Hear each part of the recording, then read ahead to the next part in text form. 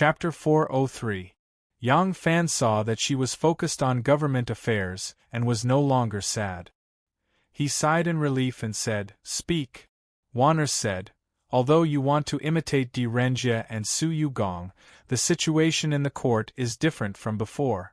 It is not enough to copy them. You must learn to be flexible. In fact, Di Renjie has always been like this. It is not something he can touch at his current stage. He will not use an egg to hit a stone. In the court, only Su Yugong does not care who the other party is, what their background is, or what their identity is. He will fight for what is right and will not give in. He is a strong man. This name can protect him for a while, but it may not protect him forever. You see, Di Renjie is demoted to a county magistrate. If there is a chance in the future, he will rise again. With Su Yugong's temperament, he will either not fall, or once he does, it will be difficult for him to rise again. Wan'er's words were not only the truth of a person, but also the wisdom of being an official. Yang Fan carefully thought about all the officials he knew in Wu Zetian's court. He thought about those who could rise again and those who could not, and he couldn't help but nod. Wan'er said, "Longjuan's law enforcement is not just about the law. The people you're dealing with have to be related to various factions. There are some people you can touch and some you can't.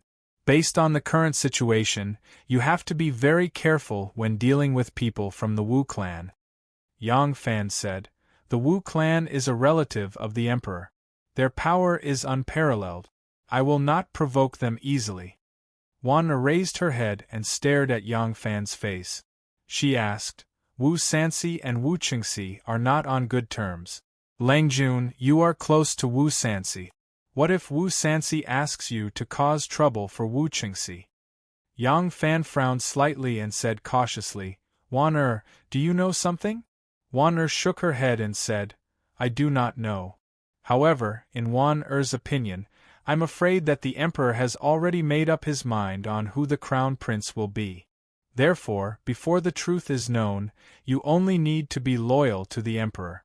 Don't get too close to any of the factions, lest you fall into a trap and be unable to extricate yourself."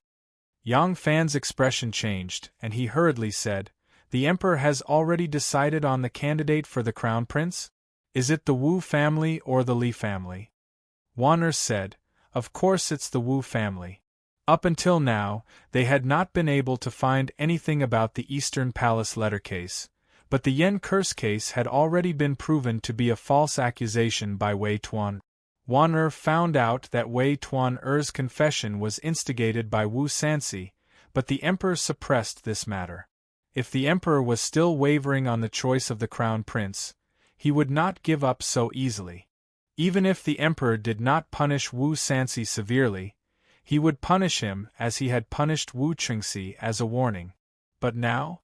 The emperor suppressed this case forcefully. To the outside world, he only said that Wei Tuan-er conspired against the crown prince's wife, and because of jealousy, he framed the crown prince. Wu Sanxi did not receive any punishment. Instead, the crown prince lost the right to meet with officials, and all the officials in the Eastern Palace were dismissed. The crown prince and the other 4 grandsons were all demoted to Junwang.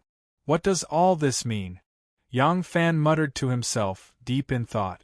Wan'er continued, "This time, it was clear that the prime ministers were falsely accused and imprisoned, but the emperor forced them to punish them on the grounds that they had close ties with the Eastern Palace.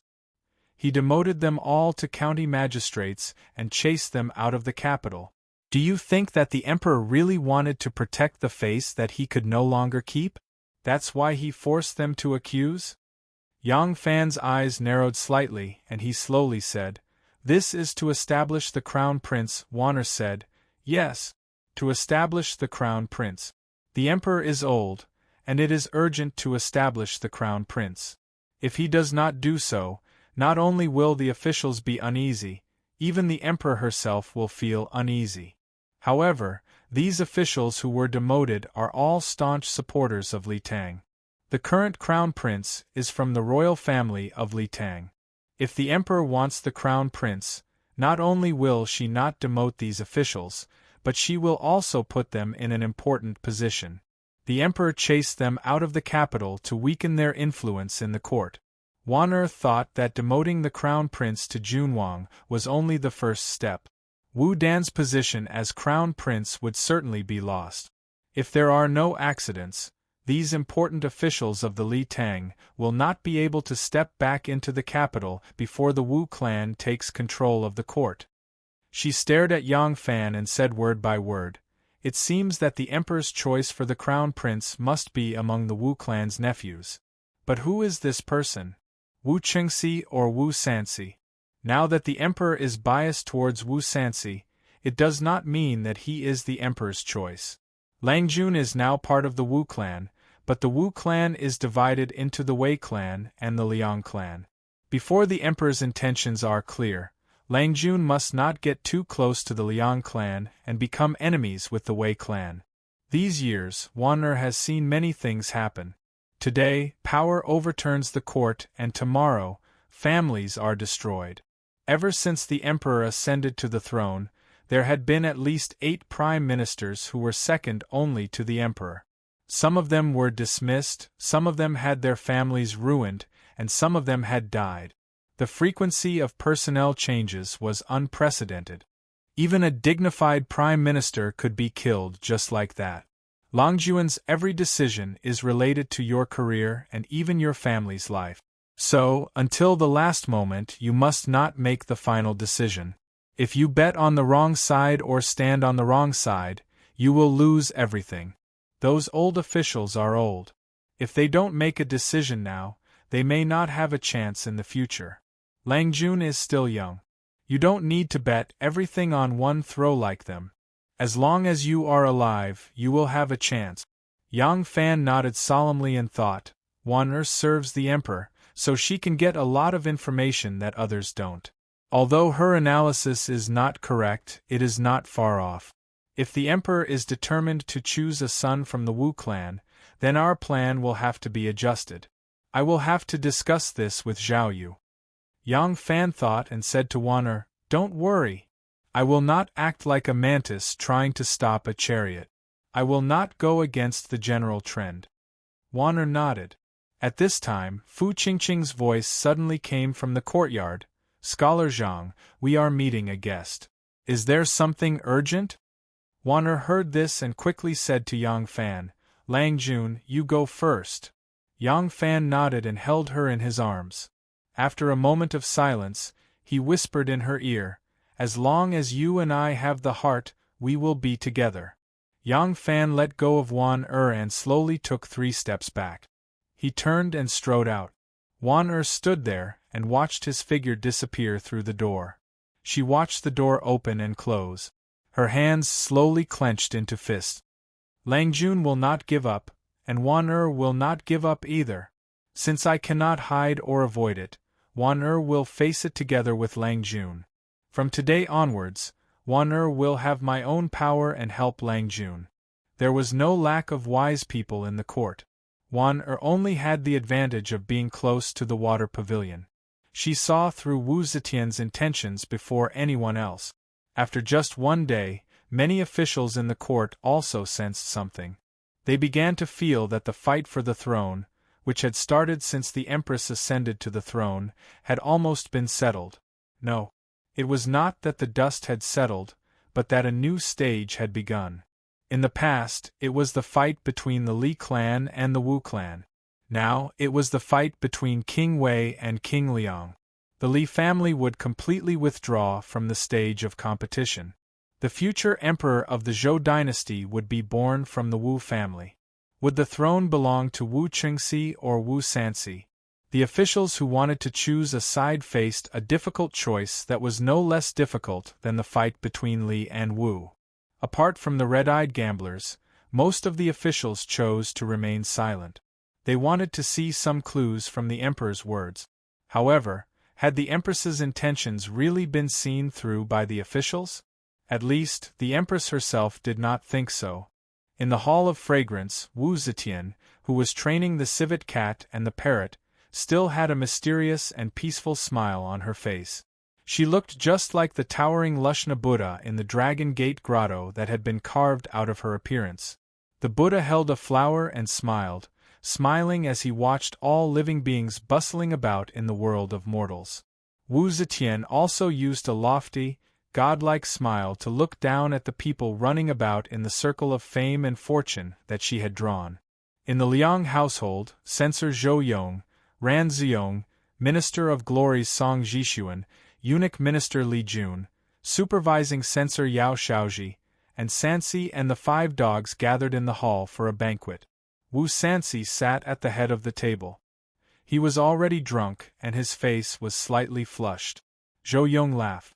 Ever since His Majesty ascended the throne, we have waited for 4 years. Now that the situation has finally been settled, the Crown Prince is destined to be His Highness King Liang. Haha. Song Jishuan's eyes flickered. He coughed and said, "The more critical the moment, the more we cannot relax. His Majesty's intentions are clear. It is true that the Crown Prince must come from the Wu family, but it may not necessarily be His Highness King Liang. Everyone, please do not be careless." Eunuch Minister Li Jun said, "Who else could it be if not His Highness? Could it be King Wei?" King Wei's removal from the position of Prime Minister means that he has lost His Majesty's favor. Now that His Majesty intends to remove the current Crown Prince, who would dare to assume the position of Crown Prince other than King Liang? Wu Sansi thought for a moment, then said, "What Jishuan is trying to remind you is that as long as I have yet to enter the Eastern Palace, the position of Crown Prince will not fall into my hands. There is only one thing I must do now." He looked at his 5 most loyal lackeys and said in a low voice, "Solidify the favor." Back in King Wei Manor, Wu Qingxi was pacing anxiously in his study. Zhang Jiafu of the Phoenix Pavilion followed closely behind him. Wu Qingxi suddenly stopped and shook his head. "That's not right. If Aunt has already chosen King Liang as the Crown Prince, she would definitely immediately agree to the Crown Prince's resignation and make King Liang the heir. This is more in line with Aunt's thunderous personality. Since Aunt seems to be waiting for the position of Crown Prince, it is clear that even though she has decided to remove the Crown Prince, she has yet to decide who will succeed him." "That's right." Zhang Jiafu clapped his hands and said, "His Highness is wise." This lowly official said that it is too early to declare defeat. Even though His Highness has been removed from the position of Prime Minister, King Liang has not become the Prime Minister because of this. Not only is His Highness a king, but he is also a minister of the imperial court and the oldest member of the Wu family. King Liang is just King Liang. No matter how you look at it, His Highness has a higher chance of victory. Wu Qingxi nodded and said in a low voice, "That's right. This king cannot admit defeat. Right now, there is only one thing I must do." He turned around and looked at Zhang Jiafu. "Invite the favor." Chapter 404. Princess Taiping gave the Crown Prince a taste of his own medicine. She cleverly used the Queen's suspicious nature to not only protect the Crown Prince but also eliminate Wei Tuan-er and her group. Many internal officials related to Wei Tuan-er were removed from their positions, and the internal court was purged. During this process, Shanghai Wan-er's power began to consciously infiltrate the inner palace. In the past, Wan-er did not care much about this. The limited connections and power she established were only to ensure that her eyes and ears were unobstructed so that she could have a certain ability to protect herself in the deceitful palace. Thus, Shanghai Wan-er's power was mainly concentrated in the palace. In order not to clash with Wei Tuan-er, she did not extend her hands into the internal court. Now, for the safety of her Langjun, she began to expand her power. Shanghai Wan-er was close to the water, so the important positions in the internal court that were left vacant by Wei Tuan-er's group easily fell into her hands. Princess Taiping also took this opportunity to expand her power in the palace.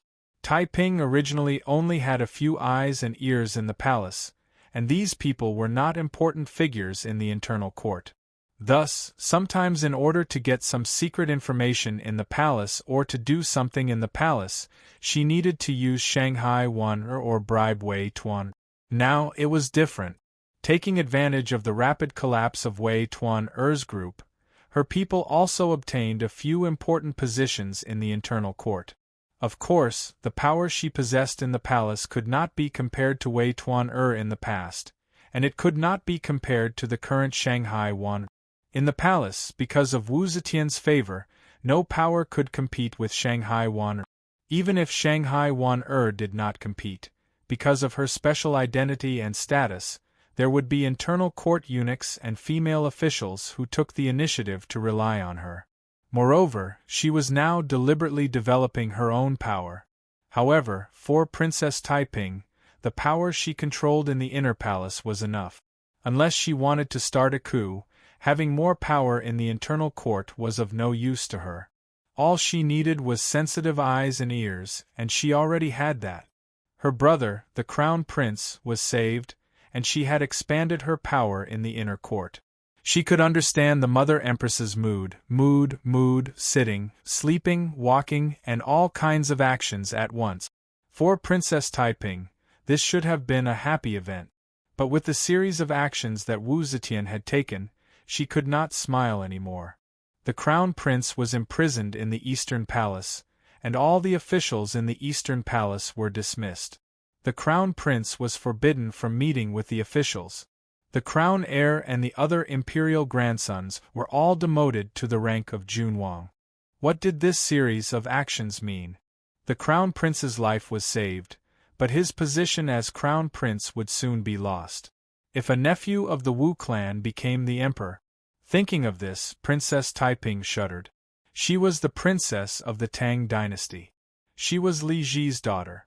This would never change. Just like her brother, the crown prince, Li Dan. Although he changed his name to Wu Dan, who would treat him as a member of the Wu clan, other people wouldn't, and he wouldn't either. Up until now, the inheritance of the 3 sovereigns and 5 emperors only recognized the paternal line. This was true for others, and even more so for those involved. So, Princess Taiping was not willing to let the throne fall into the hands of the Wu clan, even if her mother was the empress. However, many people in the world did not recognize Wu Zetian's identity as the empress.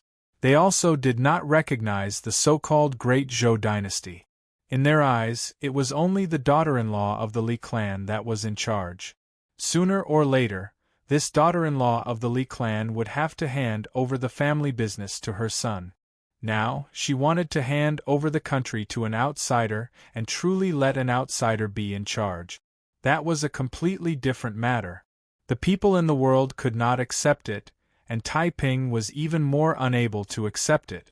What terrified her the most was that even though she was the daughter-in-law of the Wu clan, if a member of the Wu clan really became the emperor, she might not even be able to keep her life, much less her 2 brothers.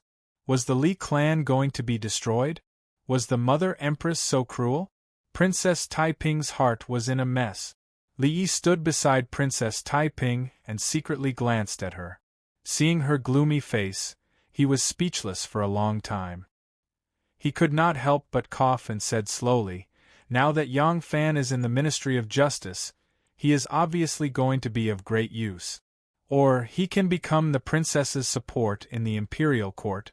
Princess Taiping shook her head lightly and showed a faint worry on her face.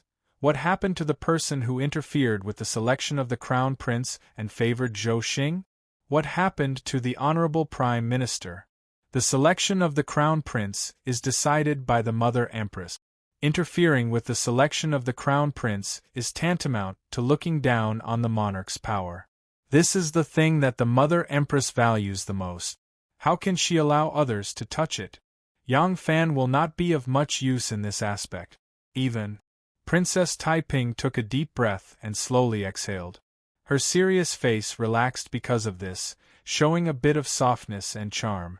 In the softness and charm, there was a bit of desolation, like a withering flower in the autumn wind. Even because of this, it is inconvenient for me to be too close to him. Princess Taiping paused and sighed again. Moreover, it is still a problem whether he can stand firm in the Ministry of Justice. There is no mediocre person in the 3 law departments. Now that Lang has jumped out of nowhere and stepped on their heads, it will be difficult for him to win people's hearts. Li Yi asked carefully, should we help him? Princess Taiping raised her eyes and stared at his face coldly. Li Yi hurriedly bowed.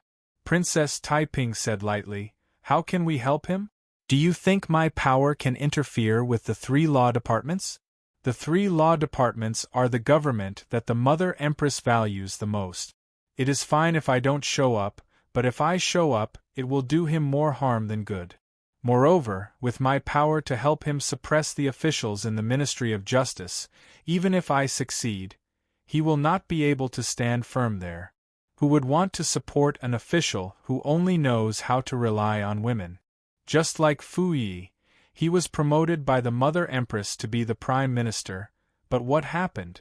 There are some things that others cannot help him with. It depends on his own ability. Early in the morning, Xiao Meng personally helped her Lang Jun to freshen up. After breakfast, she helped Yang Fan put on the official uniform that she got from the Ministry of Appointments yesterday. He had a white muslin undershirt, a crooked collar that covered his knees, a pair of black leather shoes, a light crimson official uniform, a leather belt around his waist, a jade pendant and a green ribbon, a silver fish pouch and a xiezi crown on his head. After dressing up, Xiao Man took 2 steps back and looked at her Longjuan's appearance from head to toe. Her husband dressed like this. Apart from being handsome, he also looked a bit more dignified. She couldn't help but cover her mouth and laughed. Oh, Langjun looks even more dignified than when you were in the army.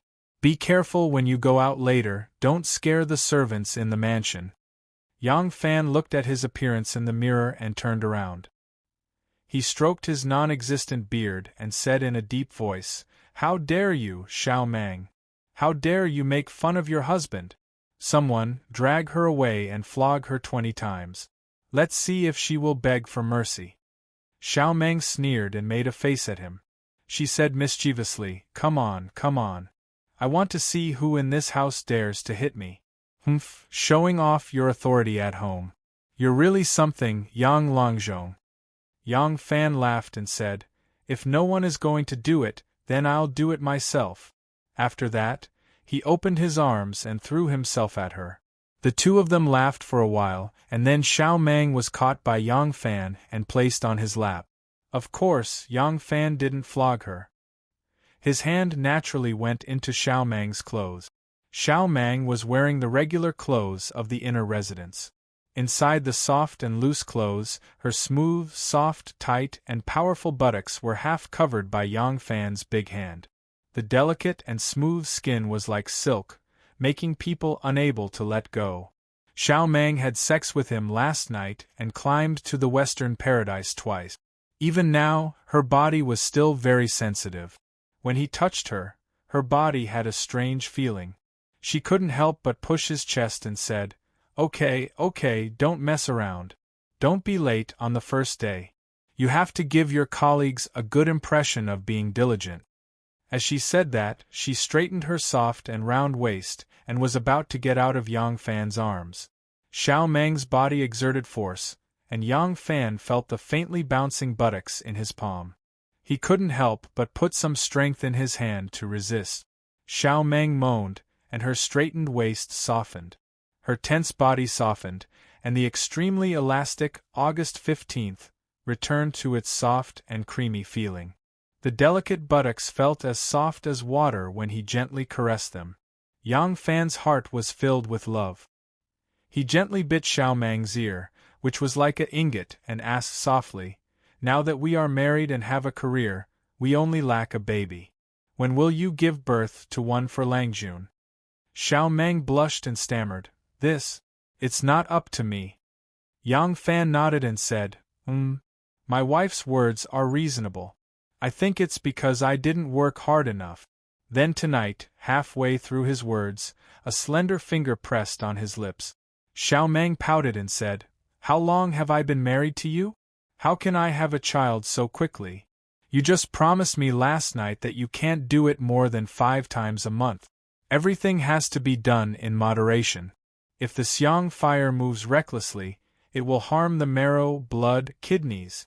As her red mouth opened and closed, she was kissed by Yang Fan. Xiao Meng frowned slightly, and then like a ripple, her pink cheeks bloomed like two peach blossoms as her tongue was sucked by Yang Fan. A light chirp jumped out of her red lips and flew away without a trace. It took a lot of effort for Xiao Man to break free from his bossy embrace. She pouted her pink lips and said, "I can't even kiss you. Don't act shamelessly. The next time is 5 days later. Otherwise, I will ignore you." Okay. Yang Fan frowned and said, "Who asked me to be taken advantage of by you? Come, prepare a horse. I am going to the Qiu Guan Yamen to recuperate." Xiao Meng glared at him angrily. Yang Fan quickly changed his words and said, "Enforce the law impartially and diligently. I am going to the country." Xiao Meng's anger turned into joy and she said, "That's more like it." Third sister held back her laughter and replied, "Ah Lang, the horse has already been prepared." Chapter 405. In the autumn of the first year of the Great Zhou dynasty, Yang Fan officially became the Minister of Autumn official. Summer had just passed, and autumn had just arrived. The sky was clear and the wind was clear. Yang Fan braved the autumn scenery, wrapped in the autumn wind, and stepped into the autumn magistrate's yamen, which was the main hall of the Ministry of Justice. Yang Fan had already gone to the Ministry of Appointments yesterday and reported to the Ministry of Justice after receiving his appointment. Today was the first day he officially took office, so he paid his respects to the chief official. The Ministry of Justice of the Great Zhou followed the Tang system. There was a Minister of Justice and an Assistant Minister who were in charge of the punishment of the world. The Ministry of Justice had 4 departments. The first was the Ministry of Justice, the second was the Ministry of Justice, the third was the Ministry of Justice, and the fourth was the Ministry of Justice. They were led by the Minister of Justice and the Assistant Minister of Justice. Among the 4 departments, the Ministry of Justice was the main department of the Ministry of Justice. It was called the Small Ministry of Justice. This was where the Ministry of Justice was in charge of the punishment of the people. When Yang Mingxing was still in office, he held the position of Minister of Justice. The Minister of Justice was Zhang Chujin, who was also an extremely powerful judge in the 3 departments of justice of the Tang dynasty. The Assistant Minister was Zhou Xing, and the Minister of Justice was Yang Mingxing. Now the Minister of Justice was vacant. The Assistant Minister of Justice was Cui Yuanzong. The Ministry of Justice shall have 2 provincial officials, 2 yuanweilong for managers, 19 official censorates, 38 secretaries, 6 pavilion chiefs, and 10 zhanggu. The other 3 departments were not as important as the Ministry of Justice and did not have as many affairs, so they had fewer officials. For example, there was only 1 minister and 1 assistant minister. Before Yang Fan took office, the position of the left minister of the Ministry of Justice was also vacant. Only the right minister Chen Dong was in the position. The left minister was above the right. Now that Yang Fan was here, he would have to suppress Chen Dong. Moreover, the Minister of Justice was a 3rd-rank official, the Assistant Minister of Justice was a 4th-rank official, and the Minister of Justice should have been a 5th-rank official. Yang Fan was transferred here with a 5th-rank official, which was 3 ranks higher than Minister Chen, so he naturally became his superior. The main hall of the Ministry of Justice was located in the 1st courtyard, while the offices of the various departments were located in the 2nd courtyard. Each of the 4 departments occupied a large side courtyard, and in each side courtyard, according to the rank of the official, they were allocated rooms for each official. The offices of the Assistant Minister and Minister of Justice were located in the 3rd courtyard. Currently, Cui Yuanzong was the acting minister of the Ministry of Justice, so he alone occupied the 3rd courtyard. After Yang Fan took office, the first person he had to pay his respects to was this Assistant Minister of Justice, who was now the true head of the Qiu Guan Yamen, Cui Yuanzong. In the past, when Yang Fan was a military officer in the palace, although he saw the court full of red and purple people coming and going every day, it was only for fun.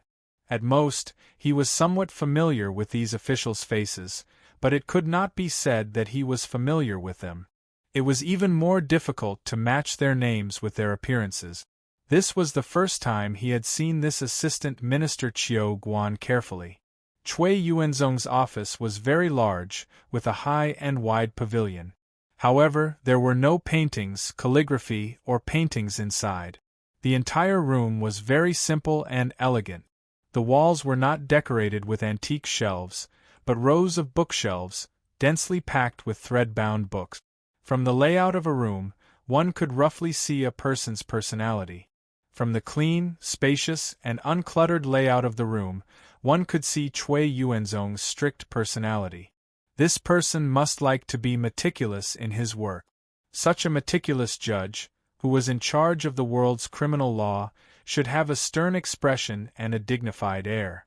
Even if he was not like Yang Mingxing, who had 2 deep wrinkles on his face that made people feel uneasy, he should still be filled with a dignified air. However, when sitting face to face with this person, even if he was dressed in official robes, one could not feel the slightest trace of authority. Cui Yuanzong's appearance was simple and honest. His skin was like Yang Fan's, slightly dark and somewhat rough. His face was slightly round, and his facial features were not angular. He had a pair of thick lips and a short, fleshy nose. Although the beard under his chin was neatly trimmed, it was not thick and thick. The sparse beard could hardly show off his noble temperament. With his appearance, if he were to change into an ordinary old farmer's clothes and walk in the fields, one would not be able to see any difference between him and the ordinary people who worked in the fields. Such a person was born in the Cui family of Zhengzhou. He was the son of the branch of the Cui family of Qinghe, which was one of the 5 families and 7 princes in the world. As the saying goes, one can be firm without desires. In the past, Yang Fan only regarded being an official as a way to get close to his enemies. He did not care whether he was a good official or not. However, it was different now. This was his career. How could he not feel a little nervous when he was suddenly transferred to a completely unfamiliar judicial yamen?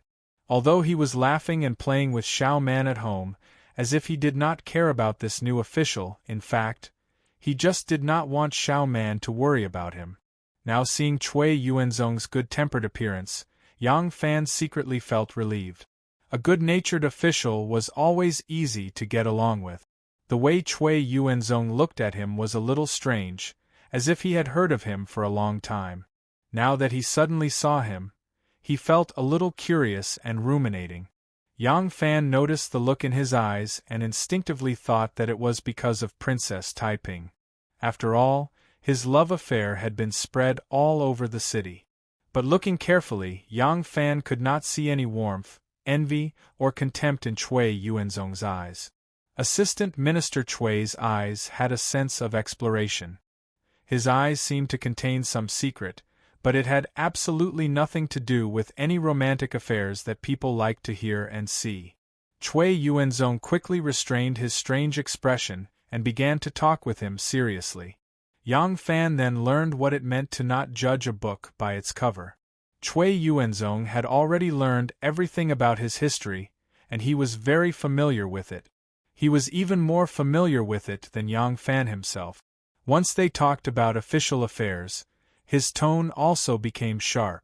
There was not a word of idle talk. Every question seemed to be carefully thought out and interlinked. Unconsciously, one's thoughts would follow his thoughts, and one could not even think of resisting. Yang Fan could not help but secretly admire him. This person was indeed an important person who had been immersed in the officialdom for decades. Although he was far from the domineering deputy prime minister of the censorate, his sharpness was restrained and he was quite shrewd.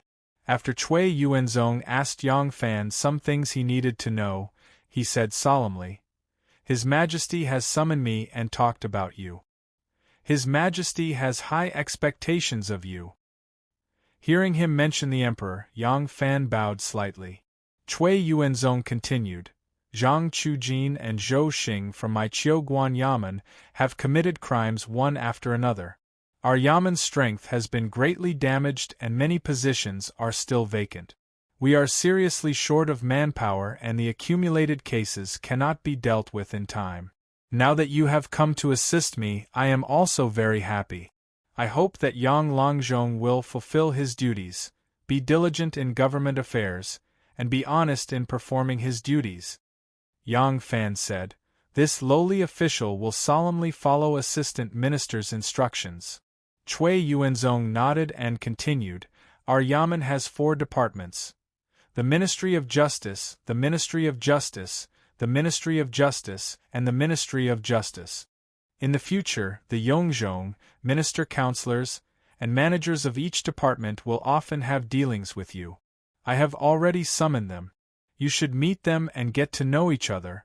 Yang Fan hurriedly stood up and said, Many thanks for Assistant Minister's guidance.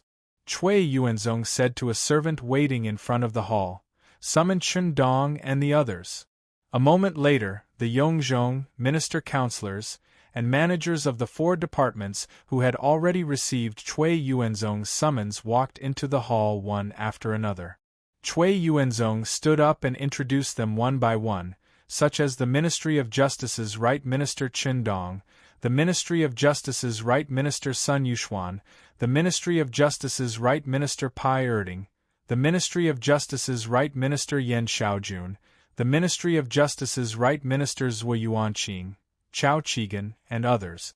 Just among these managers of the various departments, there were 4 Yongzhong and 8 minister counselors, let alone the 16 managers. As Yang Fan listened to Cui Yuanzong's introduction, he barely managed to remember the officials of the Ministry of Justice he was responsible for. He didn't care about the names of the officials of the other departments, only clasping his hands in greeting in a daze.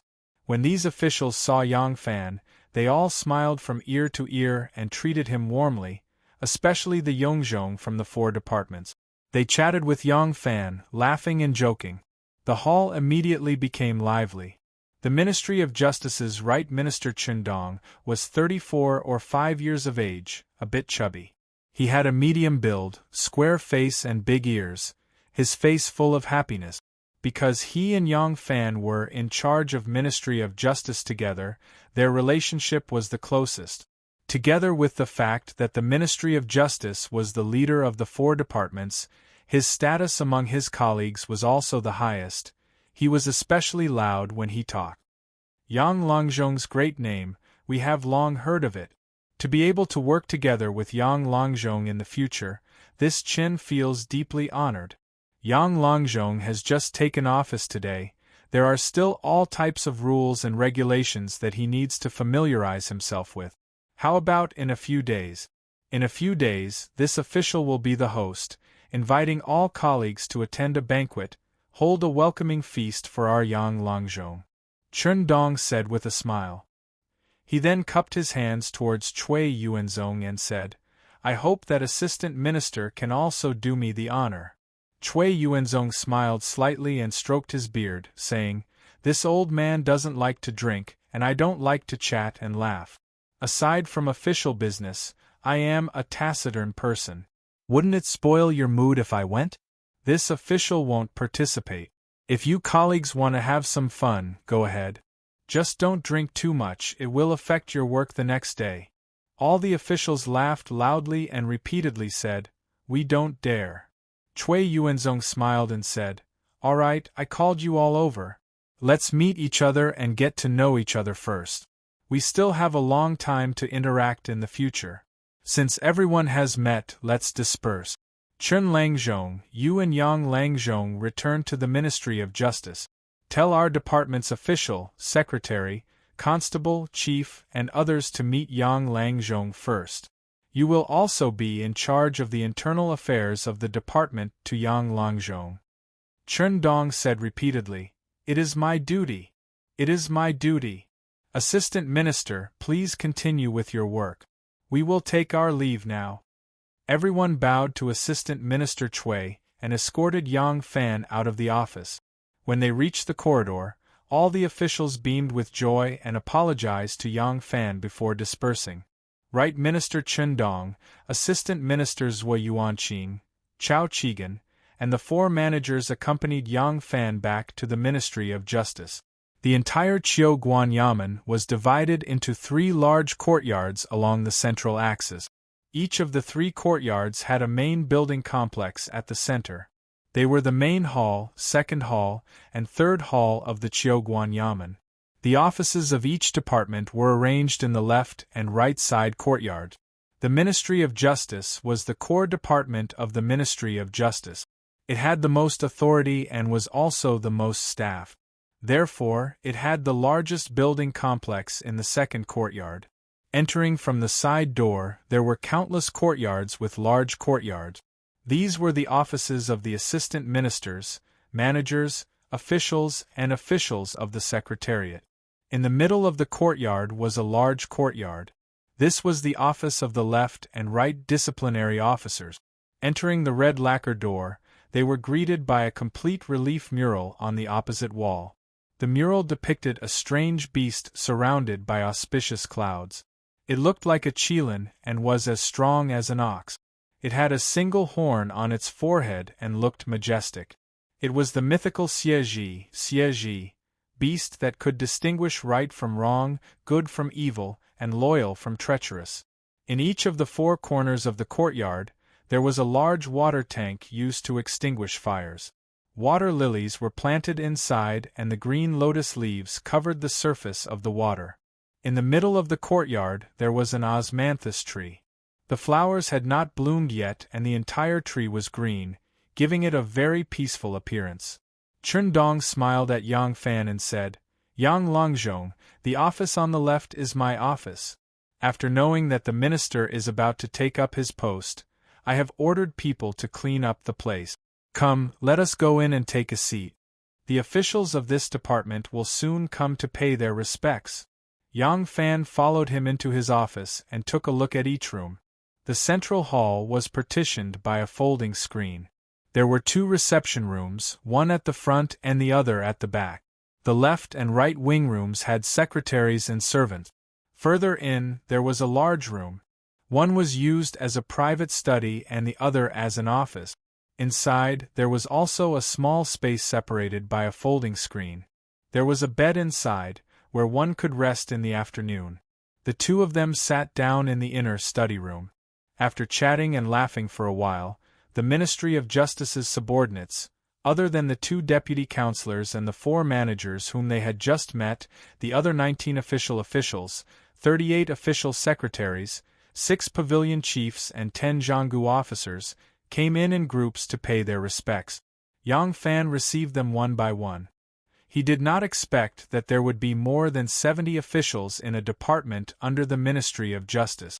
If he included the servants, wouldn't there be more than 100 people in this department? On second thought, this department was in charge of all the prisons in the world. He felt relieved. Every time a group of people came in, Chen Dong would introduce them to Yang Fan. These people would come forward to pay their respects and Yang Fan would say a few words of comfort and encouragement. After all the officials had come in, it took almost 2 hours. When these people had all left, a scribe dressed in a green robe, who was as thin as a bamboo pole, floated in and whispered a few words into Chen Dong's ear. Chen Dong smiled apologetically at Yang Fan and stood up, saying, "There is a matter. It has been 10 days and I must collude today. I will go and settle it." Yang Fan did not understand these terms and quickly stood up, saying, "Brother Chen, please go ahead." Chen Dong smiled and cupped his hands at him, then left with the scribe who was as thin as a bamboo pole. Yang Fan smiled as he watched him leave. He was very happy in his heart. Originally, coming to an unfamiliar yamen and coming into contact with some completely unfamiliar matters made him very nervous. He did not expect that his colleagues here would be so easy to get along with. The nervousness in Yang Fan's heart was swept away. He sat quietly in the room for a while. The room was quiet and there was no movement at all. Yang Fan could not help but have a strange feeling in his heart. He stood up and left the inner study. He strolled to the central hall and looked outside. He saw that outside the door of Dr. Chen's office, there were people going in and out. It was very lively.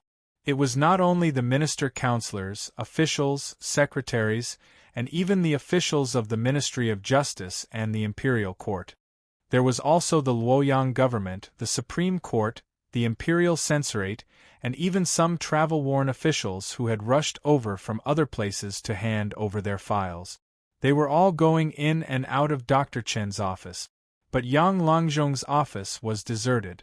The smile on his face could not help but stiffen. Perhaps it's because I have just taken office and they do not know that the main official of this department has already taken office. I still have no idea about the various matters, and I really can't do anything right now. Yang Fan comforted himself like this. But when he saw that the officials of this department who had just come to see him, when they came out of the office and saw him standing in the hall opposite, their faces revealed a somewhat unnatural expression and they deliberately avoided his gaze, Yang Fan gradually understood. All this time, if Yang Fan was not dealing with Jianghu people, he was dealing with the military officials of the court, and then with the nobles of the court. These people's temperaments were somewhere between Jianghu people and military officials. Yang Fan had never had any experience dealing with people of this kind of civil yamen. Now, he could be considered to have seen it for himself. Yang Fan stood there quietly. After thinking for a moment, he suddenly smiled. These scholars are really interesting. Yang Fan did not stand for too long in the central room. He slowly strolled to his office room and sat down behind the desk. His hands were placed on the side of the table. Suddenly, he felt that something was missing. His hands gently stroked the glossy black, smooth and flat surface of the table. Yang Fan suddenly laughed involuntarily. Yes, the 4 treasures of the study are missing. Thinking back carefully, the study on the other side seemed to be exactly the same. While there were no official documents, even the 4 treasures of the study, such as paper, ink, brush and inkstone, were nowhere to be seen. Although the room seemed to be full of decorations, it was empty and there was nothing useful. Wasn't it too obvious? Yang Fan sighed. He stood up and walked around to the back of the screen. There was a single bed there for him to temporarily rest on. The bedding on the bed was complete. It was clean and dry. It looked like it had just been changed for him. Looking at it, they only wanted to make him a figurehead in official affairs. As for the various kinds of treatment, they did not want to make things difficult for him. Yang Fan took off his official boot. He was not afraid of the wrinkles on his official robes. He lay down on the bed, put his arms behind his head, and closed his eyes. Thinking carefully about what had just happened, Yang Fan couldn't help but laugh self-deprecatingly. This matter could not be blamed on others. It was he who had thought things too simply. Not to mention others, at least how could the Minister of the Right, Chen Dong, welcome his arrival so warmly?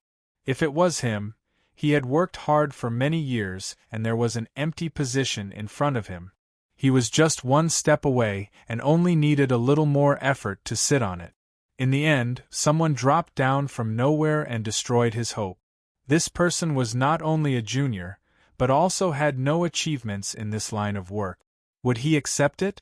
However, if it was only Chen Dong throwing a tantrum, it would be fine. Looking at the situation, it seemed that the entire Ministry of Justice had joined together to give him, an outsider, face. If the entire Ministry of Justice had joined together to ostracize him, could it be that this came from Assistant Minister Chui's orders and Chen Dong was just an executor?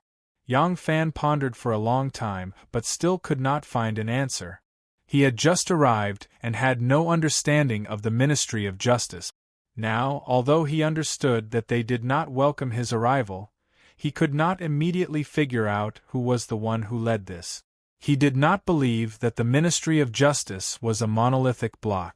As long as there was fame and profit, which Yamen did not fight for power and profit and form cliques. The Ministry of Justice was no exception. Right now, faced with this outsider who rode on top of everyone's heads, everyone was temporarily working together to face a common enemy. You want to make things difficult for me? TSK. Who's afraid of who? Yang Fan sneered and crossed his legs. When I first entered the palace, Commandant Zhu and Xie also made things difficult for me. Now one has died and the other has become my wife. It's a pity that the main hall of the Ministry of Justice is full of men. There isn't a single beautiful girl. At the door, a yamen runner quietly walked in. He stuck his head in to take a look, but did not see the shadow of the newly appointed Minister of Medicine. He only heard a woman's voice behind the screen humming and singing. I say you're stupid, you're not stupid, but you act like a big idiot.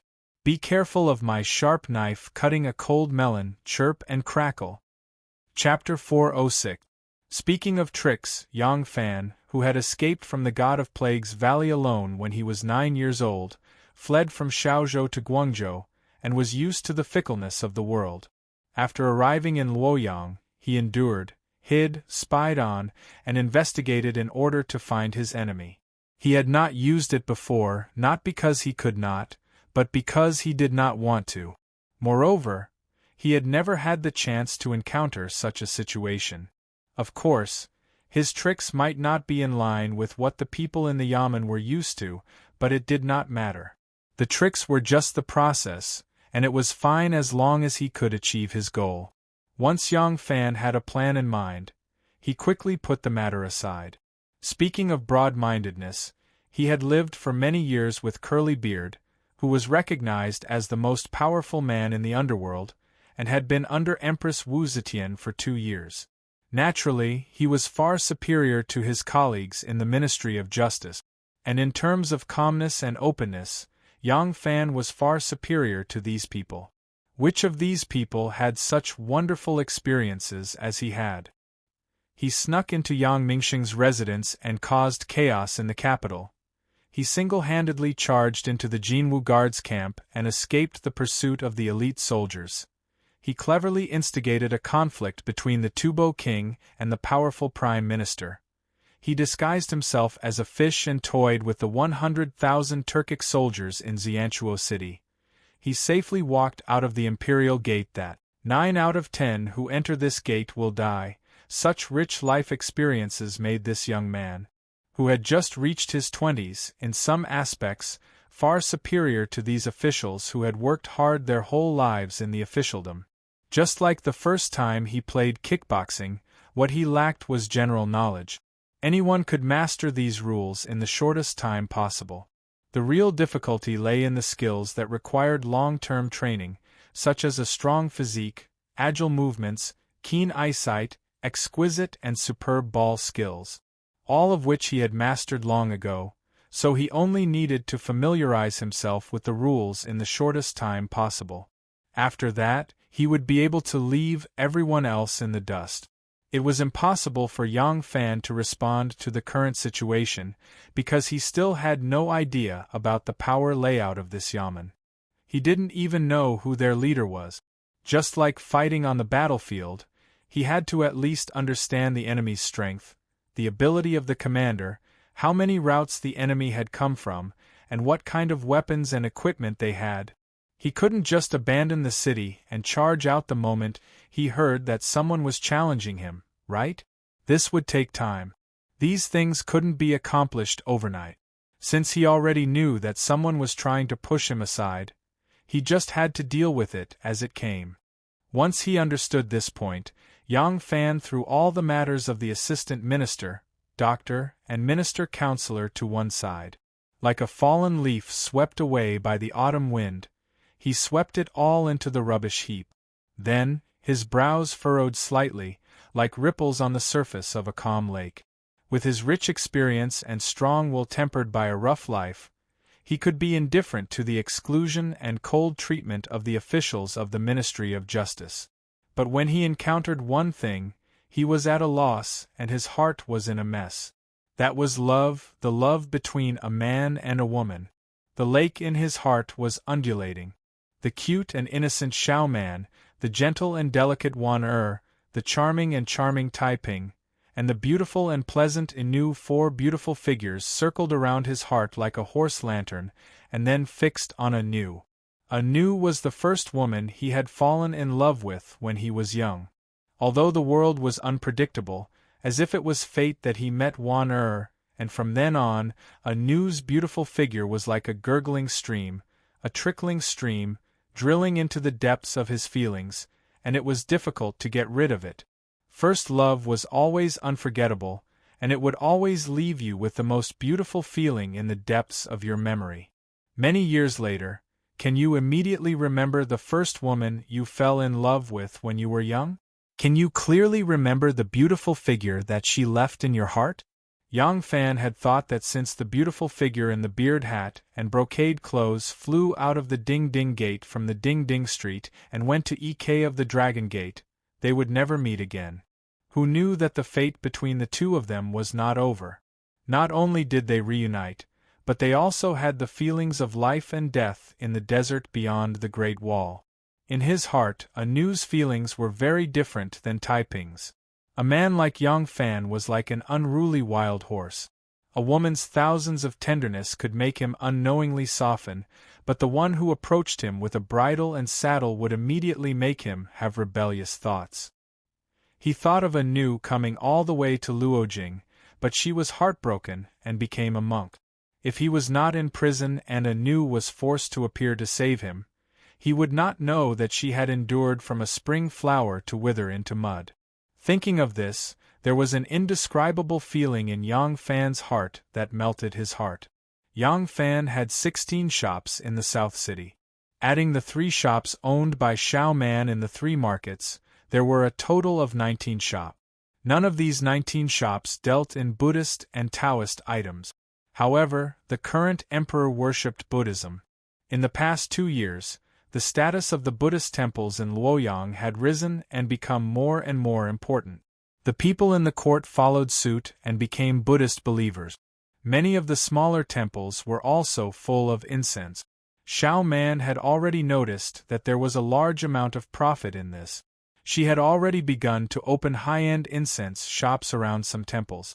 Taking advantage of this opportunity, Xiao Man had already instructed the shopkeepers and assistants of these incense shops to inquire about Anu's whereabouts.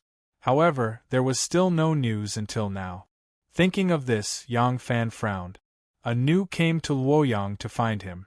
When she saw that he was married, she did not even show up to scold him as a heartless man.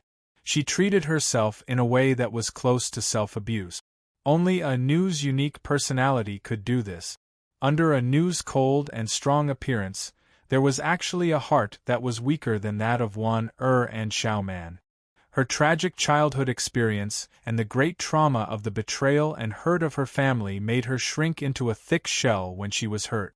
She hid in a corner alone to quietly lick her wounds. If he did not ask about Anu's whereabouts, with Anu's character of feeling sorry for herself, she would only be more convinced that Yang Fan did not care about her at all. If she left Luoyang in sadness, where could he find her in this big world? Could he bear to let Anu spend the rest of her life like a Buddha? Yang Fan's eyes gently closed as if he was taking a nap. In his heart, he had already made up his mind. There are so many temples in Luoyang. It is very inconvenient to search them one by one, especially the places where nuns and nuns cultivate. It is more difficult to find her. In this case, I will think of a way to make it grand. At least let her know that I have not forgotten her, and that I am looking for her. The right minister of the Ministry of Justice, Chun Dong, sent the last group of people out. The green-clothed attendant, who was like a thin bamboo pole, tiptoed in. Chun Dong picked up a bowl of goat milk and pouted to the other side. He asked, "What is that person doing?" The green-clothed attendant, who was like a thin bamboo pole, was called Luo Ling. He was Minister Chen's attendant. Hearing Chen Dong's question, Luo Ling's face revealed a strange expression. He answered softly, "He is lying on the couch, humming a little song." Pft! Chen Dong spat out a mouthful of milk and laughed in surprise. "What did you say? He is humming a little song?" Luo Ling smiled bitterly. Yes. This lowly one did not expect. This person is really. Chen Dong gently stroked his beard. He suspiciously rolled his eyes. Lying on the couch and humming a little song. This person can't be so heartless. Could it be that he can't see that I am deliberately giving him the cold shoulder? Luo Ling said, Minister, from what I see, there is nothing strange about this. He is a general. I am afraid that he is illiterate. What does he know about the law? If you really ask him to do something, I am afraid that he will be unwilling. I heard that this person is good at punching and stick. He is especially good at kicking and bowing. Because of this, he won Princess Taiping's favor. That is why he has a meteoric rise. What real ability does this kind of person have? Minister does not need to pay attention to him at all. Luo Ling said disdainfully. There was a hint of envy in his tone. Regardless of whether he has real ability or not, to be able to become a guest of Princess Taiping, how could he not be envious and envious? Princess Taiping was the flower of Luoyang. It was said that she was beautiful and unrivaled in the world. Moreover, she had such a noble status. Not to mention the various benefits of climbing up this high branch, even if there was nothing, to be able to press such an enchanting and noble woman under his crotch was enough to make people envious. Chen Dong stroked his beard and slowly said, If he is really so tactful, then let him occupy that position. He will eat his salary and be an idle person. This official will be too lazy to argue with him. If he is not tactful. Chen Dong sneered twice, but he didn't say anything else. He already believed Luo Ling's words a little. Yang Fan was Shui Huai's disciple. He had also started his career by being a gigolo. He was also a scoundrel who had no real ability other than pleasing women. What was so strange about such a move? Chen Dong was diligent and diligent. He made friends with many colleagues and curried favor with superiors. He only wanted to take a step forward and sit in the position of Minister of the Left. Who knew that Yang Fan would suddenly appear out of nowhere and easily snatch away his future? How could he not be angry? Yang Fan had Shui Huai, Princess Taiping, and it was said that there was also King Liang behind him. Chen Dong naturally did not dare to have a direct confrontation with him. If Yang Fan learned from his master, Shui Huai, and only swung his large fists to argue with him, even Assistant Minister Cui would not stand up for him. But who could say anything when a soft knife was used to kill someone? No matter how tyrannical Yang Fan was, he could not go to the White Horse Temple and ask for reinforcements just because no one trusted him. People like that were the most looked down upon. When the time came, he would not even need to push him out. He would be bored of staying in the Ministry of Justice and would leave on his own. According to Chen Dong's plan, he would first leave Yang Fan out in the cold for a while. Yang Fan would definitely be dissatisfied with the loss of power. As long as he came to argue with him, he would hand over a few difficult cases to handle to him. This was the Ministry of Justice, and they handled the most serious cases in the world. Most of the people involved had very complicated backgrounds. As long as he took out a few of these cases and asked that hothead to handle them, if he was smart enough, he would admit defeat and willingly become a puppet. If he was not satisfied, he would be kicked out with his face covered in dirt, pack his bedding, and go home to eat his own food. He did not expect that not only was this Yang Fan a weakling who relied on women to make a living, but he was also a scoundrel. This fellow did not care about the power in this small place at all. Chen Dong slapped his forehead gently. He thought about how he had taken great pains to make all sorts of arrangements as if he were facing a great enemy. He could not help but laugh involuntarily. He shook his head and sighed. Making a mountain out of a molehill. I really made a mountain out of a molehill. At this moment, the melodious sound of a bell could be heard from afar. Chen Dong raised his head and said to Luo Ling, "Go and invite that Yang Longzhong over. I am going to have lunch with him." Chapter 407. Throughout the morning, all the officials in the Ministry of Justice were busy. Only Yang Fan, the official in charge of the small Ministry of Justice, was lying in bed. Under Dr. Chen's orders, Luo Ling tiptoed into Yang Fan's office and went behind the screen. He saw that Yang Fan had the quilt draped over his body and was already fast asleep. Luo Ling couldn't help but snicker as he stood by the bed. Then he stepped forward and gently patted Yang Fan's shoulder, calling out, "Doctor? Yang Longzhong?" Yang Fan opened his eyes. His gaze flickered for a moment before it immediately became clear and fixed on Luo Ling's face. Yang Fan's eyes were very bright. In the dim light of the inner room, they were even more penetrating. Luo Ling felt as if he had been stabbed. He unconsciously took a step back before bowing and saying, "Dr. Chen invites Yang Longzhong over for lunch." Yang Fan turned over and sat up. He put on his official boots, straightened his clothes, and followed Luo Ling out. Yang Fan wasn't pretending. He had really fallen asleep just now. He was lying there alone thinking about his matters, and his tiredness unconsciously came over him. On one hand, it was because he had slept late last night with Xiaoman. On the other hand, it was the influence of the season. As the saying goes, tired in spring and tired in autumn. Right now, it was the beginning of autumn. With nothing to do, he naturally felt tired. Although he didn't sleep for long, he was full of energy. When he arrived under the sweet-scented osmanthus tree in the courtyard, he felt the fresh air. Yang Fan couldn't help but straighten his back and stretch his body. He heard the joints in his body crack like soybeans being fried in an iron wok. Luo Ling was secretly speechless. This person's body is very strong. No wonder he was born a general. Then he thought of Princess Taiping. Luo Ling couldn't help but feel a trace of warmth in his heart. No wonder he was favored by Her Royal Highness.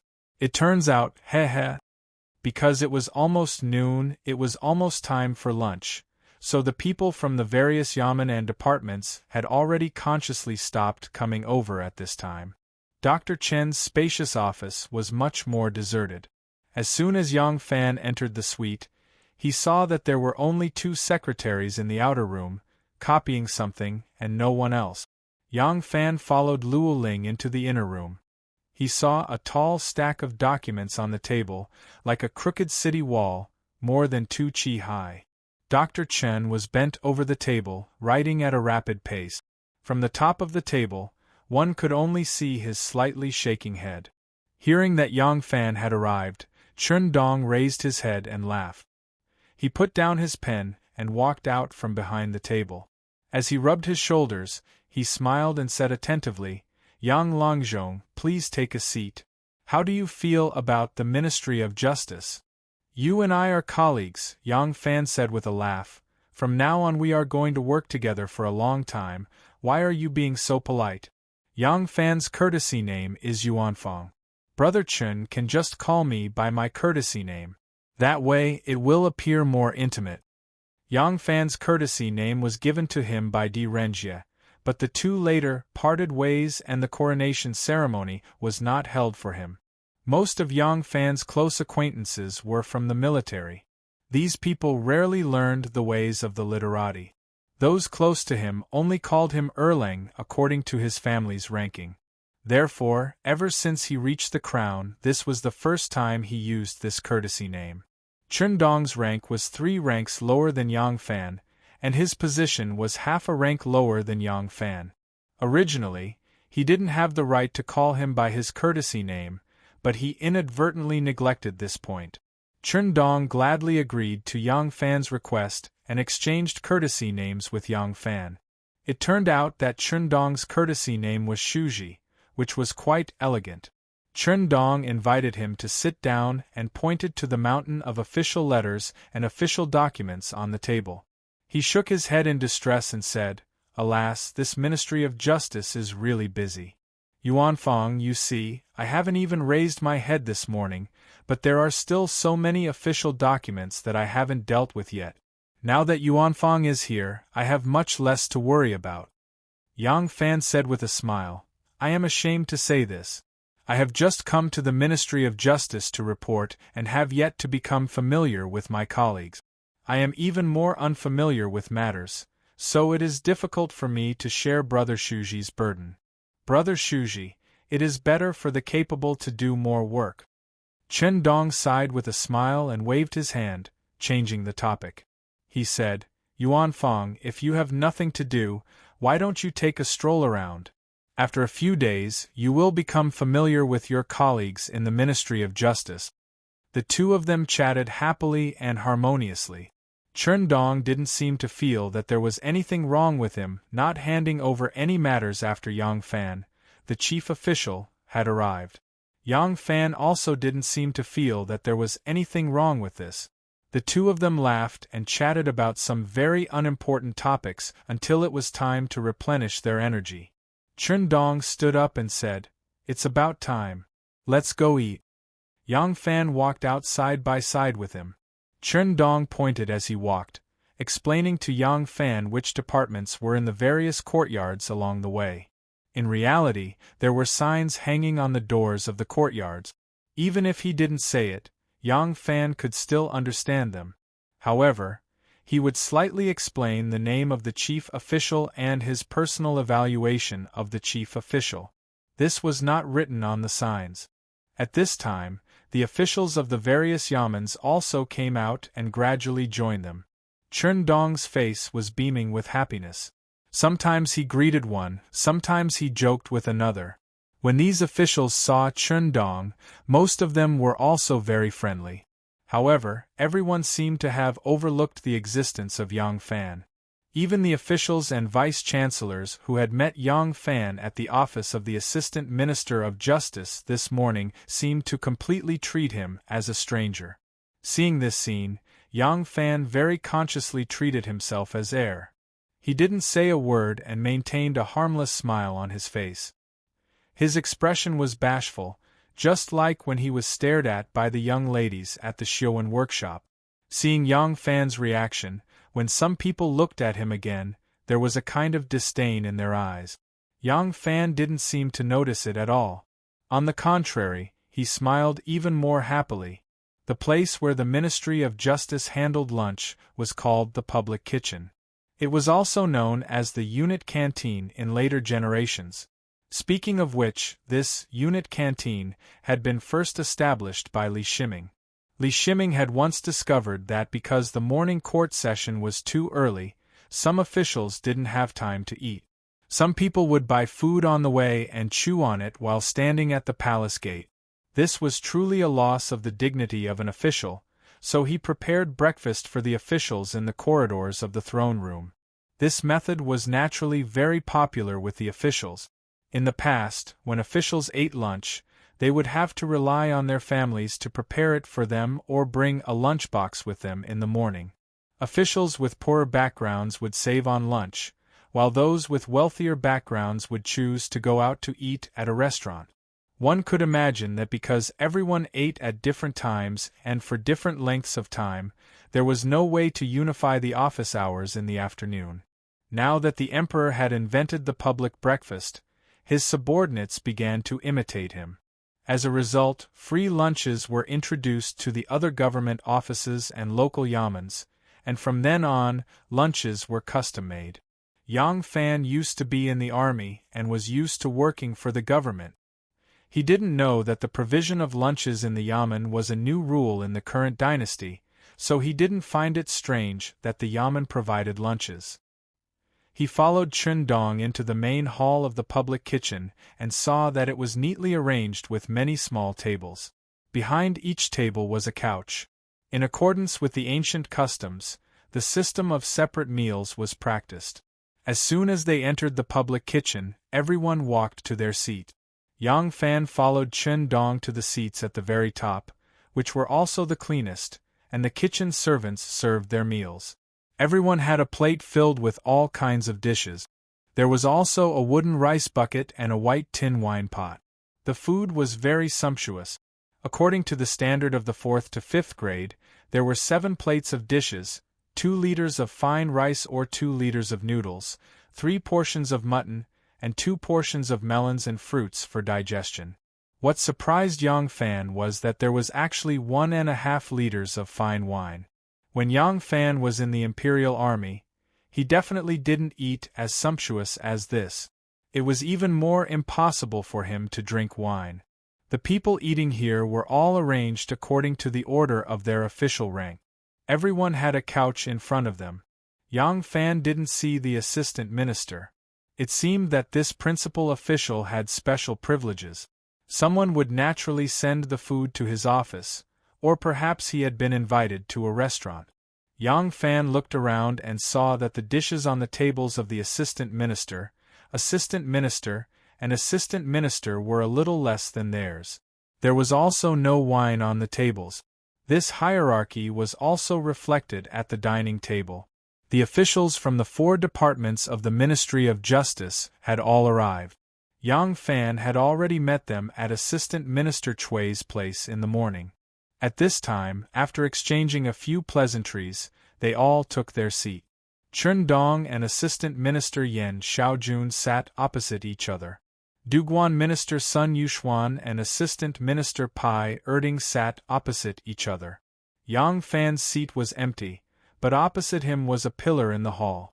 There was a great deal of knowledge at the dining table. After experiencing the scheming scenes of the Wu family banquets, Yang Fan had a deep understanding of this point. At the same time, he believed that an occasion like the public kitchen, where one meal a day was not a temporary gathering, people would be more relaxed. They would not pay attention to disguising their usual habit. Thus, at such an occasion, he could see many more things. As Yang Fan ate, he observed the 2 assistant ministers and the 4 managers of his department. After looking seriously for a while, he withdrew his gaze and looked at the 4 officials, including the right minister of his department. Very quickly, he tasted something unusual. Chen Dong and Assistant Minister Yen Xiaojun seemed to get along well. The 2 of them chatted and laughed the most at the dining table, and the time they chatted was also the longest. Duguan Minister Sun Yuxuan and Assistant Minister Pai Erding were closer. The 2 of them chatted and laughed without restraint, and the number of times they communicated with each other was also the most. Coincidentally, Chen Dong and Yen Xiaojun sat across from each other. Sun Yuxuan and Pai Erding also sat across from each other. Clearly, this kind of seating arrangement was closely related to the close relationship they usually had. Working in the same yamen and working under the same roof, as long as one's temperament and temperament were compatible, they would naturally be closer at the dining table. After eating and leaving, the 2 of them might not necessarily be like-minded friends. Of course, Yang Fan would not conclude based on this that they belonged to the same faction. However, although those who were affectionate at the dining table might not be friends, those who were cold to each other and didn't even bother to talk to each other were definitely not friends. Thus, Yang Fan could basically confirm that the Ministry of Justice and the Simon Yamens had a closer relationship, and the Duguan minister had a more amicable relationship with the Ministry of Justice. It was impossible for Yang Fan to immediately analyze everything. Right now, he was going to fight for power with Chen Dong. Yen Xiaojun, who had the closest relationship with Chen Dong, was naturally excluded. If nothing unexpected happened, the first official of the same rank he had to fight for would be either Pai Erding or Sun Yuxuan. Very quickly, Yang Fan's attention fell on Sun Yuxuan. The imperial physician Sun Yuxuan was a drunkard. A drunkard was a drunkard, but Sun Yuxuan was not the kind of drunkard who was bloated, delirious, and had a bright red brandy nose. This person had a plump physique, and could be said to be dignified. The court had 4 standards for selecting officials: body, speech, calligraphy, and judgment. The first was the physique and appearance. How could Sun Yuxuan's appearance be lacking? After Wu Zetian came to power, the nobles of Shandong and Guanlong successively became her enemies. Most of the scholars came from these 2 great powers. Although Wu Zetian strengthened the imperial examinations and tried to select talents from the commoners to fight against them, the selection process was too long. Every year, only 10 to 20 jinshi would be selected. Among them, the nobles would take up more than half the quota. How many descendants of the commoners could she actually promote? In desperation, she could only not stick to one pattern. As long as they were loyal to her and had some tricks up their sleeves, even if they were illiterate, she would still promote them. This was why there were illiterate judges like Lai Junchen and Ho Siji. But even though these illiterate judges were illiterate, they still met the standards in terms of appearance. For example, Lai Junchen was more than just meeting the standard. He was simply a handsome man. His complexion was like jade, and he was extraordinarily handsome. Although it was only a golden exterior, it was very pleasing to the eye. This Sun Yuxuan was an extremely handsome man. Although he was around 40 years old, his physique was still strong. His facial features were neat, and the beard on his chin was very neatly trimmed. It was just that this person was extremely fond of wine. As long as he had a cup in his hand, he could feel the world around him. He didn't need to use any strength at all. That 1.5 liters of fine wine was completely drunk by him. After that, he could only look enviously at the wine jugs on other people's tables. On the 4th time he looked at Yang Fan's untouched wine jug. Yang Fan smiled. He suddenly picked up the wine jug and stood up. Yang Fan was a new official. Although the other doctors were chatting and laughing, other than being friendly with Yang Fan at the beginning, they purposely left him to the side. In reality, they had always been paying attention to his actions. As soon as Yang Fan stood up, several gazes fell on him at the same time. Yang Fan walked in front of Sun Yuxuan and put down the wine jug. He said with a smile, "When I was in the army, General Yi Huli often told me that people who love wine are always straightforward and broad-minded. I have observed Brother Sun's speech and behavior, and it is indeed as General Yi Huli said. This jug of wine, I will give it to Brother Sunday." Sun Yuxuan was startled and hurriedly declined. "That's not right, that's not right. Everyone's wine has their own rules.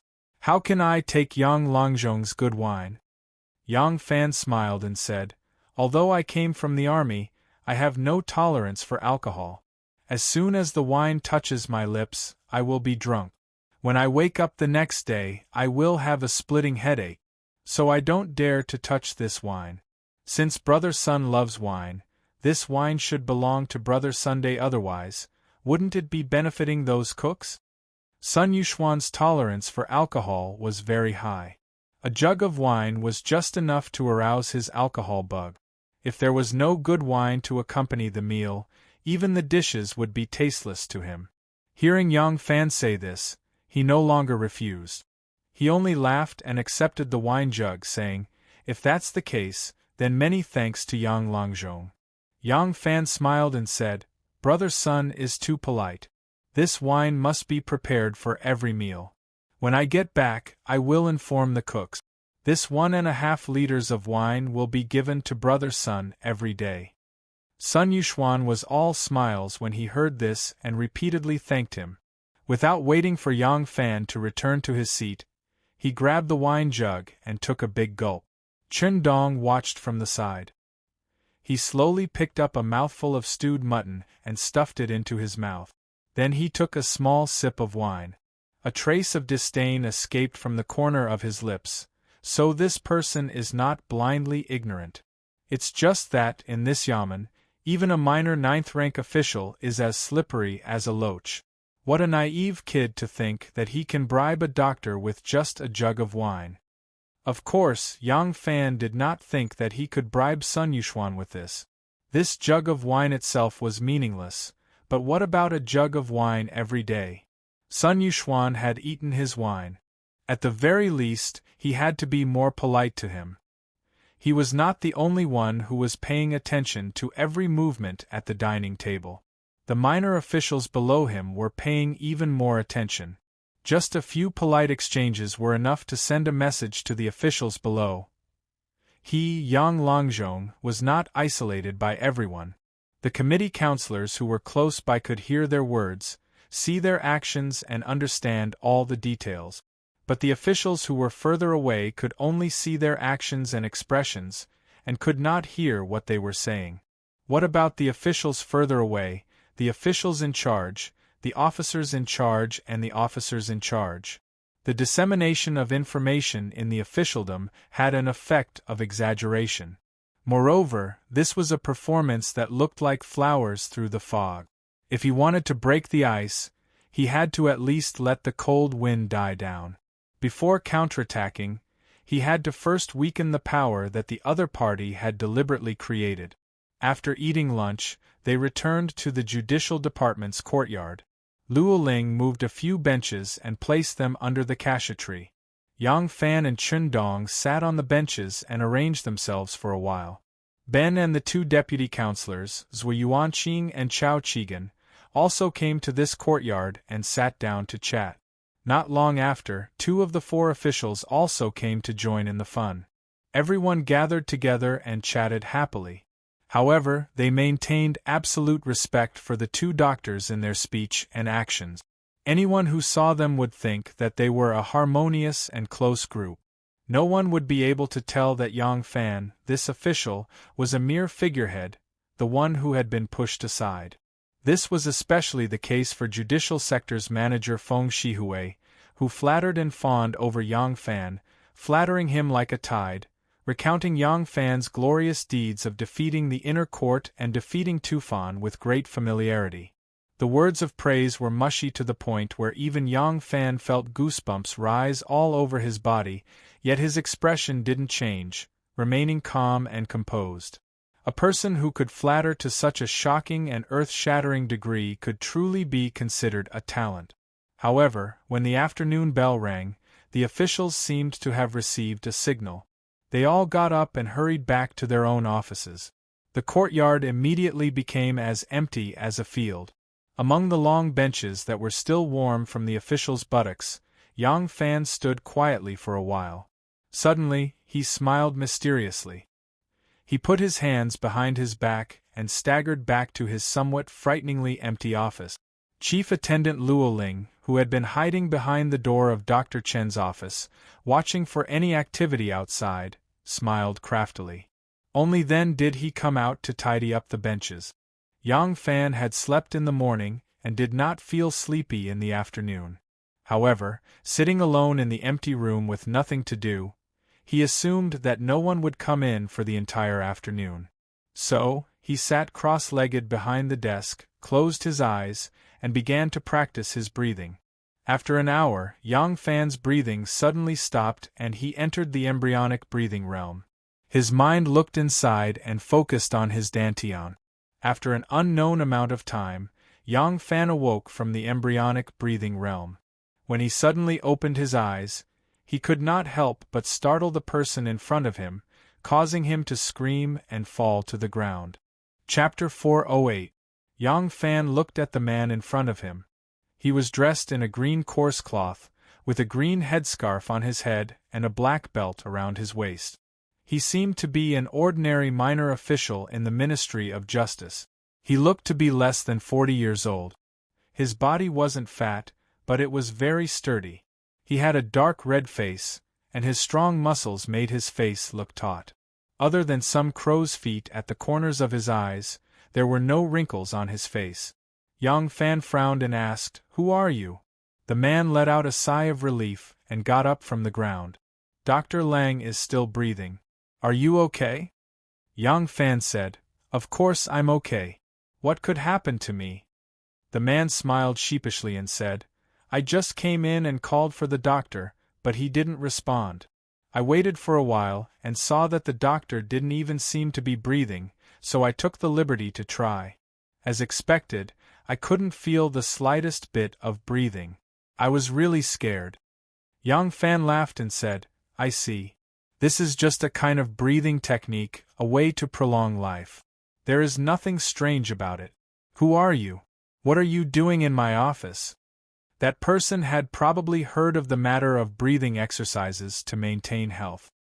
Hearing Yang Fan's question, he hurriedly bowed and said, "I am the head of the cooks in the Yamen of the Ministry of Justice. My name is Wang Wan, and I am here to deliver leftovers to you." "Leftovers? What's that?" Yang Fan was puzzled. After asking carefully, he understood the whole story. It turned out that Wang Wan was the head chef of the Ministry of Justice, responsible for the lunch supply of the whole government. The officials in the government enjoyed a free lunch. Who paid for it? Of course, it was the imperial court. The officials' daily lunch expenses were called food, and the corresponding money allocated by the imperial court was called food cost. The imperial court allocated a huge amount of food cost at one time. The government would then use this money to make loans to generate interest, and the profits would be used for daily food expenses. Would the government be afraid of not getting back the principal and interest? Therefore, this money would generate a stable income, and a very rich one at that. Everyone ate to their heart's content for lunch every day. No matter how much they tried, it was impossible to finish it all. What about the rest of the money? The leftover money was called the leftover money. Every day, when the kitchen official was settling the bill, he would distribute it to all the people in the yamen, so that everyone could share it. After listening to Wang Wan's explanation, Yang Fan couldn't help but smile. So that's how it is. I've just taken office and haven't received my salary yet, but I've already gotten some extra income. Haha, how much is it? Grinning, Wang Wan took out a string of coins from his waist and put it on the table in front of Yang Fan. He bowed and said, "This is the leftovers from today's meal, a total of 840 copper coins. The leftovers are uncertain every day, and we'll only know how much is left after we've spent the day, and then we'll distribute it to everyone." Yang Fan was startled. He cried out involuntarily, "There are actually so many leftovers in one day's meal?" At the beginning of the Tang dynasty, prices were cheap. Although they often fluctuated, in general, money was still very valuable at that time. According to the current prices in Luoyang, 1 copper coin is equivalent to 1 yuan in our current state. How much extra monthly income is this? Seeing his surprise, Wang Wan grinned and said, "This isn't considered much. This lowly one remembers that the highest daily income last month was 1,362 copper coins." Speaking up to this point, he took a step forward and lowered his voice, saying, "Of course, it's impossible for everyone to get so much. This lowly one calculates the leftovers from the actual number of people and then adds in some imaginary amount. For the officials, the leftovers are multiplied according to their rank. Assistant Minister Chui gets 10 times, the other doctors get 8 times, and the vice ministers get 6 times, and so on and so forth." Speaking up to this point, Wang Wan sighed and said, "Everyone says that this lowly one's job is full of benefits, but this lowly one's job is not easy. The low-ranking officials often say that high-ranking officials have a lot of salary and land, and that the salary and allowance have long been distributed according to their rank. It's fine if I eat better than everyone else at lunch, but why do I have to share the leftovers several times? They all say that the leftovers from the meal should be divided equally among everyone regardless of their rank. But they only talk about it in private, and none of them dare to say it to their superiors. So they often come to bully this lowly one. This lowly one is only a chief cook with no power or influence. What can I do? Not only am I being bullied, they even accuse this lowly one of taking advantage of the situation. Every month, the yamen checks the accounts. What can this lowly one do? Sigh, I'm being bullied. Oh! Yang Fan's eyes flickered slightly, and he carefully inquired about the leftovers. Wang Wan complained to him, then slapped his forehead and said in surprise, "Io, why did this lowly one only care about talking to the doctors? Those low-ranking officials naturally go to the kitchen to get their leftovers, while the officials need this lowly one to deliver them one by one. The Ministry of Justice is the first place this lowly one comes to, and Yang Longzhong is the first place this lowly one delivers. After that, there are still many places to go. If I delay for too long, I won't be able to deliver everything before the yamen is dismissed. Since the doctors are busy, this lowly one still has things to do." Yang Fan nodded and said with a smile, "All right, go do what you need to do." Watching Wang Wan leave, Yang Fan looked at the glistening yellow string of coins on the table and thought for a while. Suddenly, he smiled mysteriously and reached into his bosom. Yang Fan walked out of the office with his hands clasped behind his back and stood under the osmanthus tree. From time to time, he would stretch his arms and legs and move his body. The officials who worked for Dr. Chen didn't know Yang Fan's identity, but those who knew that he was the department's new chief official couldn't help but look at him strangely. Yang Fan was calm and turned a blind eye to them. He only strolled leisurely in the courtyard. Sometimes he would walk to the wall and lean over to look at the water lilies in the vat. Sometimes he would walk to the wall carvings and carefully admire the mighty image of the Siege. He stroked the delicate and smooth lines of the carvings. His expression was extremely leisurely. Dr. Chen's assistant Luo Ling hid behind the door and quietly watched his movements. The more he watched, the more puzzled he became. He couldn't help but come out and pretended to wander around the door for a while. Then he greeted him with a smile, "Yang Longzhong." Yang Fan was looking up at the Siege with his hands clasped behind his back. He turned his head to look at him and said with a smile, "Ah, it's Luo Ling, look at this Siege. The lines, the eyebrows, the scales, the carvings are really extraordinary. From my point of view, it must be the work of the name." Luo Ling hummed and laughed as he agreed. He wanted to pry information from him and probe his thoughts, but he didn't know how to start. Yang Fan seemed to have seen enough. He turned around and walked back to his office. As he walked, he said to Luo Ling, "This official is very bored. If you have nothing to do, why don't you come and talk to this official?" This was exactly what Luo Ling wanted. Luo Ling hurriedly agreed and accompanied Yang Fan into the office. The two entered the room. Yang Fan sat behind the table and said to Luo Ling, who was bowing and standing there, "It's just a casual chat. There's no need to talk about so many rules. You can also sit." Luo Ling complied and sat opposite him. He saw 2 strings of glistening yellow coins on the table and couldn't help but ask, Langzhong, this is." Yang Fan looked at the table and said with satisfaction, "Before this official came to the Ministry of Justice, I thought that working in the Yamen compared to working in the palace would be very boring. I didn't expect this place to be so good. This is the leftover food that this official just received. Working here has such benefits. This official really didn't know before."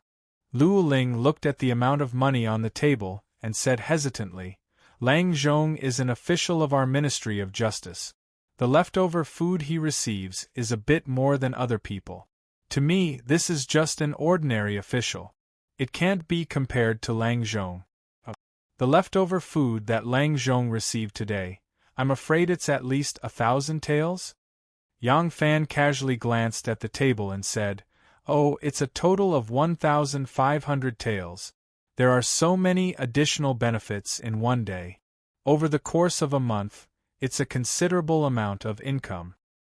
Hearing this, Luo Ling's expression immediately froze and his eyes suddenly widened. He quickly put on a calm expression and anxiously calculated in his mind, 1,500 taels? How come my family's Lang Zhong only received 1,000 taels? That Wang Wan is so hesitant. He even said that he doesn't put this new official in his eyes at all, and that the leftover food he gives him is far less than that of my family's Lang Zhong. Luo Ling's gaze turned slightly cold and he secretly thought about it. Yang Fan slowly put away the 2 strings of money and patted the bulging bag with satisfaction. He said to Luo Ling, "The Yamen has such benefits all thanks to the kitchen officials. The benefits fall into our hands, but the kitchen officials only get a few coins. It's not easy. I heard that the people below him have a lot of criticisms against him. We should take good care of such a capable chef." "What?" Luo Ling exploded as soon as he heard this. With a red face he said, "It's not easy for Wang Wan? He's as incorruptible as water? Lang Zhong, you're a new official and don't know the ins and outs.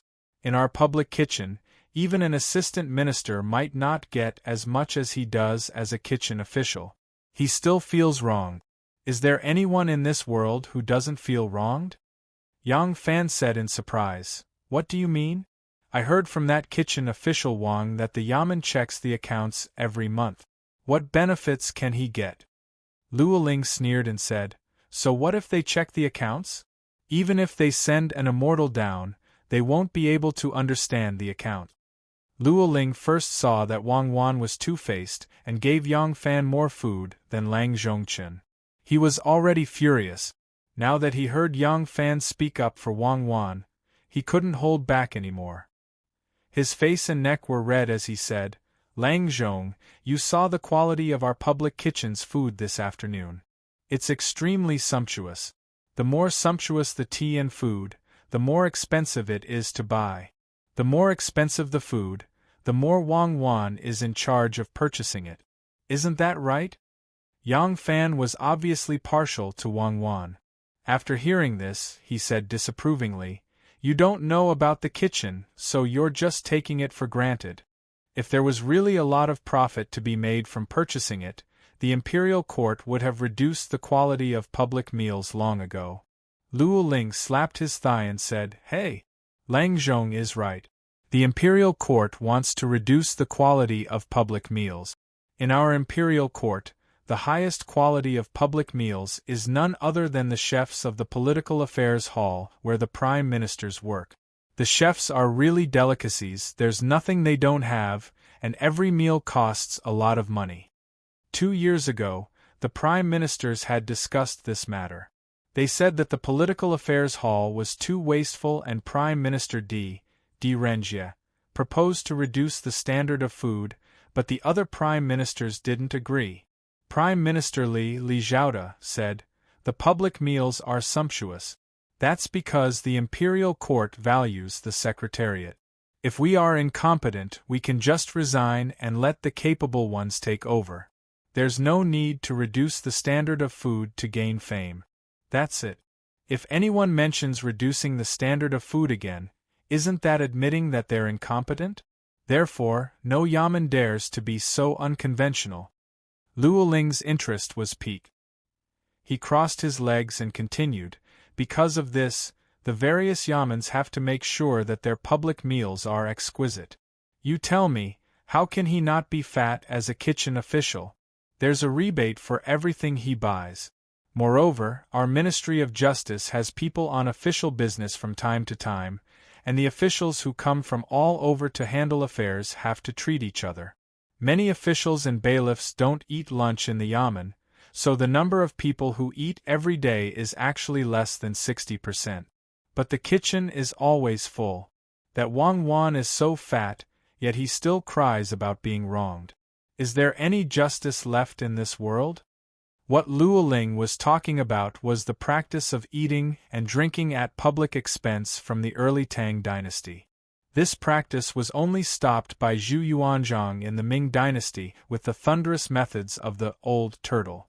But in the Qing dynasty, this practice was revived and became more and more intense. There was even a head chef who could spend money to donate a platform for himself, which showed how rich this kitchen official was. When Yang Fan heard this, he was furious and said, this slippery little official, I was almost cheated by him. Luo Ling saw that Yang Fan was angry with Wang Wan and felt very happy. He laughed and said, this kind of lowly person is the most treacherous.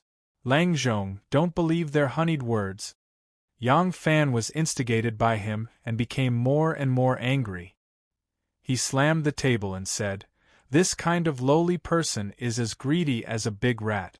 Why didn't the Yamen fire him and replace him with someone more obedient? I think that newcomer wouldn't dare to be so presumptuous. Luo Ling snorted and curled his lips, saying, but for such a person, no matter what Tom, Dick, or Harry he is, there is always a great bodhisattva behind him. Wang Wan is a relative of Assistant Minister Chui's family, who can do anything to him. This kind of lucrative job has always been occupied by the relative of the person in charge. Luo Ling picked out his earwax, flicked his finger in the air, and harumphed. In the past 2 years, our Yamen has had 3 chefs. The first one was Zhang Chujin, a distant nephew of Minister Zhang. The second one was Zhou Xing, a nephew of Minister Zhou. This Wang Wan is the elder brother of Lady Ru, the most beloved of one of Assistant Minister Chui's brothers. When Yang Fan heard this complicated relationship, he couldn't help sucking in a breath of cold air. He laughed dryly and said, "If you want to beat a dog, you still have to look at its owner. If that's the case, it's really inconvenient to offend him." Seeing that he was terrified, Luo Ling felt disdain in his heart. Suddenly, he felt that he had said too much just now. Moreover, he shouldn't have revealed the relationship between Wang Wan and Assistant Minister Chui. Wouldn't it have been better to ask him to go to Assistant Minister Chui and meet a rebuff? Thinking of this, Luo Ling regretted it in his heart. He lost interest in chatting and quickly got up, saying, "I'm sorry, I've been away for a long time. I don't know if Dr. Chern has any instructions for me, I have to go now." Yang Fan nodded and said, Good. You go. When I'm alone and bored, you might as well come over and chat with me to relieve the boredom." Luo Ling snorted and thought, "Sure enough, the more you talk, the more mistakes you make. Don't even think about asking me to talk nonsense with you again." His mouth was full of promises, but he turned around and left. Yang Fan waited for him to leave. He leaned slightly on the table, propped his chin on his hand, and muttered to himself, "This Wang Wan, between the lines of his words, he clearly wants me to stand up for everyone and ask for an equal share of the leftovers. In this way, without being exploited by the officials above him, he will be even more like a fish in water. But I'm afraid that's not his original intention. What's more, even Di Renjie ran into a rebuff on this point. This is the rule of the officialdom.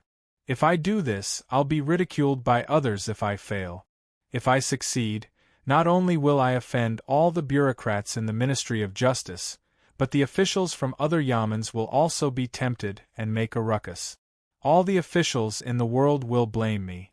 Cutting off a person's source of wealth is like killing his parent. Smashing someone's rice bowl is bound to cause resentment for generations to come. Even if 10,000 people say you're good, what's the use? If you offend a superior, you'll be in trouble. This chef is pushing me into a pit. He's Assistant Minister Chui's man. Could it be that Assistant Minister Chui also wants to mess with me? The Ministry of Justice is not only a bit muddy, but also a bit deep. Chapter 409. In the evening, the Ministry of Justice's bell rang again. The officials all packed up their things and prepared to return home. Yang Fan, who had been idle for a day in the judicial department, was much more relaxed than the others. He only locked the door and closed the empty detention room before slowly leaving the Ministry of Justice Yamen, mounting his date red steed. His figure, bathed in the brilliant red of the setting sun, soon disappeared from the Tianjin Bridge. Tonight, the family was eating an antique pot, or hot pot. Autumn was a good time to nourish the body, and the delicious soup was especially appetizing. There was an earthenware pot with a small square door at the bottom. Roaring charcoal was stuffed inside, and the water in the round earthenware pot quickly began to boil.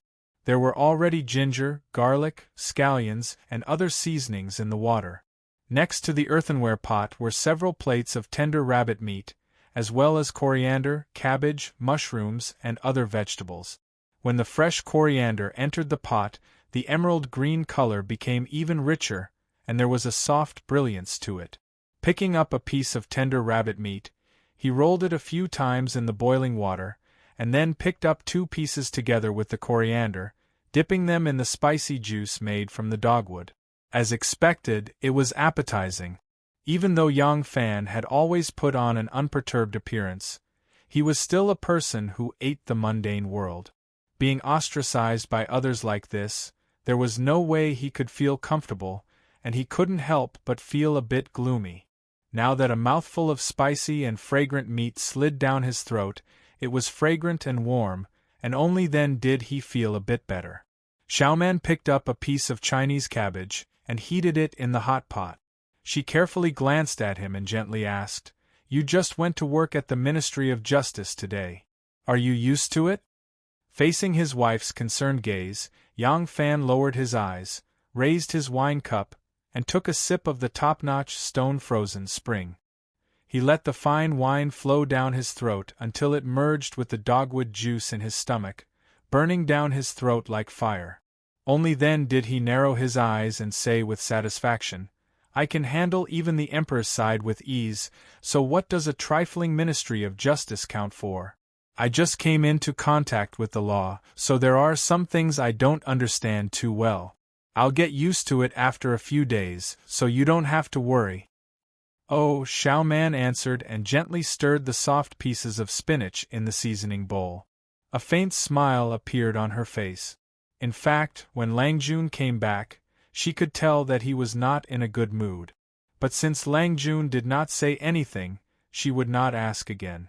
When a woman was wronged outside, she always liked to come back and complain to her man. She didn't really need him to help her vent her anger, but she would be happy if he comforted her. And what men hated the most when they were wronged outside was to come back and tell their women about it. When he was humiliated outside, he could think of a way to regain his dignity, but if his woman were to question him, it would only upset him, and he might even vent his anger on her. Women are like cats, they like to be comforted by men. Men were like wolves, they liked to hide and lick their wounds, preparing for the next battle. Xiao Man couldn't ask, so she could only use her gentleness to comfort her man. She picked up a dish for him and poured him a glass of wine. One's beautiful eyes were full of hope, and the other smiled sweetly. Tenderness was unknowingly passed through her red lips and watery eyes, nourishing Longjuan's heart and making him happy. When Yang Fan was about 60 to 70% drunk, Tao Mei suddenly flew in like a magpie and happily reported to him, "Ah Lang, Chen Shou is back." "Chen Shou?" Yang Fan was startled. Then he remembered that Chen Shou was the first doorman in his mansion.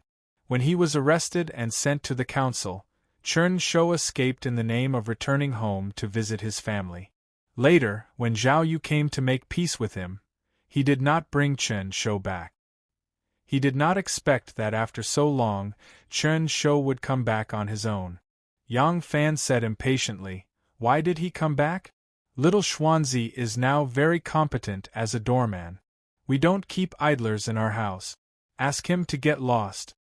Chen Shou was a member of the hidden sect, and when Yang Fan got into trouble previously, the members of the hidden sect had swiftly concealed themselves. However, Tao Mei, third sister, and a few other servants that were gifted to him by Zhao Yu weren't touched at all. Yang Fan knew that these people truly weren't related to the hidden sect, and the only spy that the hidden sect had sent to his residence was Chen Shou.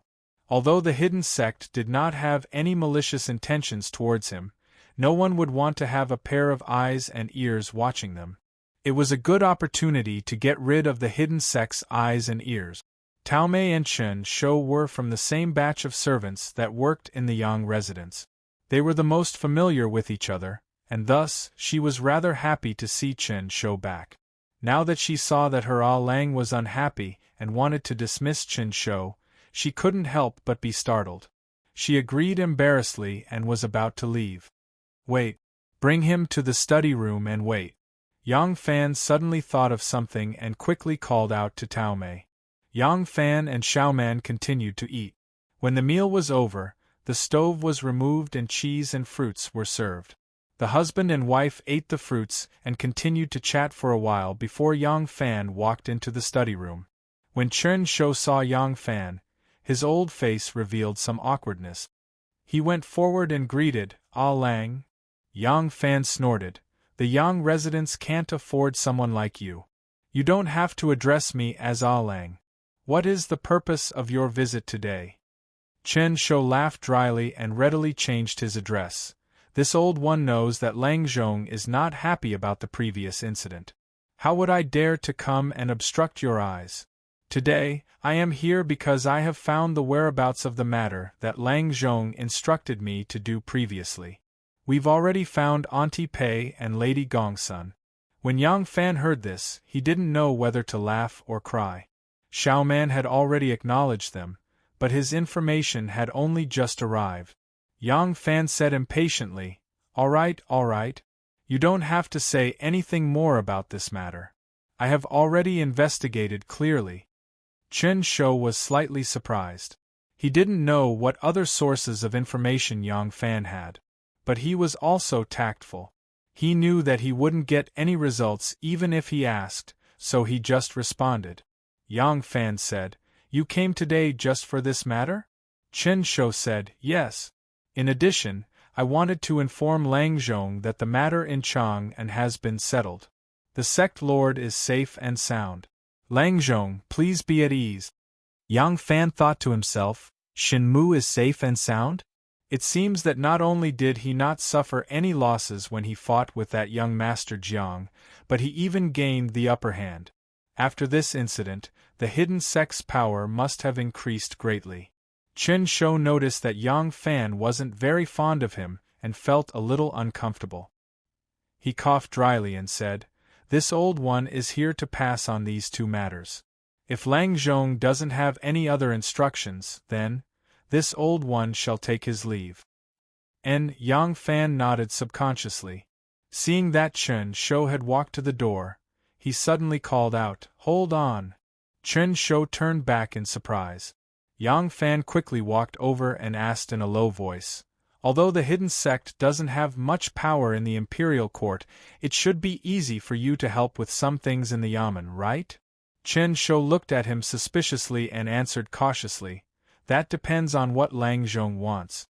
If it's some important documents or confidential official letter, I'm afraid. Yang Fan waved his hand and said, No. The things I want aren't considered confidential in the yamen. It's just that it isn't convenient for me to ask for it. Chen Shou let out a breath of relief and smiled. Since that is the case, I believe this old one can do it. I just don't know what Lang Zhong wants. Yang Fan slapped his forehead and said, About this, I can't explain it clearly right now. How about this, as long as it involves the 3 law divisions' official documents, regulations and procedures, as well as our dynasty's laws from the law of Jingguan, etc., as long as it's related books and texts, I want them all. Chen Shou was startled again, but when he thought about Yang Fan's current status, he couldn't help but feel slightly enlightened. He quickly bowed and said, That's right. This old one will gather all these things as soon as possible and send them to Lang Zhong. The next day, Yang Fan arrived at the Ministry of Justice early in the morning, just like yesterday. As usual, he had nothing to do. Yang Fan spent half a day in his detention room, then began to patrol the various places. Everyone still had to show respect. This lowly official naturally treated him with the utmost respect, and his colleagues from the other 3 divisions also wouldn't give him a hard time. Yang Fan spent the morning wandering around several offices. When it was time for lunch, he once again gave his pot of wine to Sun Yuxuan. He watched as they chatted and laughed, occasionally inserting a few words into the conversation. He didn't seem to care at all about how everyone was treating him coldly and as though he was a mere figurehead. At first, everyone was a little wary of him, but it was like this for the next few days. Yang Fan didn't have the slightest air of a newly appointed official, so everyone couldn't help but look down on him. Since this person was harmless, those who were worried that he would get in their way also didn't feel any hostility toward him. Every day, Yang Fan had nothing to do. He just wandered around the various offices and chatted with the officials who were temporarily free of official duties. He was very knowledgeable, and there were many things that the officials here hadn't heard before. Very quickly, he became a rather popular storyteller. When he returned home, Yang Fan became even busier. The servants in the Yang residence felt that their Lang had been very busy lately. This Yang Fan, Yang Langzhong, was just like Yang Mingxing, Yang Langzhong. The lights in his study always went out at midnight. The difference was that Yang Mingxing's desk was filled with all kinds of documents that he needed to deal with, while Yang Fan's desk was filled with all kinds of laws, regulations, and systems related to the laws of the Tang dynasty and the 3 divisions of law that Zhao Yu had gathered for him. That night, after dinner, Yang Fan took a stroll in the garden with Xiao Man. After chatting for a while, he returned to his study. He lit a candle, opened a law book with a bookmark, and read it carefully under the light of the lamp. Yang Fan had a book filled with tiny characters. Whenever he saw something related to his job, he would read it over and over again, carefully writing down the original text and his understanding. By now, he had already memorized a thick book. Yang Fan held a brush in one hand and the book in the other. He was reading it carefully. When he reached a point, he seemed to have gained something and was about to write it down. Suddenly, he heard the sound of light footsteps behind him. As soon as Yang Fan heard the light footsteps, he straightened his back. Before he could turn his head, his vision darkened, and his eyes were covered by a pair of soft, jade-like hands. Yang Fan abandoned the brush and the law book and gently caught that pair of hands. He turned his head to look, and sure enough, it was Xiao Man standing behind him with a smile. Xiao Man's long hair draped over her shoulders, black and shiny like a mirror. Her beautiful face was hidden in the middle of her black hair, and under the light, she looked exceptionally lovely. Yang Fan reached out and pulled her into his arms. Xiao Man was only wearing light, soft clothes. Her wet hair brushed against Yang Fan's nose, and her body fragrance seeped into his heart. She had just taken a bath. Yang Fan held her soft waist and said, "The weather is getting colder. Why don't you wear more clothes? What if you catch a cold?" Xiao Man put her soft arms on his shoulders and softly said, "Lang Jun, don't talk about me. These days, you sleep so late every day and you wake up early to practice martial arts. Although Lang Jun is young, you can't stand this kind of torment. Look at you, your eyes are bloodshot." Yang Fan pinched the space between his eyebrows. He felt that reading for days, especially such dry and boring things, really consumed a lot of his spirit.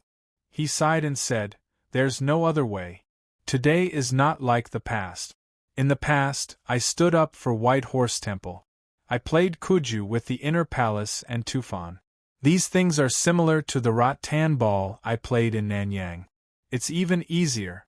It's easy to learn, and it's easy to amaze the world with one brilliant feat. As for achieving meritorious service in the Western region, it's because I took advantage of the situation and used my strengths. If I really had to deploy troops, arrange troops, and fight against the Turks, I've only read a few shallow books on strategy and strategy. I only have the ability to talk on paper. How could I achieve meritorious service?" That day, as Yang Fan said this, he suddenly remembered that it was the Tian Ai Nu who commanded the army calmly that day, and brought the Flying Fox Pass garrison back to Ming Wei garrison safely. This credit was given to him, and later he was promoted to Lang General. This military ability was an extremely important reason, but it was a great gift from Anu. Where was she now? Yang Fan felt lost. Xiao Man saw this and gently snuggled into his arms. She softly said, "Thinking of Miss Anu again? I've been asking people to look for her these days. Although there are many temples in Luoyang, there's still a number. It won't be more difficult than looking for elder brother. As long as we have the heart, we can definitely find her." Yang Fan made a sound of agreement. He was hugging a warm and fragrant jade-like body, but he was thinking of another woman. He couldn't help but feel a little guilty.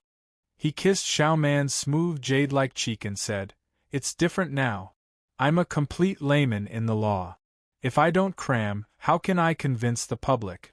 Your husband has worked so hard, my wife should reward me well." Xiao Man saw a man like him pouting and acting like a spoiled child. She felt it was a little funny. She poked his forehead and coquettishly said, "Haven't I taken care of you enough? Every day I think of different ways to make things that Lang Jun likes to eat. How can I reward you?" Yang Fan rolled his eyes and said with a chuckle, "Then, let's kiss." Although they were already husband and wife, Xiao Man still blushed. She twisted her body and rolled her eyes at him. She coquettishly said, "I don't want to." Yang Fan shook his thighs a few times. Xiao Man, who was sitting on his thighs, was jolted up and then fell on his thighs softly. Xiao Man's martial arts allowed her to fly over roofs and walls like a fairy flying in the sky. She seemed to be afraid after being jolted by him. She cried out and hugged his neck tightly. She coquettishly said, "You bad guy, what's wrong with you? If I had known earlier, I wouldn't have bothered with you." Yang Fan laughed and said, "Little girl, now you are meat on our chopping board. Do you think you can do whatever you want? Come on. Let me have some." After that, he pouted and went up to her. Xiao Man dodged left and right and giggled. "Don't do that. It's so disgusting. You look like a big pervert." "Ah!" Yang Fan suddenly stopped moving and stood there in a daze. Xiao Man asked nervously, "What's wrong, Lang Jun?" Yang Fan slightly narrowed his eyes and slowly asked, "What's the date today?" Xiao Man said, "The 5th day of the Chinese New Year." "What's wrong?" Yang Fan's eyes became more dangerous. "The 5th day of the Chinese New Year." Xiao Man didn't know why her elder brother was like this. She first felt guilty and cutely shrunk her neck. She stammered, It's the 5th day of the Chinese New Year." "So what?"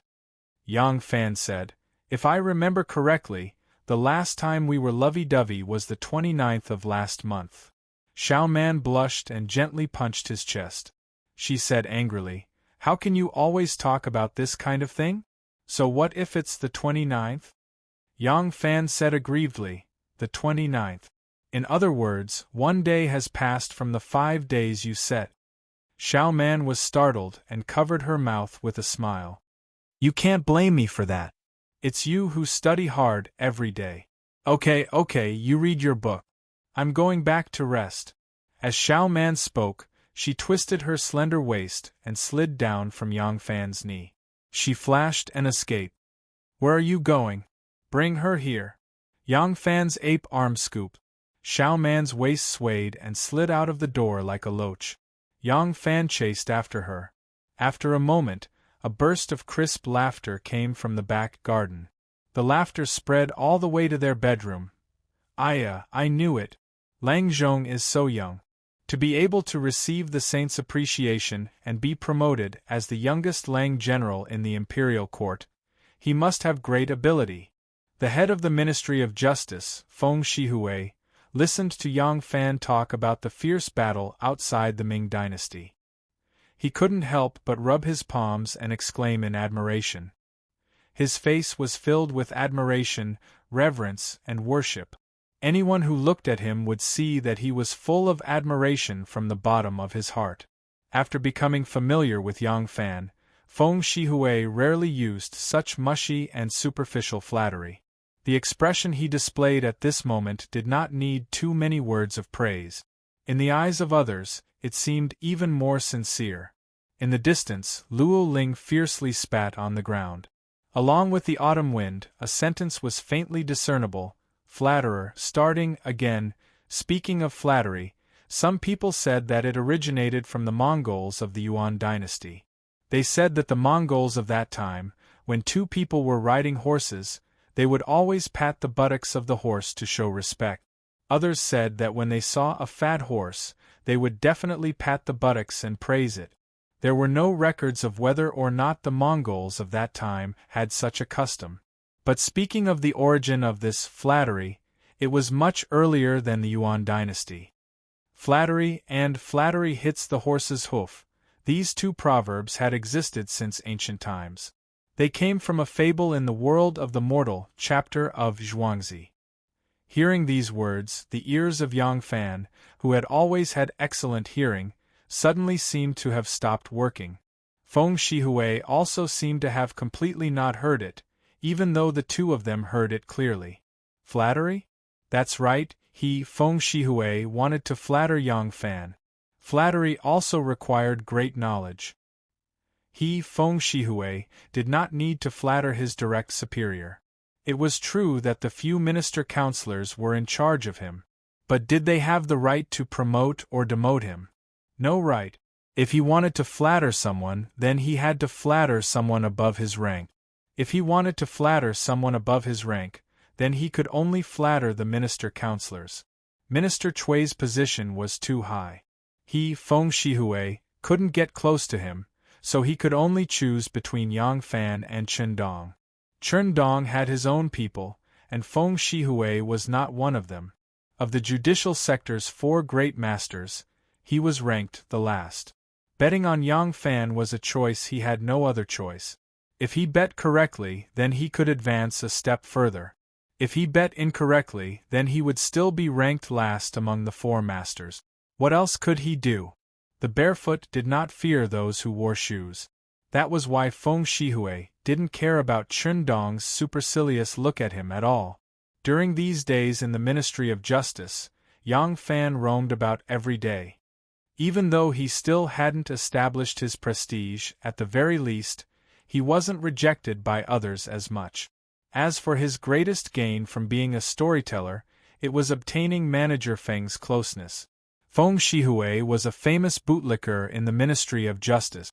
It didn't take long for Yang Fan to find out about this, but he didn't believe that Feng Shihui was just a bootlicker. How could a useless bootlicker stand out from a group of smart people and climb to the position of the Ministry of Justice's manager? In the capital, a manager was admittedly not a high-ranking official, but when placed on a local level, he was still someone who could take charge of an area. The various government offices in the capital were very good at training people. Any minor character picked out here would be able to handle the complicated officialdom with ease. For Feng Shihui to be able to become the Ministry of Justice's manager, apart from observing people's words and body language, setting fires when the wind blew, and flattering others, he definitely had some true ability. As for him not being very proud right now, this was completely normal. Didn't Luo Ling say that in these 2 years, the Ministry of Justice's head chef had already changed 3 times? Zhang Chujin, Zhou Xing, and then Cui Yuanzong, in these 2 years, the Ministry of Justice had already changed 3 times. As the saying goes, a change in the ruler, a change in the courtiers. Those who didn't succeed today didn't necessarily mean that they didn't have true ability. It could also be because they stood on the wrong side and suffered a setback. As expected, after some understanding, Yang Fan now knew that this Feng Shihui was originally Zhang Chujin's trusted aide. After Zhang Chujin was executed for treason, many of Feng Shihui's trusted aides were also caught in the crossfire and lost their lives at the market. Feng Shihui was also frustrated. But frustrated. Feng Shihui was actually just frustrated. He wasn't executed, nor was he exiled. Instead, he was only demoted from minister-counselor to manager. Who would dare say that such a person was only a bootlicker? After Zhou Xing took office, he naturally didn't like him. And Feng Shihui was well aware of Zhou Xing's methods, so he could only tuck his tail between his legs and behave, not daring to have any ideas. After a period of muddle-headedness, Zhou Xing fell and was replaced by Cui Yuanzong. Cui Yuanzong had his own subordinates, and as soon as he took office, he was promoted wantonly. Feng Shihui still didn't have a chance to stand out. However, Cui Yuanzong's conduct wasn't like Zhou Xing's. Playing a few tricks under his eyes wouldn't be life-threatening, so Feng Shihui's mind became active again. At this time, Yang Fan arrived. Yang Fan's body trembled again and again. He finally took in a bootlicker as his younger brother. Even though Feng Shihui didn't help him too much when it came to matters of the bureaucracy, Yang Fan obtained a lot of information that he might not be able to obtain from others, or even if he obtained it, it might not necessarily be true and detailed. Right now, he was listening to Feng Shihui's explanation. Feng Shihui spoke in a very organized manner. As Yang Fan listened, he gained a relatively clear understanding of the factions and power composition of the Ministry of Justice. As expected, Judicial Bureau's Right Minister Chen Dong wasn't Minister Chui's trusted aide. He had already guessed this. If this wasn't the case, Chen Dong wouldn't have only been a step away from Right Minister to Left Minister, yet still couldn't ascend. When Minister Chui took up his post in the Ministry of Justice, The trusted aide he brought with him was the ministry's Minister Pai Erding. Minister Chui always wanted to move Pai Erding to the most important Ministry of Justice, but he was firmly resisted by Chen Dong. Chen Dong didn't belong to any faction. He was an intelligent person. Back then, when Zhang Chujin and Zhou Xing were fighting for power, he saw that neither of the two big shots were easy to provoke. As such, he maintained a strict neutrality, not offending either side. At the time, he was just the ministry's minister counselor, his status not too high. When they saw his attitude, neither side felt like recruiting him. In the end, Zhang Chujin fell, and when the tree falls, the monkeys scatter. A large number of positions became vacant. He took a step forward, becoming the ministry's minister. Later on, Zhou Xing fell, and he took another step forward, becoming the Judicial Bureau's minister. Now, of course, he could choose to rely on Chui Yuanzong, but he changed his profession halfway through, so how could he compare to the people Chui Yuanzong brought up himself? Relying on Chui Yuanzong wouldn't give him what he wanted, so why would he put the Chui clan's brand on himself? Chui Yuanzong's leadership abilities were far inferior to Zhang Chujin and Zhou Xing's, and he didn't have their methods. Chen Dong had painstakingly operated in the Ministry of Justice for many years, and his foundation was extremely solid. Now that the Ministry of Justice was being squeezed by the Imperial Envoy Station, Chui Yuanzong didn't dare completely fall out with Chen Dong under these circumstances. The two of them just stood there ambiguously. However, they never expected that a decree from the Emperor and Yang Fan would descend from the sky, completely messing up both sides' wishful thinking. The Ministry of Justice's Chen Dong formed his own faction, but his foundation in the Ministry of Justice was the most solid. The Ministry of Justice's Minister Pai Erding was Chui Yuanzong's trusted aide. Then what about Sun Yuxuan and Yan Xiaojun? These two people were officials of the Ministry of Justice before Chui Yuanzong was transferred to the Ministry of Justice. At that time, the two of them were only managers. They didn't show much of their abilities, and they didn't have much integrity. When Zhang Chujin was powerful, they relied on Zhang Chujin, and when Zhou Xing was powerful, they relied on Zhou Xing. Because they were fence-sitters, neither side saw them as a thorn in their side, nor did they see them as true trusted aides. In the end, Zhang Chujin and Zhou Xing fell one after another, but they weren't implicated and were promoted step by step. Now that Chui Yuanzong was an official of the Ministry of Justice, they naturally leaned towards Chui Yuanzong. However, this kind of loyalty couldn't really be considered. In addition, their abilities were limited, and they didn't have a good reputation, so Chui Yuanzong was only pretending to be courteous to them. Chui Yuanzong had only been in the Ministry of Justice for a short time, and there were internal and external troubles. Right now, he only wanted to grasp the important departments and didn't have the energy to exclude them. This Sun Yuxuan was a jinshi of the Ming Jing examination. The Ming Jing examination mainly tested memory. If one could recite the sage's writings fluently, there was hope for him to pass the examination. This Sun Yuxuan's memorization was top-notch, but for some reason, he couldn't understand the law no matter how hard he studied. Once he was asked to deal with official documents, he would hold a brush in one hand and hold his forehead with the other, frowning and unable to write for a long time. There was a large backlog of documents in his hands, so he was given the nickname hard to write. Yan Xiaojun had a sinister temperament and would seek revenge for the smallest grievance. Back when he was still the head of the Ministry of Justice, he once went to his maternal grandfather on a business trip. On the way, he was thirsty and asked a melon farmer for some melons to eat. If he didn't pay, the melon farmer naturally wouldn't agree. Yan Xiaojun harbored hatred in his heart, and went to the local magistrate's office, saying that he found a thief hiding in the melon garden. The magistrate transferred a large number of officials to follow him to arrest the thief, turning the melon garden into a mess. Naturally, he couldn't catch the thief, but he did vent the hatred in his heart. From then on, He was given the nickname Waiting Sweet Potatoes. Cui Yuanzong's trusted aide, Pai Erding, also had a nickname. He had received this nickname not too long ago, and he got it together with Chun Dong.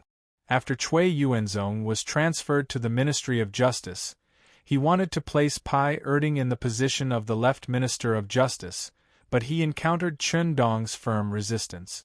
One time, there was an urgent need to deliver an official letter to the Imperial Censorate, but the low-ranking official in charge of the storeroom received Chun Dong's instructions and deliberately found an excuse to avoid it. Pai Erding didn't have the key to open the door, and he was also worried that if he delivered the official letter late, he would be reprimanded by Lai Junchen. At that time, Lai Junchen was in the limelight. He didn't dare to offend him. In a moment of anger, Pai Erding went to get an axe, stepped on a stool, and with a few swings of the axe, he broke the window of the storeroom, climbed in through the window, and took out the official letter. Thus, the two of them were given nicknames. Chun Dong was called the Gentle Blade, and Pai Erding was called the Big Axe that cleaves the window. Even funnier was that because Assistant Minister Cui was powerless to do anything about it, he was given the nickname of Bodhisattva Cui.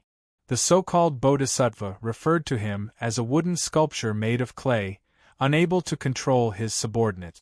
Yang Fan couldn't help but fall into deep thought as he listened to Feng Shihui's explanation. This was a very familiar scene.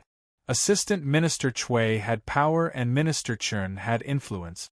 It was like a large imperial court trapping a small imperial court, a struggle for power no different from the open and veiled struggle between the Tibetan king and Prime Minister Qinling. And when he rashly interfered, they would temporarily work together to deal with him.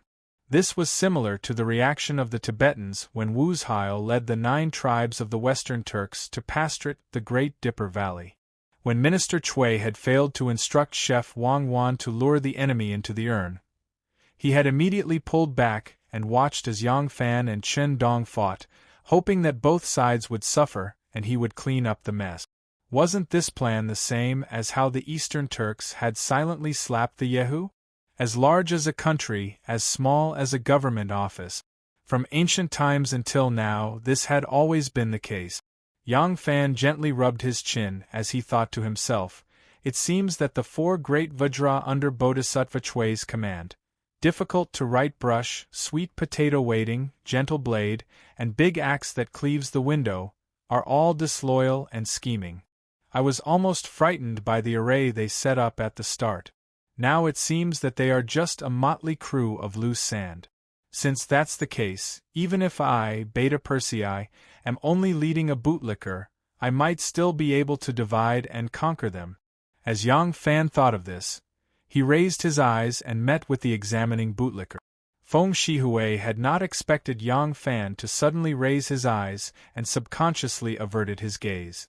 After a moment's hesitation, he resolutely met Yang Fan's gaze. The two stared at each other, a smile of mutual understanding appearing on their faces. Feng Shihui was very happy. He had clearly seen the sharp light in Yang Fan's eyes just now. As expected, Yang Fan had not come to the Ministry of Justice to waste his days. If Yang Fan did nothing, he had just found a fellow sufferer to share his grievances with in their free time. Since Yang Fan wanted to go to war, he was also eager to give it a try. Yang Fan was also very happy. He had intentionally let Feng Shihui see that look in his eyes just now. At this point, he had no intention of hiding it from Feng Shihui. If he did not let him know his intentions, how could Feng Shihui be so determined to work for him? It was about time to launch a counterattack. Yang Fan slowly said, "Manager Feng." Feng Shihui subconsciously straightened his body, Yang Longzhong. Yang Fan put on an expression as if he had 100,000 soldiers hidden in his chest and said in a deep voice, "Help me invite Dr. Sun and Dr. Yen. I want to invite them to a banquet tomorrow night." Feng Shihui felt a burst of excitement and said with his blood boiling, "Yes. Your humble servant will. Tomorrow night?" Yang Fan still had a calm look on his face and said leisurely, "Why, is there a problem?" Feng Shihui hesitated. Tomorrow is Chinese Valentine's Day. Are you sure you want to invite them tomorrow night? Yang Fan was shocked. Tomorrow is Chinese Valentine's Day? How can it be so fast? Chapter 410. We have a 10-day holiday every 10 days. It's not like the Political Affairs Hall doesn't know that. Tomorrow is the Double Seventh Festival, and the day after tomorrow will be a 10-day holiday. There will be a day of public affairs in between. Why don't the ministers of the Political Affairs Hall move their 10-day holiday forward a little bit and put it together with the Double Seventh Festival? That's right. Tomorrow is the Double Seventh Festival. Everyone will be drunk. Will they still have the mood to work the day after tomorrow? Messing around for a day and taking a break the next day. Why don't the Political Affairs Hall be flexible? The Political Affairs Hall's notice was issued. Tomorrow was the Double Seventh Festival. According to the rules, they would have a day off and then a day of work. They would be able to catch up with the 10-day holiday every 10 days. In the Ministry of Justice, the low-ranking officials complained when they saw the notice. They complained that the Political Affairs Hall didn't know how to be flexible. They couldn't have a good holiday. The Political Affairs Hall was actually the general name of the Secretariat, Menxia Province, and Shangshu Province. The 3 provinces and 6 ministries system originated from the Sui dynasty. The power of the 3 provinces was divided. The disadvantages were greater than the advantages. The 3 provinces restrained each other. Government orders were not carried out and efficiency was low. Especially the Secretariat, which had the power to issue orders, and the Menxia Province, which had the power to review government orders. They bickered with each other every day because of political disagreement. Seeing that this method didn't work, Emperor Taizong of the Tang dynasty put the 3 provincial officials together. The office was called the Political Affairs Hall. It was located in Menxia Province at first and then moved to the Secretariat. The governors of the 3 provinces, who were also the prime ministers of the current dynasty, were all working here.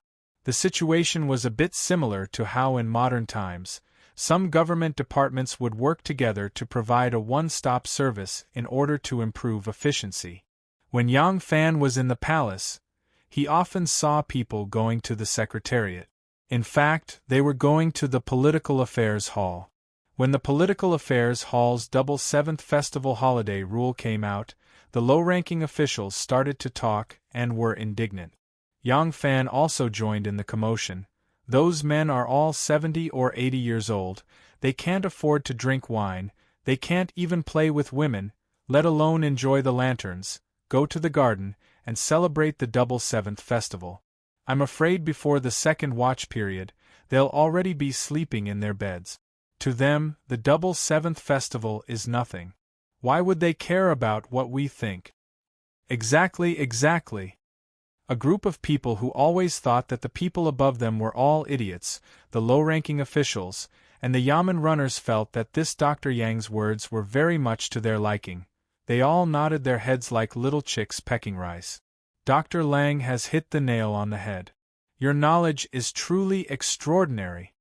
The person who never forgot to flatter Manager Feng was, of course, Manager Feng Shihui. It was the higher-ups who ostracized Yang Fan. Yang Fan had no conflict of interest with these low-ranking officials.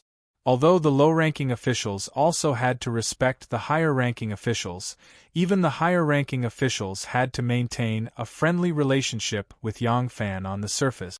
Naturally, they could not avoid Yang Fan. After a few days, they felt that this Dr. Yang was not a hateful official.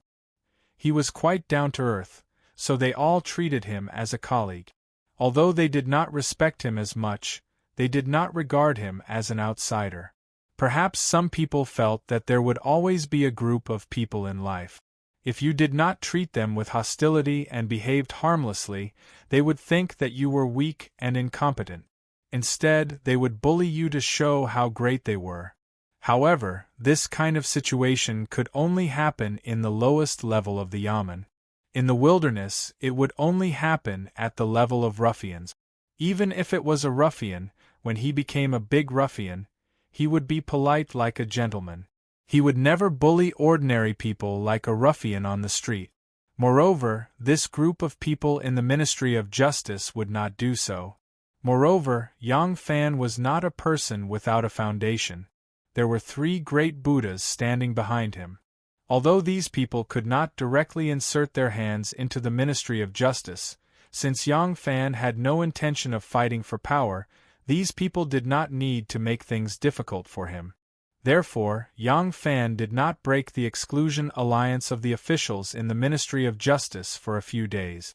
Instead, he mingled in the grassroots every day and laid a good foundation for the masses. Dang, dang, dang. The bell that signaled the end of the yamen rang.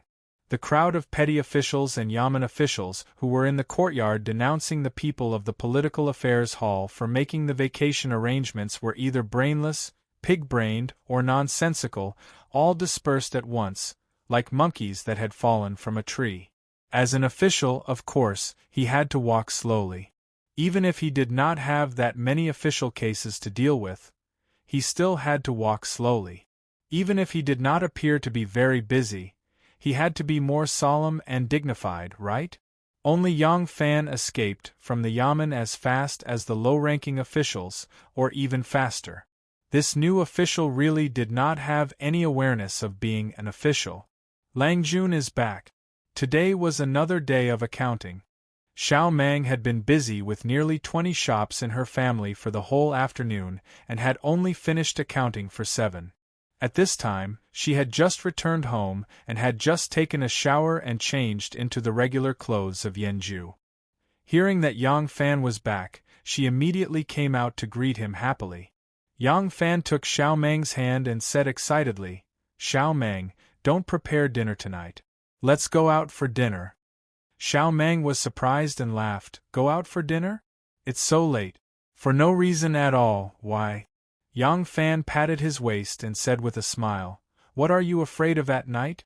With the badge of the Ministry of Justice here, we can do whatever we want in Luoyang City. Hee, except for the palace." Okay. You really can do whatever you want." Xiao Mang was angry and amused at the same time.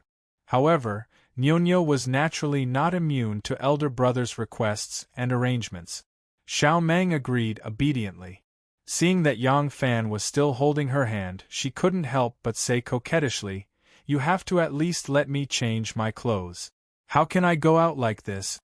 Yang Fan seemed to have woken up from a dream and said, Oh, not bad. You go and change your clothes. I will also go and change my clothes. It is really inconvenient to go out in official clothes." Yang Fan asked third sister to bring him a light green regular clothes. He did not wear a headscarf and only wore a xiaoyao scarf, which gave him a rather elegant and unrestrained feeling. In the Tang dynasty, people of the upper class would always wear powder and flowers when going out. Men were no exception. However, Yang Fan was really not used to wearing a light layer of white powder on his face and a peony flower on his hat like Lu Junfan. He still wore clear soup and fine noodles, refreshing. However, his tan skin in Nanyang had gradually become fair. Although it was not comparable to those men who liked to wear powder, it was fairer than most men in the market. Wearing this light soap-colored clothes, he gave off a feeling of being as divine as jade. Yang Fan rinsed his mouth, washed his face, changed his clothes, boots, leather belt, and tied a xiaoyao scarf. He stood in the courtyard and did not see Xiao Mang come out of her room. He paced back and forth in the courtyard until the sun was setting and there was only a faint red hue on the horizon. Only then did Xiao Mang slowly come out of her room. She was wearing a high-waisted lotus-colored long dress, with small flowers at the front and narrow sleeves. She was wearing a beautiful half-sleeved shirt with a gold scarf draped over it. On her feet was a pair of cloud-tipped satin boots.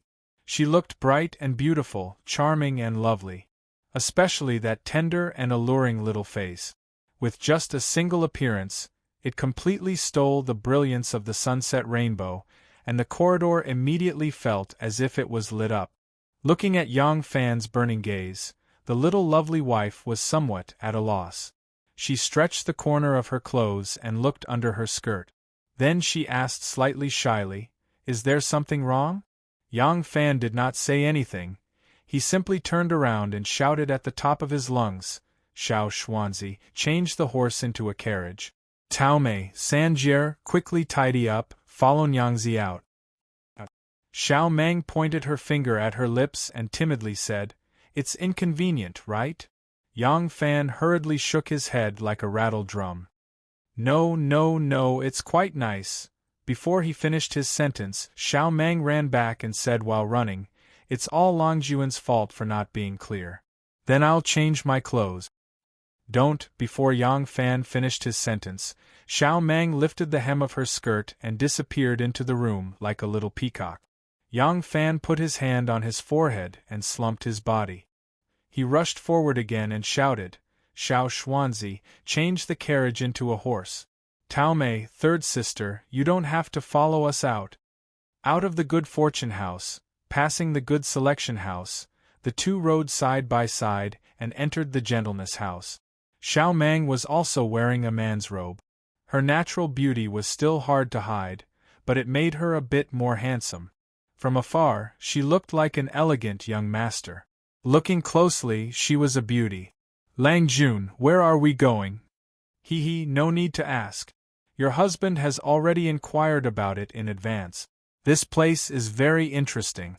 "No way, we're going to close the door." "I know, but it doesn't matter. We're not going home tonight. We'll spend the night outside.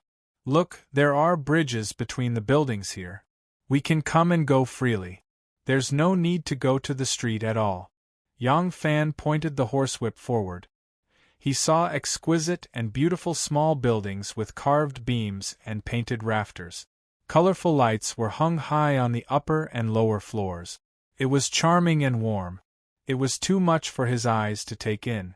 The most eye-catching were the beautiful and charming girls in colorful clothes. One by one, they stood at the top of the building and waved at them enthusiastically. The whole building was full of red sleeves. Good. Not spectacular. Although they stood at the top of the building and were still a bit far away, Yang Fan had amazing eyesight. He could clearly see their facial features. Although he didn't understand women's makeup, he could see that these women were wearing different clothes and makeup. Even their lip makeup was different. Beautiful pomegranate, big red spring, little red spring, tender wu xiang, half-side jiao, wan jinhong, Saint Sandalwood heart, dew pearl, inner family circle, heavenly palace chiao, lure in, light red heart, orangutan halo, little vermilion dragon, gu shuang tang, seductive flower slave. There were thousands of different styles. Of course, Yang Fan couldn't name these lip makeup, but he could see the difference. "Lang Jun, do you want to bring Xiao Meng to this place tonight?" Xiao Meng's happy expression was gone. She looked slightly angry. Yang Fan didn't notice that there was a girl at the top of the building making eyes at him. This girl was tall and plump. Her face was like a full moon. Her hair was tied up in a high bun with yellow flowers stuck on the side of her temples. Her snow-white skin was slightly exposed, squeezing out a deep cleavage. That pair of Shandong choke noodles big buns were really big. Seeing that she was waving at him, Yang Fan politely nodded to return the greeting. He said to Xiao Meng, "Yes. I've asked Feng Shihui. In our Luoyang city, this Gentleness Lane is the most prosperous. There are erotic dances and songs, feasting and green lights.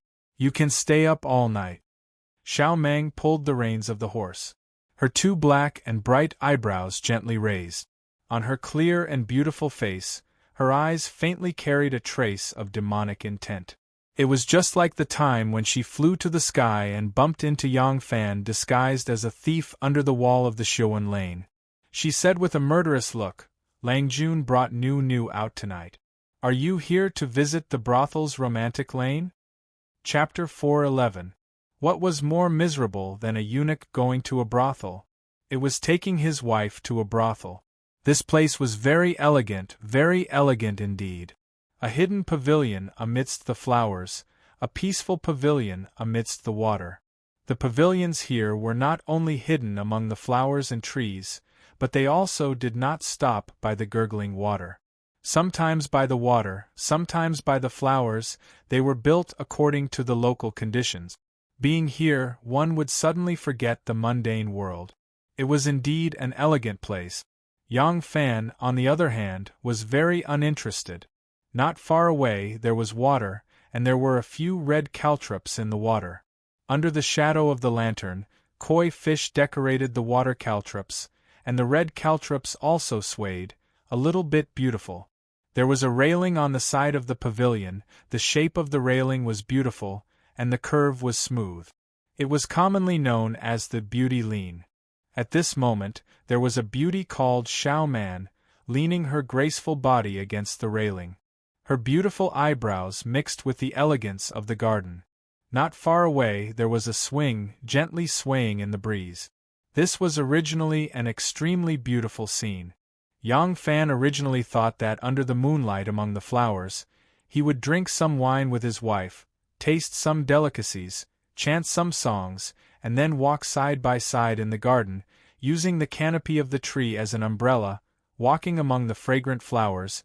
He would be as beautiful as jade, on the cardamom branches, accompanying his wife to spend an unforgettable romantic night. But the ideal was very full, but the reality was very harsh. From a distance, the sound of stringed instruments, interspersed with one or two enchanting laughter, constantly reminded them, this was a brothel. Yang Fan knew of the famous gentleness Feng.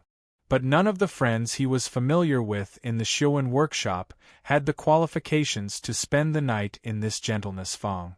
The cost of spending the night here was frighteningly high. Even if you didn't find a beautiful woman to accompany you, and didn't have the money to tie you down, just other expenses alone, you might not be able to save up for a year. So, the situation here, Yang Fan heard from his friends in the brothel. He thought that this place was like a paradise on earth, but he didn't expect that the paradise on earth in the eyes of men couldn't be separated from sensual pleasures. Even in this extremely elegant and secluded garden, it couldn't escape the smell of lust. Yang Fan's original plan was very good. First, he would book a beautiful garden, order a few delicate and delicious dishes, and then he would drink wine with Xiao Man. When the mood was high, he would take her to wander around the flowers under the moon, and accompany her to play on the swing. When it was the third watch, they would walk hand in hand through the rows of embroidery buildings with red lanterns hanging high. Then they would walk through the bridges connecting the buildings and stroll through the entire Ting Wen Fang. In the tenderness workshop, it was a tender night. He also expected that there would be singers and dancers in this kind of place, but he did not expect that the erotic taste here had already been immersed in every grass, every tree, every flower, and every tree. It was not a place where he and his wife could be romantic at all. Yang Fan really did ask Feng Shihui in advance, but he said that he wanted to find a very elegant and quiet place with a very close person. How did Feng Shihui know that he was talking about his wife? Of course, the first place was recommended here. When men seek pleasure, it was called romantic. Of course, people would not deliberately point out that this place was a brothel. So, Yang Fan ignorantly brought his wife here. In the end, he found that this place was indeed elegant and quiet. If he wanted to seek pleasure here, there were indeed countless secret spaces. But to bring his wife to a brothel, it felt very strange. This place, cough cough, it's not what I imagined. Yang Fan touched his nose and guiltily said, "How about we leave?" "No, this place is very good. The girls in this place are not only beautiful and charming, but they are also well educated and considerate. If you don't want to sleep, they can play a lot of interesting games with you, such as throwing hooks, shooting arrows, throwing dice." Xiao Man counted her fingers and slowly explained to him. That half-smile made Yang Fan's forehead sweat. Yang Fan laughed dryly and mumbled, "I'm not familiar with them. Why would I come here to play games? It's better to go home with my wife, ha ha. But you've already spent money." Xiao Man glared with her almond-shaped eyes. "Booking this garden, it's 100 strings of coins. Lang Jun spent a lot of money in one go and we just eat a few dishes and leave? Yang Fan did not speak. His wife was a little money grubber, and when she mentioned money, the problem was very serious. Therefore, Yang Fan did not answer. He just continued to rub his nose. His handsome nose was almost flattened by him. Xiao Man looked at his embarrassed face and suddenly smiled. She slowly walked over and sat in his arms. She stared at him and said, Lang Jun seems to have never been to a place like this before? Yang Fan said with a bitter face, If I've been here before, why would I be such a jerk and bring my wife here tonight? Xiao Man smiled sweetly. Her cherry lips moved forward and planted a kiss on his cheek. Her tone was a lot softer. Tell me, why did you bring me out today? There must be a reason, right? Yang Fan stammered, Because tomorrow is Chinese Valentine's Day. Xiao Man blinked and said, Yes, that's what's strange about Nunu. Tomorrow is Chinese Valentine's Day, so the curfew will be lifted. Lang Jun wants to play, so why not bring Nunu out tomorrow? Why did you choose today? The autumn air was crisp, and the weather was not hot anymore. Yang Fan was wiping his sweat. Because tomorrow night. I have something to do. What's the matter, Lang Jun? On a day like Chinese Valentine's Day, there shouldn't be anyone inviting you, and Lang Jun wouldn't invite guests, right? Under normal circumstances, it's like this. Yang Fan wiped his sweat again. His wandering eyes suddenly became firm. Since he could not hide it, he decided to confess. Nyonyo, elder brother, tomorrow night. I have to see someone. Yang Fan began to play the emotional card. He knew that as long as he called Nyonyo, Xiao Man would not make things difficult for him. A woman? A woman's intuition was really scary. Xiao Man immediately guessed something. Yang Fan nodded slowly. Yes, a woman. Xiao Man's eyes darkened. She gently lowered her head and said faintly, Before Sister Wanner, I have nothing to say. Miss Anu. It's not that I can't tolerate her. You are a man. Xiao Man gently bit her lip. She looked more and more pitiful. Even if you play outside and occasionally do something, she won't blame you. But, do you have to choose to be with her on Chinese Valentine's Day? Chinese Valentine's Day was a festival for unmarried girls. It was also a festival for begging for love and marriage. For married young women, it was a festival to be spent with their husbands. There were trees in the south, and they could not be missed. There were wandering girls in the Han, and they could not be missed. If Yang Fan had only chosen this day to go out, it would have been fine. But he chose this day to spend with another woman. No wonder Xiao Man was sad. Yang Fan hurriedly said, Of course not. You're thinking the wrong way. He held Xiao Man's soft hand and sincerely said, The reason why I chose tomorrow is because this is the time she set. And when I promised her, I didn't think so much. You also know. Men are sometimes very careless. But I'm not going to see her tomorrow to flirt with her. Xiao Man raised her head and looked at the night sky outside the pavilion. There were many stars twinkling in the sky. A bright Milky Way ran from north to south, dividing the sky into two halves.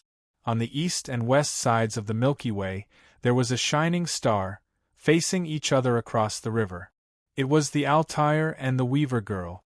Xiao Man looked at the Altair and the Weaver Girl in the sky and softly said, Princess Taiping? Yang Fan nodded seriously and said softly, There are some things that must come to an end. Only after it is settled can I feel at ease. Xiao Man looked down at him. Her eyes were shining like the Altair and the Weaver Girl in the sky. Lang Jun, you don't have to explain so much. Of course I believe you. If a man wants to hide something from his woman, the more you ask him, the more he will lie to you. Smart women, it's better not to ask. Yang Fan looked at her in surprise. It seems to make a lot of sense. When did you realize such a truth? Xiao Man rolled her eyes at him and said angrily, You're showing your fox tail, aren't you? I didn't think of this. It was Madame Wang who told me. Xiao Man glanced at the pond. A fat golden carp jumped up and swung its tail. With a splash, it dived back into the water, causing a lotus branch to sway. Xiao Man sighed softly and said, Lai Junshan has been demoted to Tongzhou to join the army. Madame Wang has also followed me to the post. I have one less person to talk to. Yang Fan laughed dryly. He rubbed his nose and said, You have one less person to talk to, and I have one less thing to do. If the person you can talk to returns to Luoyang, I'm afraid I'll have to be a busybody. Xiao Man wrinkled her nose at him. A gentle smile suddenly appeared in her eyes. It was as if the entire Milky Way was reflected in her eyes. It was stunningly beautiful. You are going to see her tomorrow, so you want to accompany me tonight? Yes. A hint of shame appeared in Yang Fan's eyes.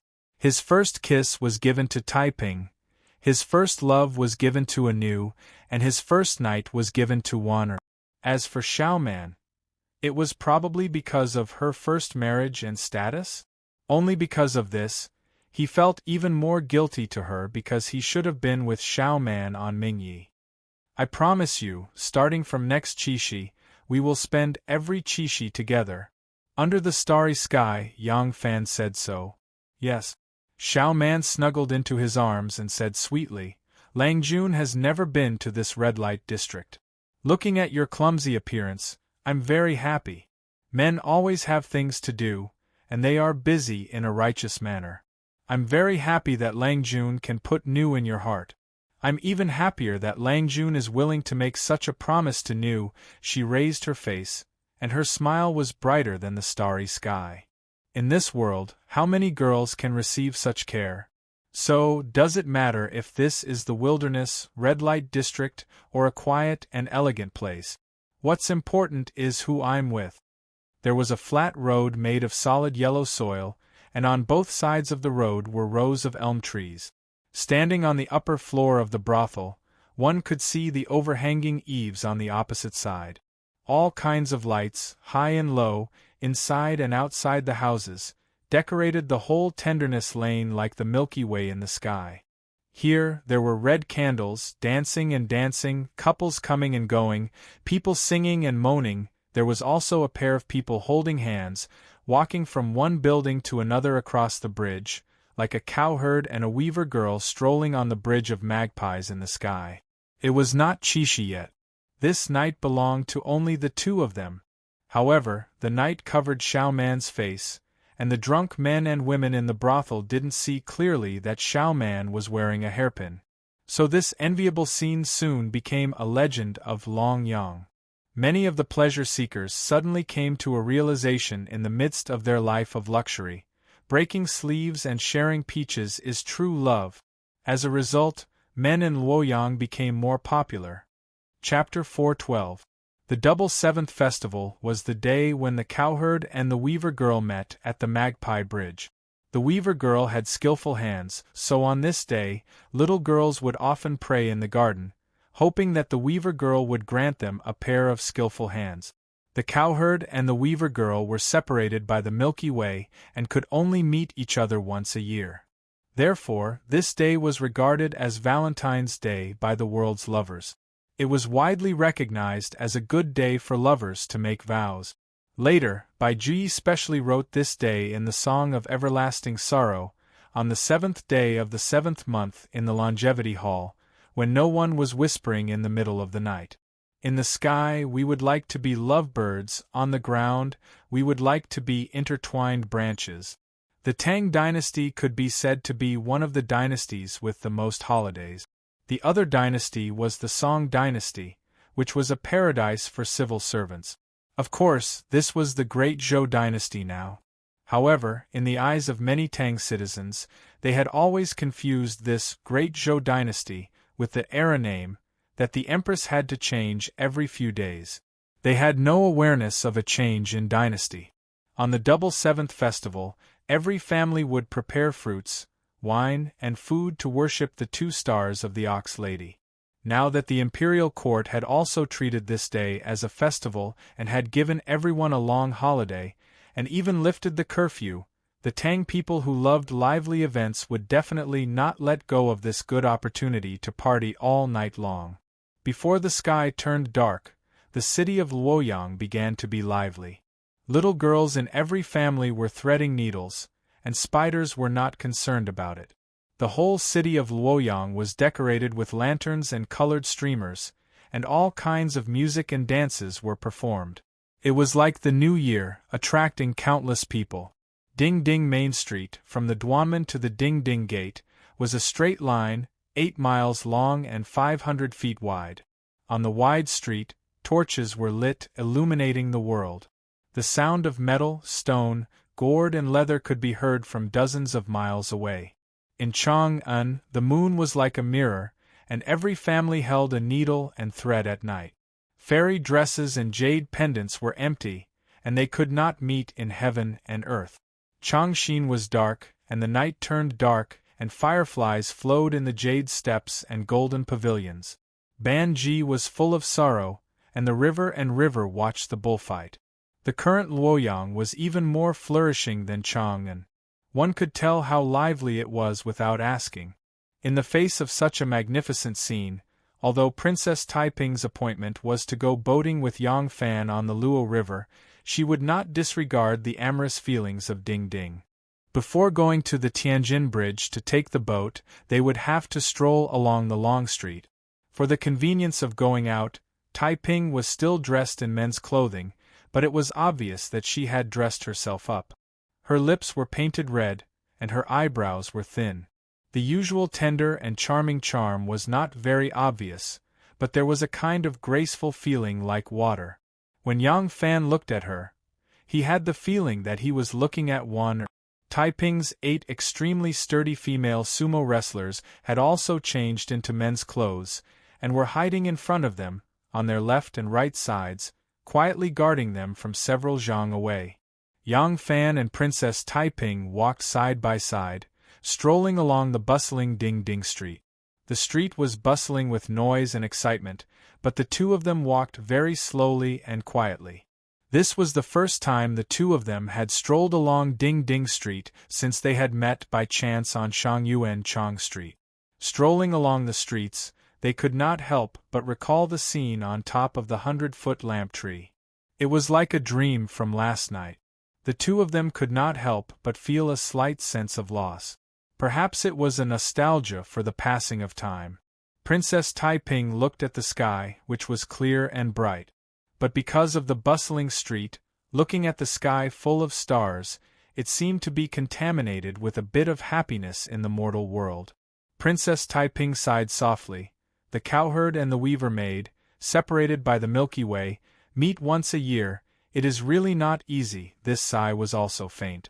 It was not known whether she was sighing for the cowherd and the weaver maid, or for the difficulty of meeting with Yang Fan. Yang Fan also looked up at the sky and lightly said, "One day in heaven is 1 year on earth." In fact, the cowherd and the weaver maid meet every day. The mortals in the world judge others by themselves, and think that the immortals suffer like them. Princess Taiping was angry and amused at the same time. She gently turned the small golden fan in her hand and knocked on Yang Fan's shoulder. She softly said, "You spoil the fun." The two strong female sumo wrestlers nearby immediately turned their faces away, and did not look at her. Yang Fan smiled, and did not react to Princess Taiping's flirting. Princess Taiping's expression slightly darkened, and she sighed again. "Even if it is as you said, the cowherd and the weaver maid meet every day, why do mortals in the world place their resentment, separation from love, and unattainable suffering on the immortals?" Yang Fan shrugged and said, "I am slow-witted and really do not know. Speaking of which, this Qixi Qiao Qiao is a special festival for girls, although many men join in the fun." Princess Taiping lightly tapped the small golden fan in her palm, and said in a low voice, "A girls' festival? If it is because of girls, I think it is probably because in a girl's heart, a good man is like the Altair star in the sky, which can only be found but not sought. It's hard to find a man I like even if I'm holding a lantern." In front of them, a few cute and adorable little girls, holding a few carp lanterns and orange lanterns, walked past them, as if to confirm Princess Taiping's sigh. But what entered their ears was the little girl's laughter, and they did not know the slightest bit of sadness. Yang Fan could not bear it any longer and coughed, "Your Highness, when are we going to go boating on the Luo River?" Princess Taiping rolled her eyes at him and said, "There is still a night's work, the night is long, why are you in such a hurry?" Princess Taiping's beautiful eyes turned, and she suddenly smiled. "Could it be you like to go boating alone with me?" Yang Fan shivered, and quickly laughed dryly. In my opinion, let's go a little further, and walk to the Ding Ding Gate and then walk back. Princess Taiping snorted and faintly said, "Those things in the palace. I am very annoyed, can't you give in to me a little?" Yang Fan touched his nose and did not say anything. The two of them continued to walk forward, shoulder to shoulder, not saying a word. Their eyes slowly swept over the young boys and girls, who were happily and gracefully floating past them. They did not even look at the bustling scene in the middle of the street. What is going on in front? As Yang Fan and Princess Taiping were walking, they suddenly saw a crowd in front of them. Today there were all kinds of performances and acrobatics on the Ding Ding Street, and it was not uncommon for people to gather in some places. But this place was the roadside, and it was impossible for people to not go to the center and perform by the roadside. Moreover, as they paid attention, they seemed to hear the sound of ducks and geese crying. Princess Taiping's thin eyebrows rose, and she lightly pointed the small golden fan in her hand forward. Immediately, 4 strong and round female sumo wrestlers walked forward, swinging their arms. The 4 women passed by, and the waves split apart, and a broad road was opened.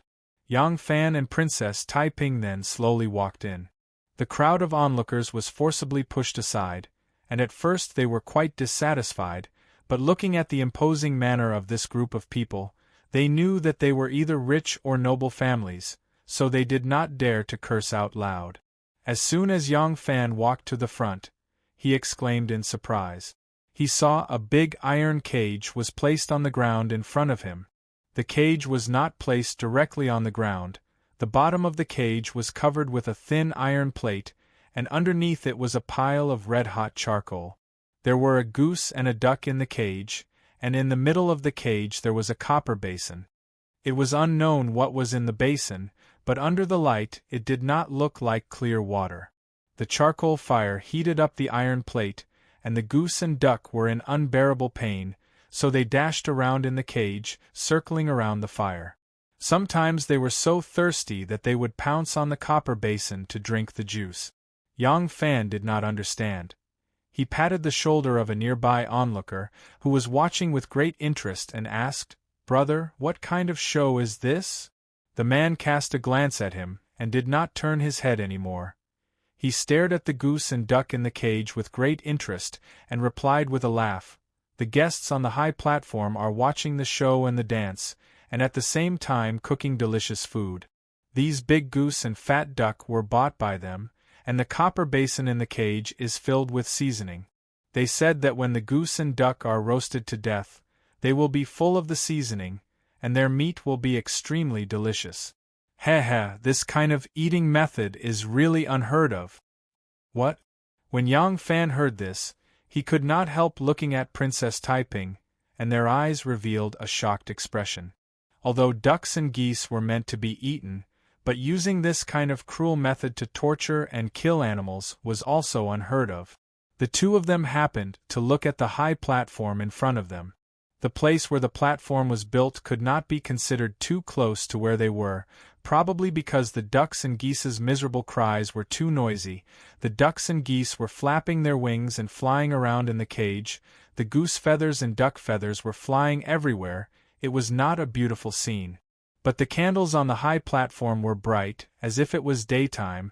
From where the two of them looked, they could see the people on the platform clearly.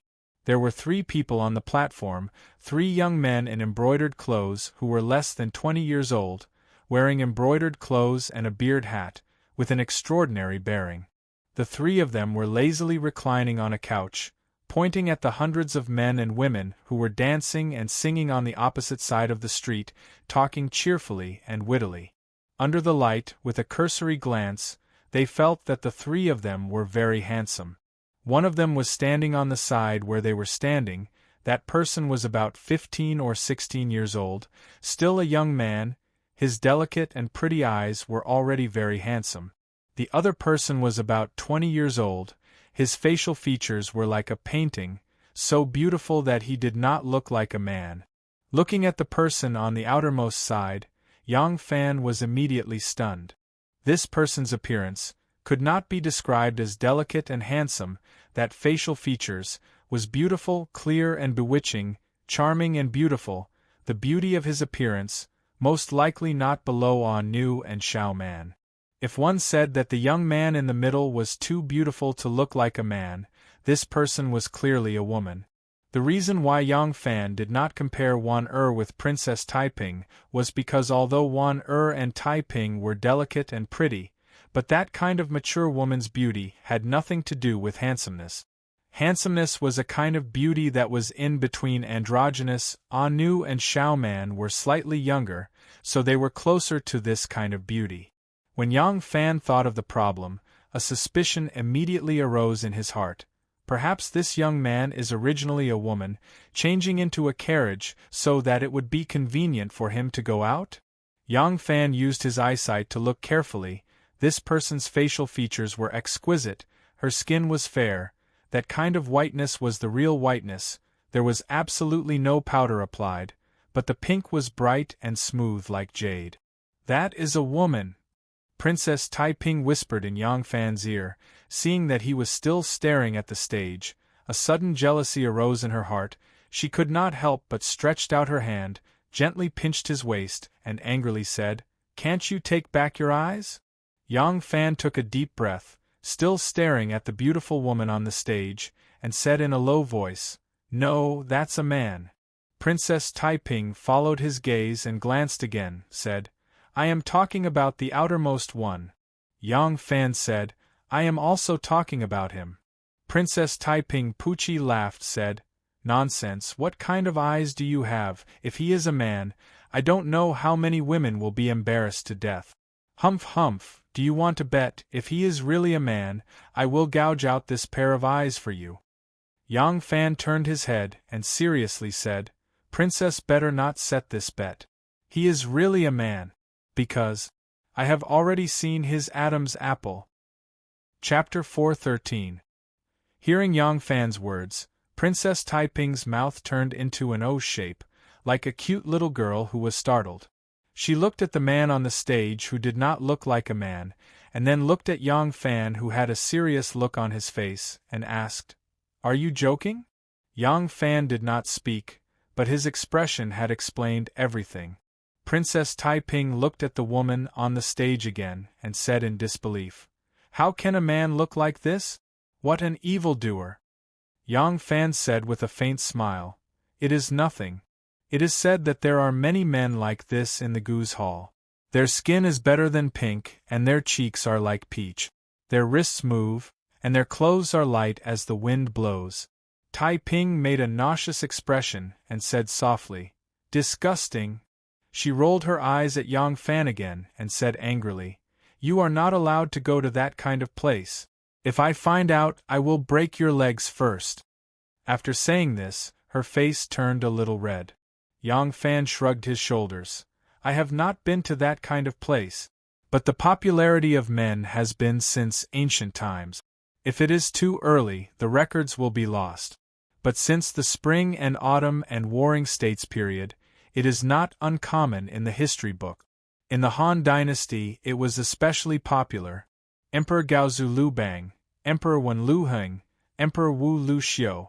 Almost half of the 25 emperors of the Han Dynasty kept male pet. As for the current dynasty, the atmosphere is even more flourishing. Men raise their bodies to sell their goods, and calmly welcome and send them off. Incense brothers, heroes on the dry road, they are everywhere in the street. The youth is like a young history, and the beauty is like the rosy dawn. Holding one's trousers and blushing, turning one's hair slanted. Princess Taiping gently frowned her beautiful eyebrows and said with disdain, "Stop talking, the more I hear, the more disgusting it is." Yin and yang in the universe, male and female, there are differences. Men with eyebrows are beautiful and coquettish, and they wear strange clothes and accessories, and their attitude is similar to that of a woman. What is this? Not to mention that men are female to entertain men. But it is disgusting enough that a man looks like a woman. Yang Fan glanced at her and said, "It seems that your highness is wearing a man's clothes even though you're a woman." Princess Taiping took a deep breath and looked at him provocatively. "Look at me, which part of me looks like a man?" When she took a deep breath, the 2 round lumps on her chest became even more prominent. Her waist was slender, and her buttocks were prominent. Although she was wearing a man's robe, her womanly side was exposed. Especially her face, under the light of the lantern, it appeared strangely charming, a pair of petal-like red lips slightly parted. As long as one wasn't blind, who would be able to treat her as a man? Yang Fan didn't dare to look again, but he didn't reply. He just turned his head away. Princess Taiping smiled complacently. She took another look at the stage and said, "However, these 3 people are definitely not like the Catamites in the Guqin's house." Yang Fan said, "How can I dare to make such an assertion? You know them?" "I don't know," Taiping said. "I don't. However, even if the famous Catamite prostitutes are rich and have this kind of extravagance, they won't have this kind of bearing." Princess Taiping squinted her charming phoenix eyes lightly. Looking at their clothes and makeup carefully, they can't be considered to be extremely rich. But each and every one of their movements, even the manservants serving behind them, had a certain air about them. This is the bearing of the aristocratic families, which can't be learned by the nouveau riche. It's even more impossible for men and women who are used for sex. Yang Fan couldn't see these things, but he believed in Princess Taiping's judgment. Yang Fan shook his head and said, "It doesn't matter if they are Catamites or born women, it has nothing to do with us. Let's go to the front." By this time, the duck and goose's feet had been scalded to a crisp. They were lying on the iron board, still breathing, their bodies were twitching from the heat of the iron board. Bursts of fragrant meat wafted in the air, but the duck and goose still let out miserable cries from time to time. Princess Taiping couldn't bear to watch. Yang Fan's words were exactly what she wanted. The 2 of them were about to leave when suddenly they saw 2 servants wearing black clothes and small hats leading a young donkey to the bottom of the stage. They raised their heads and said something to the stage. Because it was noisy on the street, Yang Fan didn't deliberately listen, so even he didn't hear clearly what they said. He only heard the beautiful man on the stage, who looked the most like a woman, said, "Kill it, cook it while it's hot, it'll go well with the wine." Immediately after, 2 servants brought the donkey to the side. Immediately, several burly men pounced on it and nailed 4 wooden stakes to the donkey's 4 legs. Then, they took out ropes and firmly tied the donkey's 4 limbs. Yang Fan and Princess Taiping were about to leave, but seeing this scene, they didn't know what they were going to do, so they couldn't help but stop. They saw the servants tied the donkey very quickly. Obviously it wasn't the first time they had done this kind of thing. Then, he saw a big man with a naked upper body, holding a cow ear knife in his hand. He came to the side of the donkey, raised the knife, and with a pew sound blood burst out, and a wound was opened under the donkey's abdomen. The onlookers let out a hong sound and retreated in fright. Princess Taiping couldn't help but let out a scream and covered her mouth with her hand. She was scared stiff. Yang Fan looked at her and couldn't help but take her little hand and pull her back a few steps. That soft little hand felt as cool as jade when he held it in his palm. Princess Taiping had never seen an animal being slaughtered, so she was shocked by this scene. Her heart was beating wildly. As soon as her hand was held by Yang Fan, she knew he wanted to protect her. She couldn't help but feel a sweetness in her heart. She quietly glanced at him, and saw that her Lang Jun was staring at the donkey in front of them. She was a little unwilling, so she couldn't help but lightly pricked his palm with her fingernail. They saw the saber-wielding servant plunge his big bare hand into the donkey's belly through the gurgling blood. He stooped down as if groping for something. Suddenly he gave a loud shout, and the onlookers cried out in alarm, and a section of the donkey's intestines was pulled out of the donkey's belly. Ugh! Princess Tai-Ping couldn't bear it anymore. She felt waves of nausea.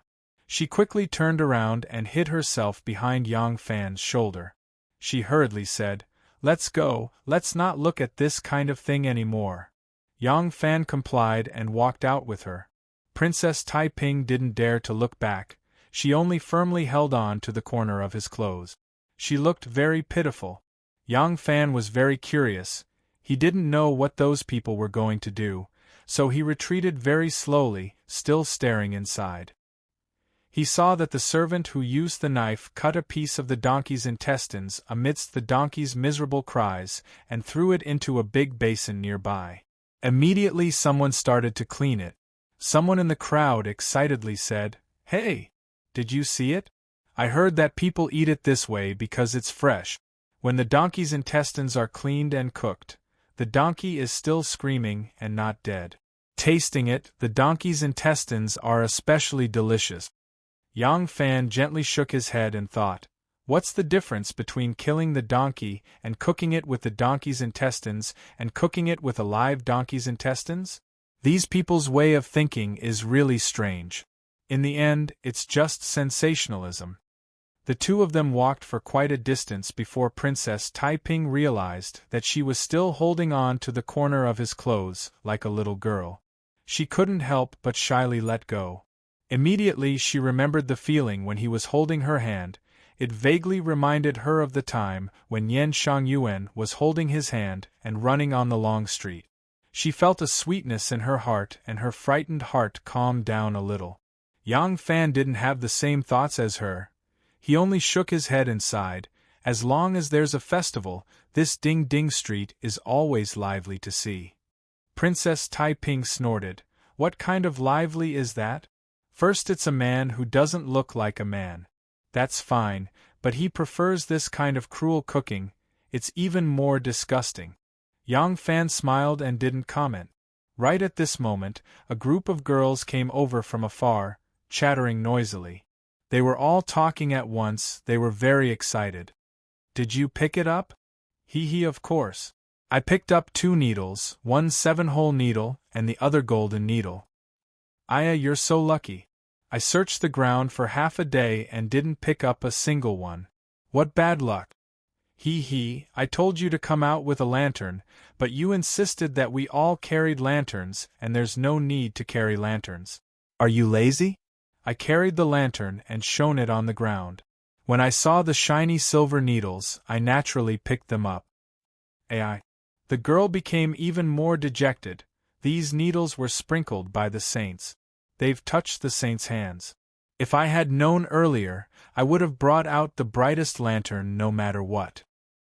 Hearing this, Princess Tai-Ping smiled slightly and revealed a disappointed look in her eyes. It turned out that the Qixi festival was also celebrated in the palace. Every Qixi festival, the weaving and dyeing department would offer a sacrifice. The Minister of Commerce would give out 7-hole needles, golden needles and other things to the imperial concubines and palace maids. The Emperor and Empress would also build a beautiful platform on the side gate and display fruits, wine and dishes on it to ask for favors from the Altair and the weaving maids. Sometimes they would throw 7-hole needles and golden needles at the foot of the city and allow the common people to approach and pick them up on the ground. Looking down from the tall building, one could see countless people walking around with lanterns. It was a funny scene. When Princess Tai-Ping was young, she accompanied her father and mother to play on the Qixi festival. She used to throw 7-hole needles and golden needles on the platform as a game. Thinking about it now, it was like a dream. The girl who didn't pick up the Qiqiao needles saw the girl who picked up the 2 sewing needles and said, "They might not all be left behind by the saints. Maybe there's the crown prince, the imperial concubines, and the palace maids." The girl who picked up the needles snorted, "You don't understand? Palace maids are not qualified to throw needles to the common people. Imperial concubines or the crown prince can, but the current crown prince is about to be deposed. He is imprisoned in the East Palace all day and cannot step out. How can he still celebrate the Qixi festival with the saints? Hearing this, Princess Taiping's eyes darkened. The news that the crown prince was about to be deposed was known even by the common people. The girl said, "Even the crown prince is not qualified to come. How can there be imperial concubines in the harem?" Princess Taiping's legs seemed to be filled with lead, and she walked slowly. Yang Fan walked a few steps and suddenly realized that Princess Taiping did not follow him. He turned his head and saw that she was troubled. He thought of what the girl said and knew what Princess Taiping was worried about. He wanted to turn around and comfort her. The words were on the tip of his tongue, but he swallowed them back.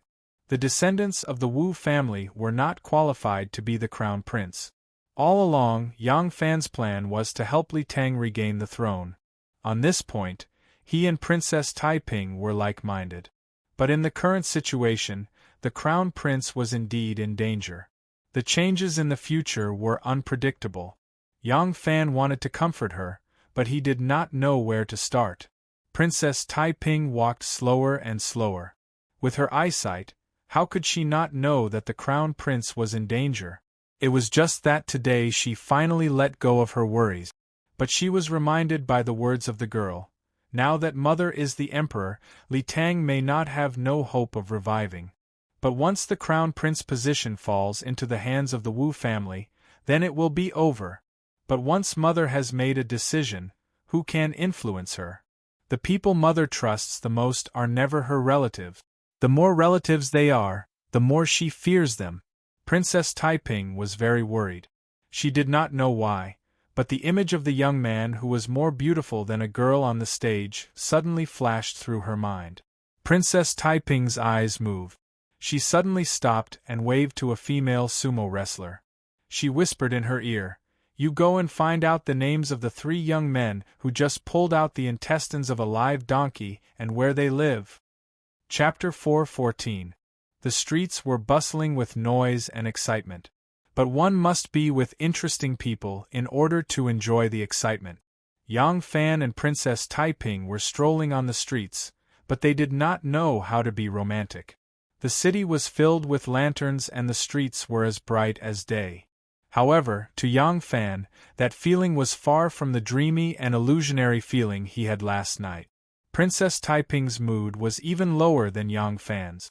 The unintentional words of those girls swept away the joy in her heart.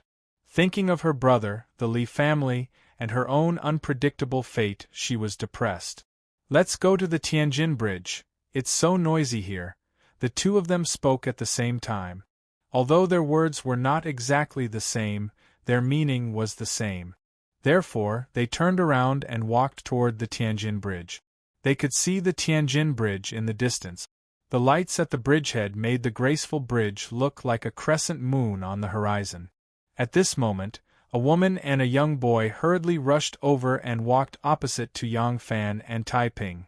Because of their hurried footsteps, they almost bumped into each other. The streets were crowded with people.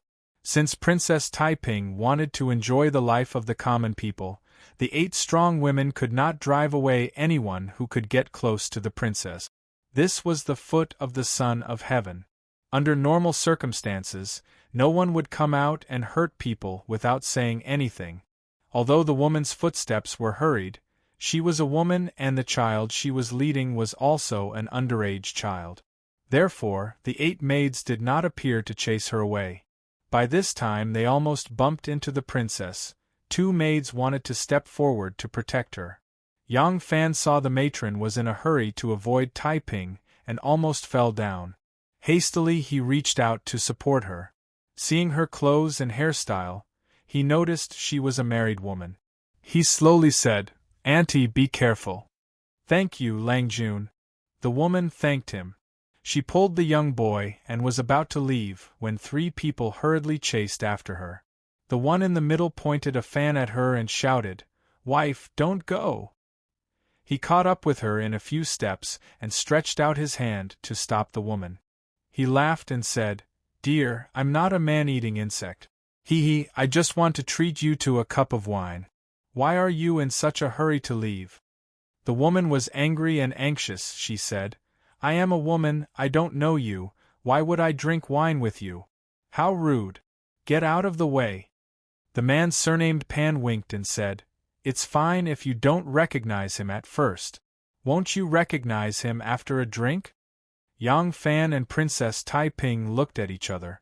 They did not expect that they would encounter such a vulgar plot of molesting a civilian girl when they were about to reach the bridgehead.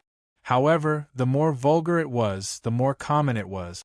In the boundless world, spring and white snow were definitely not the theme of life.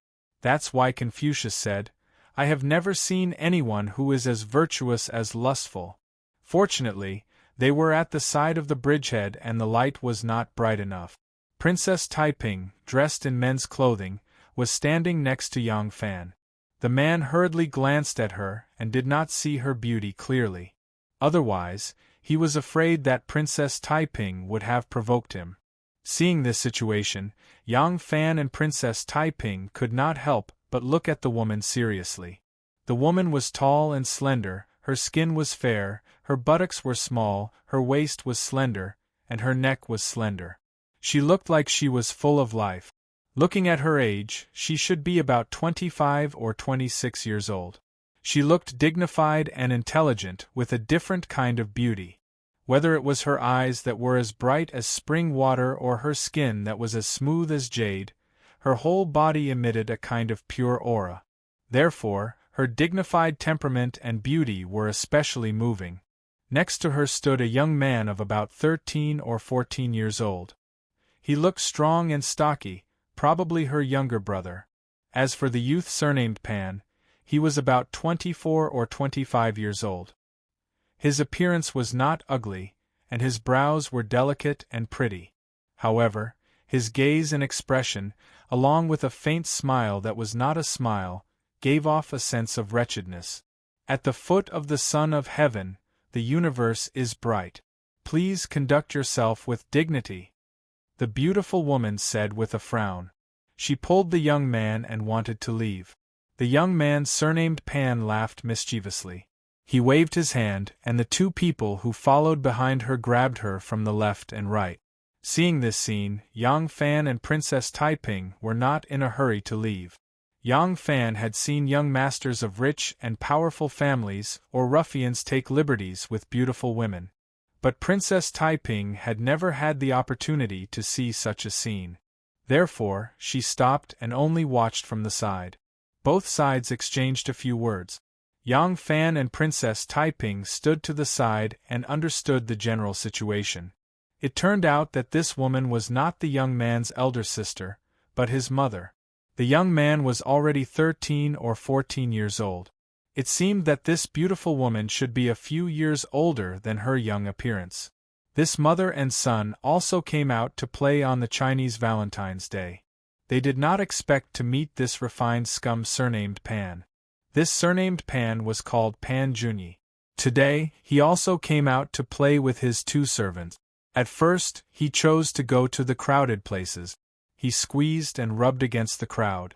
He rubbed against the woman's plump buttocks and touched the girl's breasts. He rubbed against them until his heart bloomed with joy. He was playing happily when he met this beautiful woman who was shopping with her son. It must be said that this Pan Junyi had good taste. It was probably because he had seen a lot of flirtatious and charming women.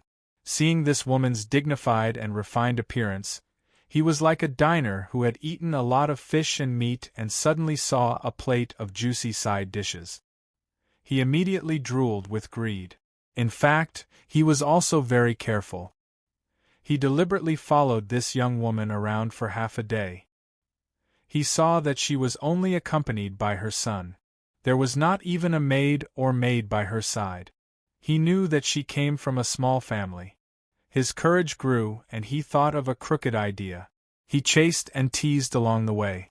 Pan Junyi's temper was aroused, and he could not let it go. Princess Taiping was somewhat curious at first. When she heard the story clearly, she immediately revealed a disgusted look. She said to Yang Fan in a light tone of anger, "Why are you still looking here? Quickly send this disgusting thing away." Yang Fan cast a glance at her and thought, "You are a dignified princess. You also have the 8 great Vajra guardians by your side. You only need to give an order and you will immediately make him disappear. Why do you have to order me around?" He did not know that in Princess Taiping's heart, she did not have the slightest thought of ordering Yang Fan around. Instead, when a woman encounters a problem, she would subconsciously seek support from her man. As for whether she had the ability to stop this kind of behavior, she ignored it. Yang Fan also wanted to stop it. After hearing Princess Taiping's words, he took a step forward and shouted, "Stop!" Pan Junyi pushed the woman to the corner. Her son, who was angrily cursing, was also pushed to the side by a servant.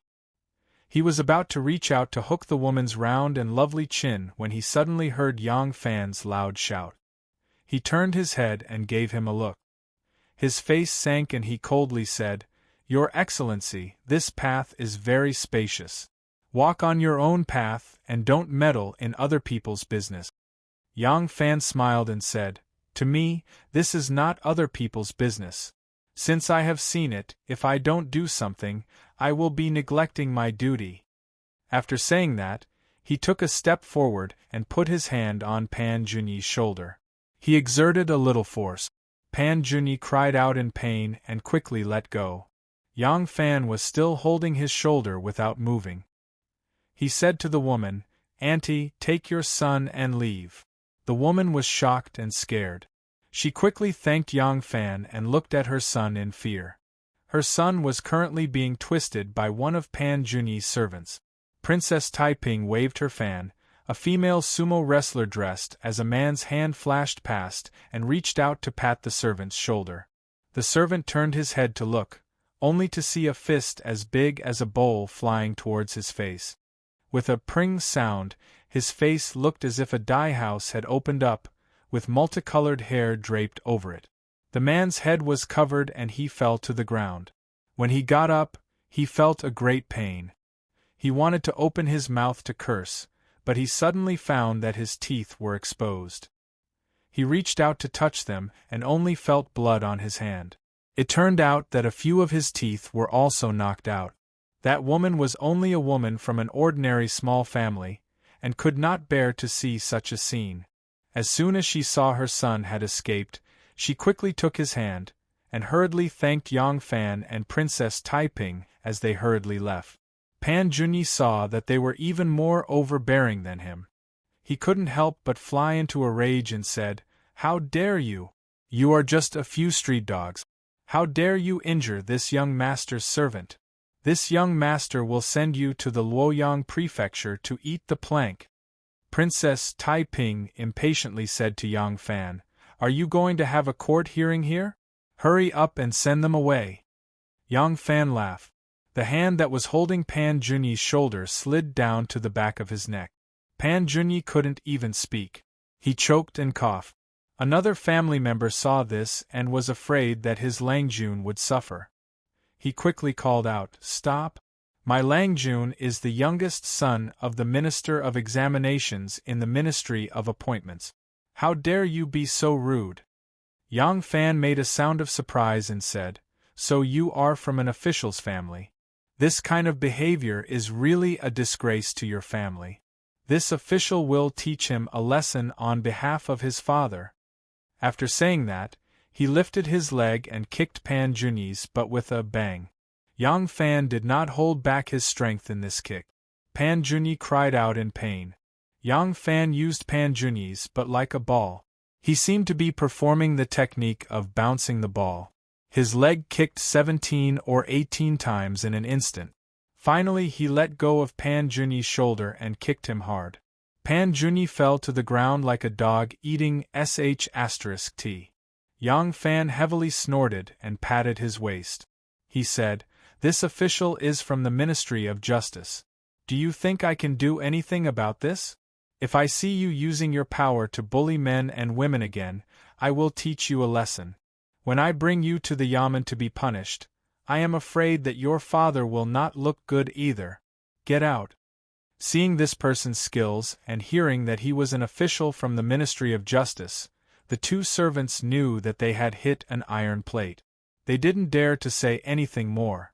They just went forward to pick up Pan Junyi and ran away. Yang Fan clapped his hands and walked back. Princess Taiping smiled and said, "How powerful!"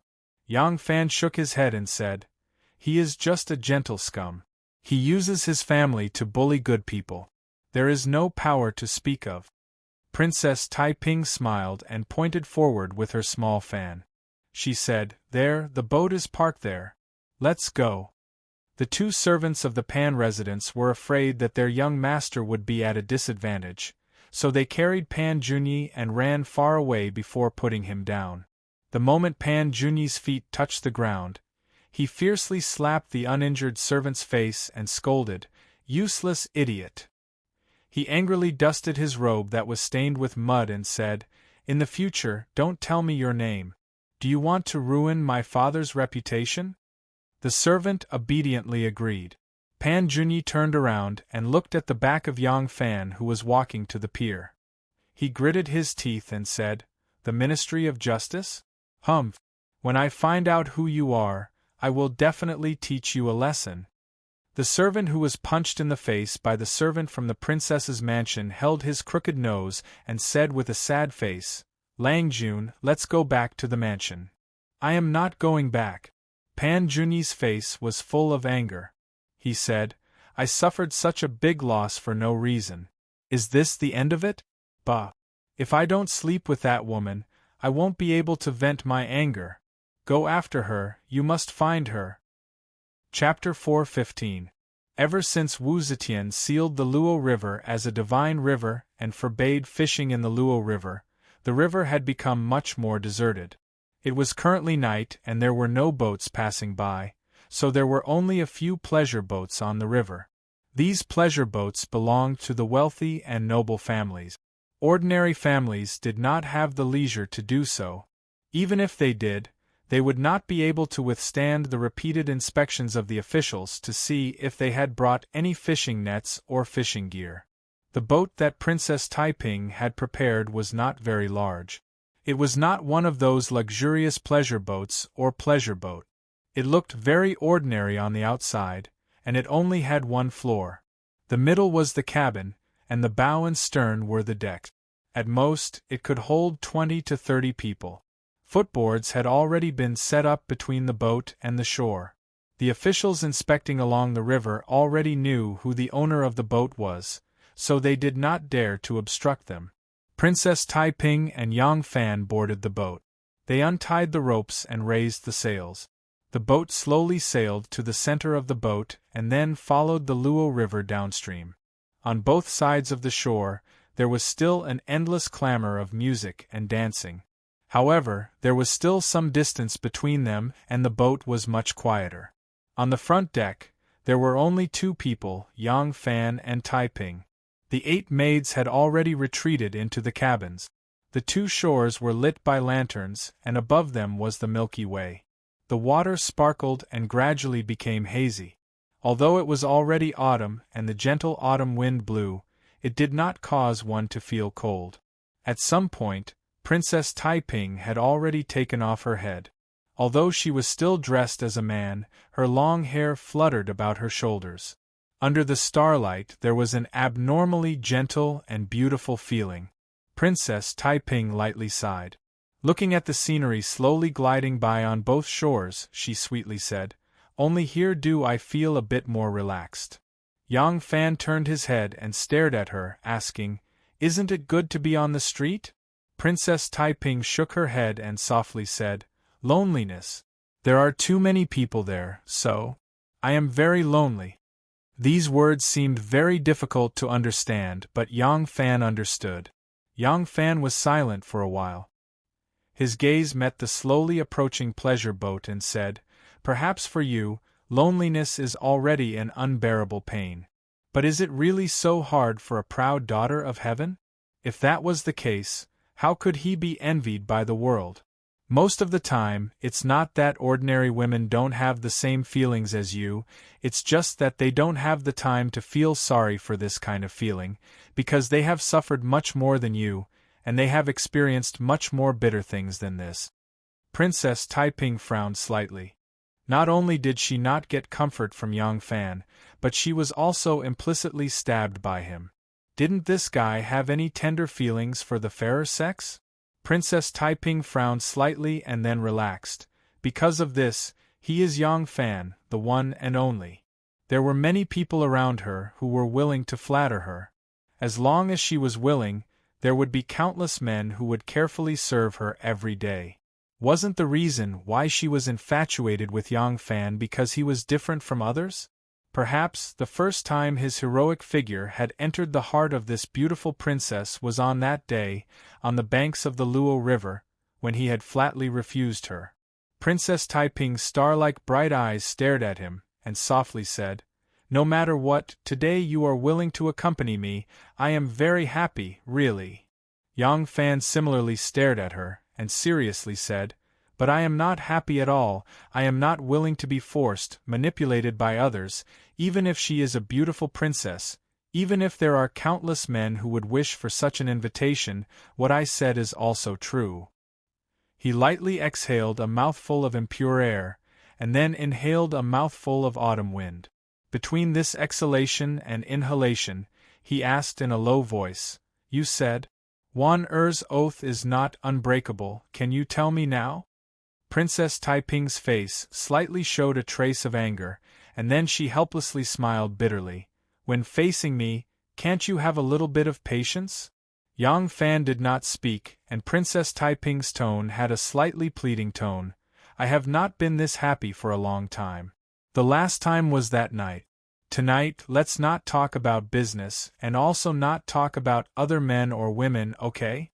After a moment of silence, she added, "Tomorrow morning, I will tell you everything you want to know." Yang Fan's hands held onto the side of the boat. The pleasure boat in front of them was passing by, and the waves caused their boat to rise and fall. As the bow of the boat rose and fell, Yang Fan smiled at Princess Taiping and said, "Okay. Tonight is Chinese Valentine's Day. Do you have wine to drink?" There was wine on the boat. There were all kinds of wine, and all the famous wines of the Tang dynasty were here. Of course, most of them were wine. They were using a set of sparkling and translucent wine glasses. The glasses shone brightly under the light. When the dark red wine was poured into the glasses, the red color of the wine reflected on their faces. The two of them tacitly stopped bringing up all the problems that troubled them. This night they only gave it to joy. They talked a lot. Princess Taiping told Yang Fan how she felt when she first saw the bow-hitting youth, and how he was surprised when he first refused her invitation. Yang Fan talked about how he trained the monks at the White Horse Temple and how he wanted to defeat the women of the inner court. Of course, he also talked about how he first appeared on the banks of the Luo River. He talked about how they used tricks to deal with Lu Junfan, making Lu Junfan write the Book of Separation on her own initiative. In the end, they went for wool and came home shorn. This made Princess Taiping very happy. The wine and dishes were very sumptuous. Although they were all fish, they were cooked in a variety of ways. There were also many kinds of fish. They were all fresh fish caught from the Luo River and cooked on the spot. As early as 3 or 4 years ago, Wu Zetian decreed that the Luo River was closed to fishing. However, this ban was only effective on the common people in the marketplace. If the princess wanted to eat the fish of the Luo River, it would be as easy as turning over her hand. Because they had entered the cabin, Princess Taiping's 8 great Vajrapani hid outside. Naturally, neither the boatman nor the cook could listen to their conversation, so there were only the two of them in the cabin. Although there were only 2 people, they did not feel that the boat was empty. Loneliness did not depend on the number of people or the number of people, especially when a man and a woman were together. The wine cups were not big. Every cup of wine was just enough for people to taste its mellow fragrance. Therefore, the wine was poured frequently. The more the wine was poured, the faster one would get drunk. When Yang Fan felt that his face was already swollen to the point of numbness, Princess Taiping's eyes also stared blankly. Where is this boat going? Yang Fan's mind was still clear. He listened to the sound of the oars outside the cabin with some uneasiness. It doesn't matter where it goes. It's best if it goes to the horizon. That way, I won't have so many worries. Princess Taiping giggled. Seeing Yang Fan's worried expression, she covered her mouth and said, "Look at your courage. Don't worry. When the boat reaches the junction of the Yi River, it will turn back. When it's daybreak, it will definitely come back." After Princess Taiping finished speaking, her body tilted and she snuggled into Yang Fan's arms. Originally, they were sitting opposite each other, separated by a few tables. Unknowingly, the two of them had already sat together. When the warm and fragrant jade entered his arms, Yang Fan was slightly surprised. Princess Taiping's soft and beautiful face had a touch of drunkenness. She hugged Yang Fan's waist and said coquettishly, "I want you to hug me to sleep." "Coax me to sleep," Yang Fan smiled bitterly. It was not the first time that he had pushed away the princess's hug. But this drunken princess, precisely because she was unconscious, how could she do this? Yang Fan's hand had already reached her shoulder. In the end, he did not use force. He just gently slid down. One hand supported her soft and plump waist. The other hand slid down along her smooth back and stopped at the bump. As soon as Princess Taiping fell into his arms, she immediately fell asleep. Neat eyelashes covered her eyes. On her rosy cheeks, a pair of petal-like lips were slightly pouting. She looked like a tender and naive child. Yang Fan leaned back and found a comfortable position. Taiping, who was originally lying in his arms, was now lying sideways on his lap. She used his thighs as a pillow, still sleeping sweetly. Yang Fan let out a long sigh. He leaned his head against the bulkhead. With the slight undulation of the ship, his body gently swayed. His body was drunk, but his heart was not. His mind was still clear. At this time, Taiping was undoubtedly cute. But tonight, it was only tonight. Not to mention that she had a husband, not to mention the resistance from Wu Zetian, her own personality made it impossible for her to be a good match for Yang Fan. She was like a ball of fire. Her love was blazing. But because she was carried away, she would burn herself and others. The only reason she could tolerate it now was because Yang Fan wasn't hers. What if they had a closer relationship? Yang Fan had never doubted her love for him. But no matter how careful Taiping was, he could feel the arrogance and strength hidden deep in her bones. She was her, Princess Taiping. This was her charm.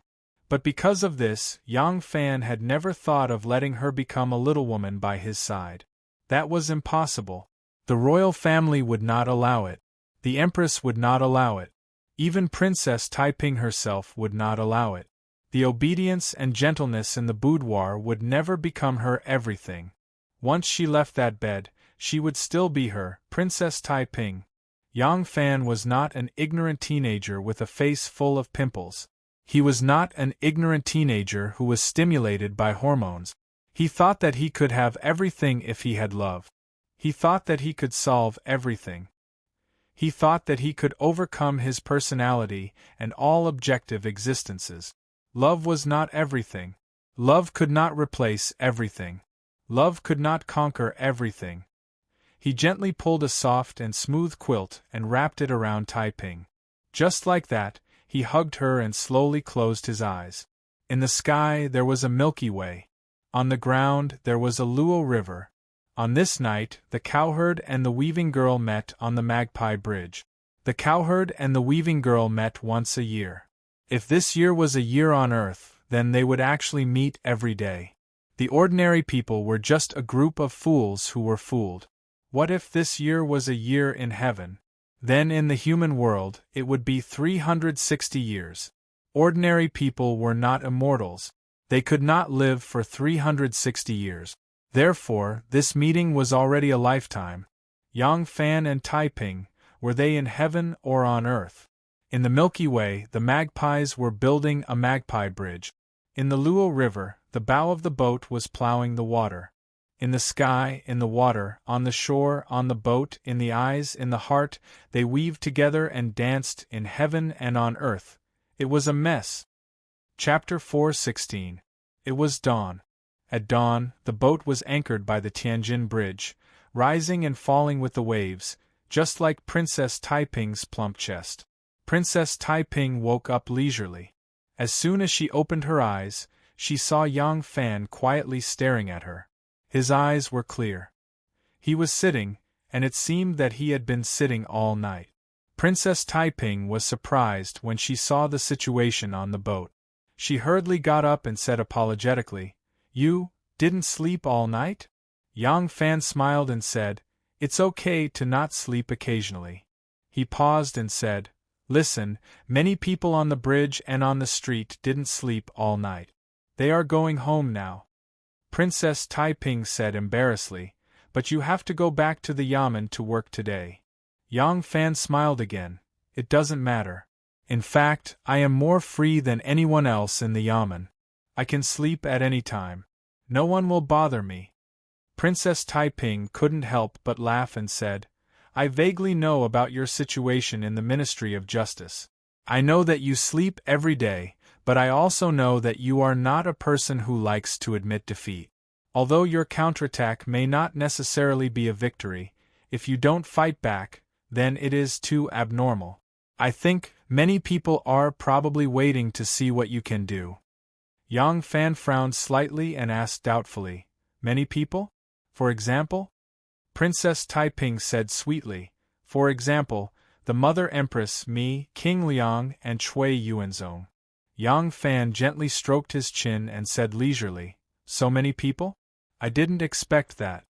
Princess Taiping gently moved her messy hair away from her temples. She rested her head on Yang Fan's lap. Her cheeks were pressed by the folds of her clothes, which made her look like a lazy and charming mature woman. She used her long and slender fingers to tuck her hair behind her ears gracefully. She said slowly, "The Queen Mother sent you to the Ministry of Justice, so it's impossible for her not to be concerned about your actions there. Wu Sanxi's greatest opponent is Wu Qingxi.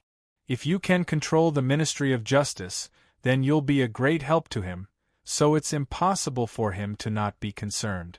As for Cui Yuanzong, his abilities may be limited, but to be able to sit in such a position, other than Fu Yue, that kind of trash, there's definitely no idiot.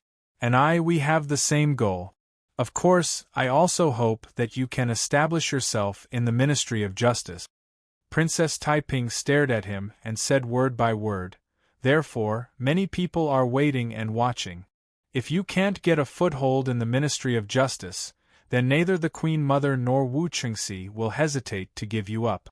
After all, they want you to be of help to them or to make them worry less. They don't want to treat you like a child who hasn't grown up and run to you every day to support you and worry about you." As for Cui Yuanzong, he has only been in the Ministry of Justice for a short time. He has reached a delicate balance with Dong for the time being. After all, he is the head of the Ministry of Justice. This advantage can ensure that he can suppress Dong. Therefore, he also doesn't want a person with a strong background to jump out and raise a tiger. Yang Fan smiled and said, "It sounds so complicated. This is why I don't like the officialdom. There are too many insidious people here. In comparison, being in the army is better. And those influential officials, although they are all arrogant and domineering, they show their emotions on their faces. They are not like those people in the Ministry of Justice, all of whom are like smiling tigers."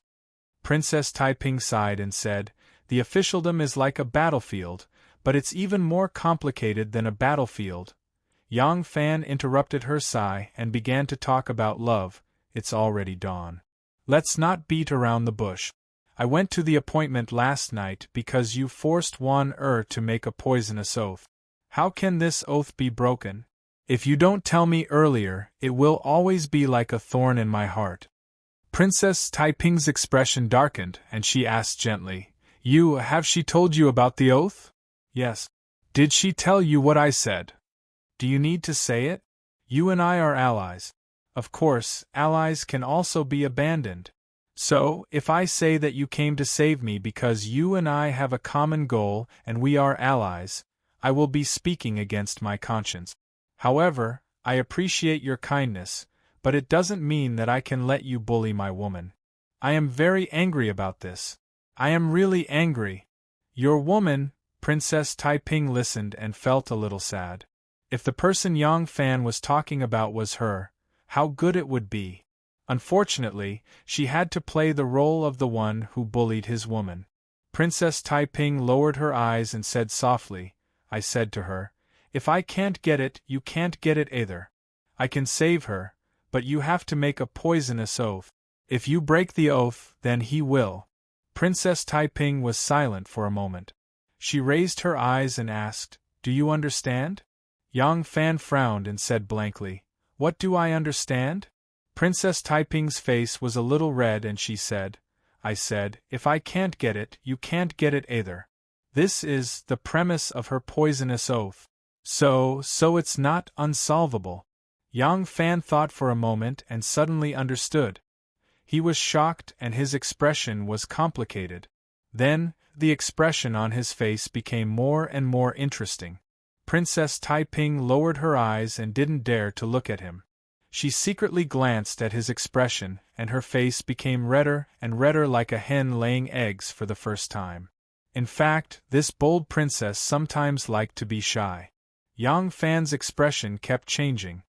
After a while, he suddenly said in a low voice, but when you made Xiao Man swear, you didn't say that?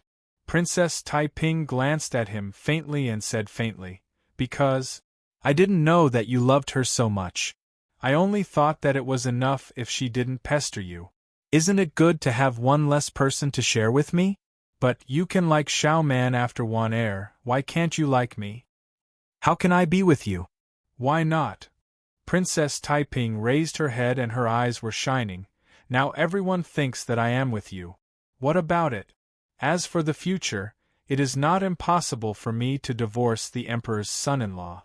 If the Emperor's son-in-law divorces me, I can also do it.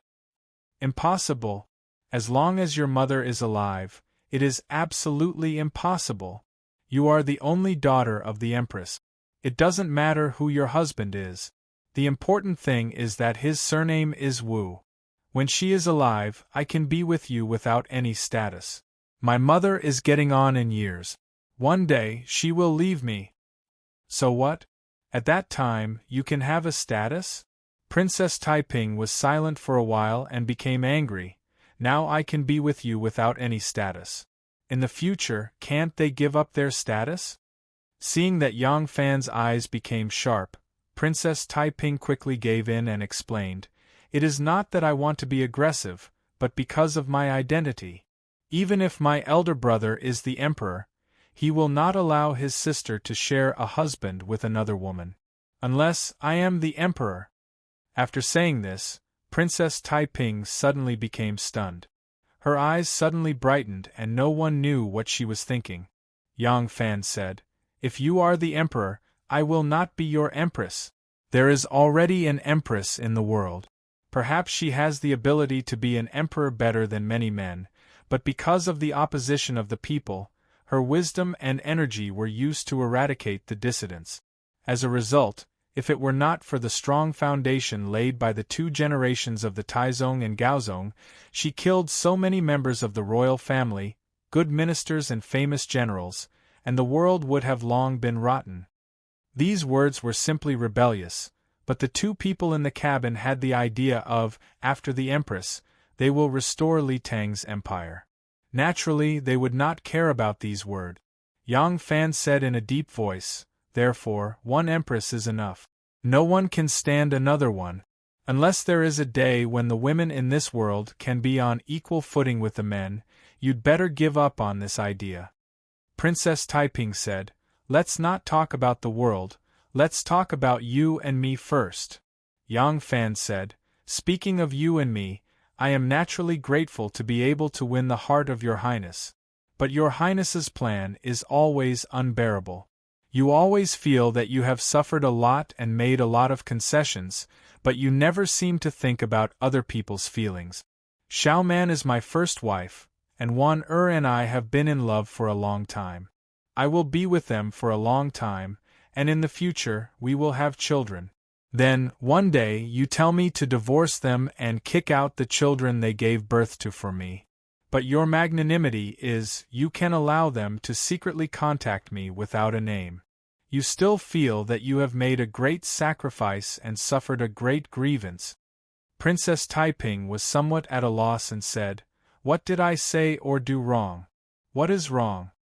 Yang Fan held his forehead and said in distress, "Your Highness, you've been high and mighty since you were born, noble beyond words. Your identity is naturally different from ours. As a child of the royal family, your thinking will never be on the same level as ours. I don't know how to communicate with you." Princess Taiping frowned tightly and looked innocent. Even though she was extremely smart, she still couldn't understand what Yang Fan was talking about. She was a descendant of the emperor, and indeed had an essential difference from ordinary people. Her identity, her environment, made it impossible for her thinking to stand on the same level as ordinary people. Yang Fan's previous worries were not wrong. Some things were deeply rooted in the bone marrow along with a person's living environment and status. When it was formed, it was difficult to change because of other things, even if it was love. The longer they were together, the more estrangement and divergence there would be. The prince and the princess lived a happy life from then on. That was a fairy tale. They might be together sweetly, or they might be more and more bored. They might be intimate, or they might have an affair. They might have a cute little prince or princess, or they might be resentful towards each other because they couldn't have a child. They might be 4 generations living under the same roof, or they might have a conflict between mother-in-law and daughter-in-law. They might still be happy, or they might be sleeping in the same bed. As for a princess, marrying a poor boy who lived at the bottom of society since childhood, and still being able to be very harmonious with him, that was a fairy tale among fairy tales. Chapter 4:17. Seeing her confused face, Yang Fan gave an example. "What's the difference between this behavior and what your mother did to Wu Yuji? Perhaps you didn't use that cup of poisonous wine? You have a noble status and a beautiful appearance. Therefore, even in my heart, I have never felt that there was anything hateful about your actions. I even felt flattered until I personally saw Wan wash her face with tears.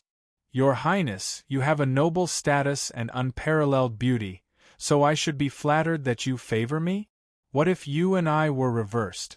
If I were you and you were me, I was the descendant of the emperor, the imperial prince, I had status and identity. I liked you, who already had a partner, and I wanted you to give up the person you loved to be with me. I felt that I had suffered a great injustice when I was with you, and I didn't care about my status with you. I promised to marry you one day and give you a status. You should be grateful, right? What's the difference between this and those foppish men who rob women by force? If the man surnamed Pan that we saw last night didn't just want to play with that beautiful woman, but really liked her, should she be grateful and abandon her husband and son?" Princess Taiping said slowly. That's different." Yang Fan raised his eyebrows and said, "What's the difference? If that woman had a husband, because a noble young master of status, well-dressed, good-looking, and who had feelings for her seduced her, she would abandon her husband and son, and be willing to be his mistress. The result would be that she would be scolded by the people of the world for being fickle and shameless. On the other hand, if this person was a man and was favored by a noble woman with status and identity, and he refused to abandon his wife and son to have an affair with her, wouldn't that make him a cold-hearted man who doesn't know what's good for him?" Princess Taiping was at a loss. She felt that what Yang Fan said seemed to make sense, but also seemed to be strange and unreasonable. For thousands of years, it had been a world where men were superior to women. Even though she was a high and mighty princess, it was impossible for her to be completely unaffected by this concept. Therefore, she never felt that there was anything wrong with what she did. Therefore, she had a lot of resentment towards Yang Fan. But now, after listening to Yang Fan's words, she felt that it was indeed reasonable. Princess Taiping said blankly, "Then, what should I do? I hope you can untie this knot in Wan Er's heart. No matter what the result is, I don't want you to use coercion to make me submit to you. That kind of Yang Fan is not the man you want."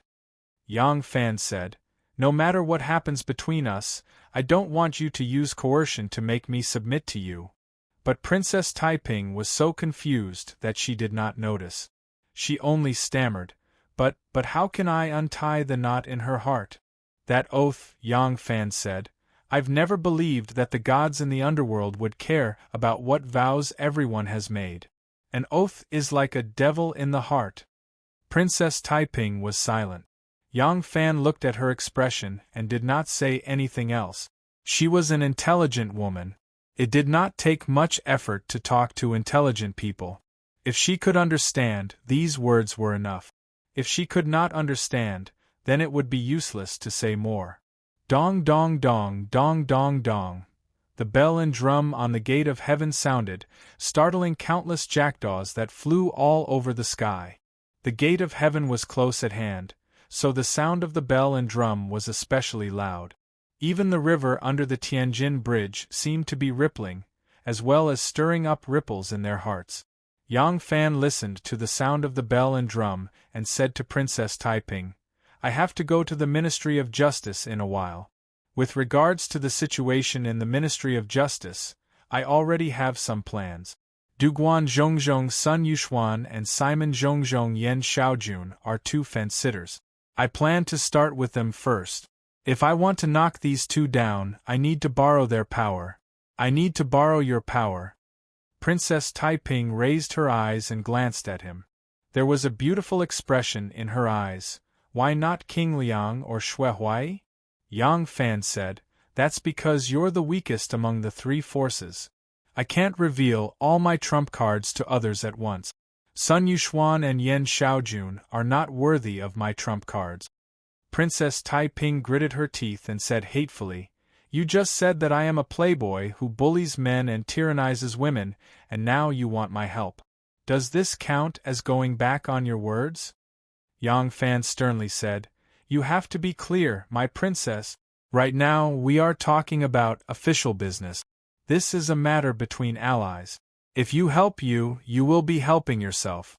If I gain a foothold in the Ministry of Justice, it will be of great help to your plan. It is better to separate public and private matters." Princess Taiping hesitated for a moment and said, "Mother Empress is watching how you are going to open up the situation. If I step in, will she think that you are a hopeless fool?" Yang Fan smiled. "Our emperor is a person who wants to achieve nothing and does not care about trifles. If I call for reinforcements for every matter, I will be an incompetent person. But if I just want to open up the situation and do not use my ready-made connections because I am afraid that people will talk behind my back, then I will be foolish. A foolish person will not be able to achieve anything. Churndong has the geographical advantage. He has been working hard in the Ministry of Justice for many years. Cui Yuanzong has the timing. As the head of the Ministry of Justice, he can naturally recruit a large number of confidants. This is their strength.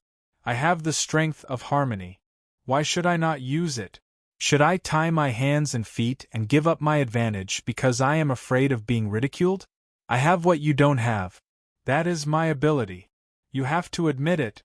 Yang Fan said it very calmly and naturally. It seemed that after being locked up in the censorate court, he had really thought through a lot of things.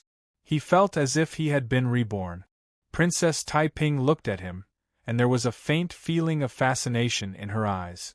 Now he was a little overbearing and a little unreasonable, but she just liked his taste.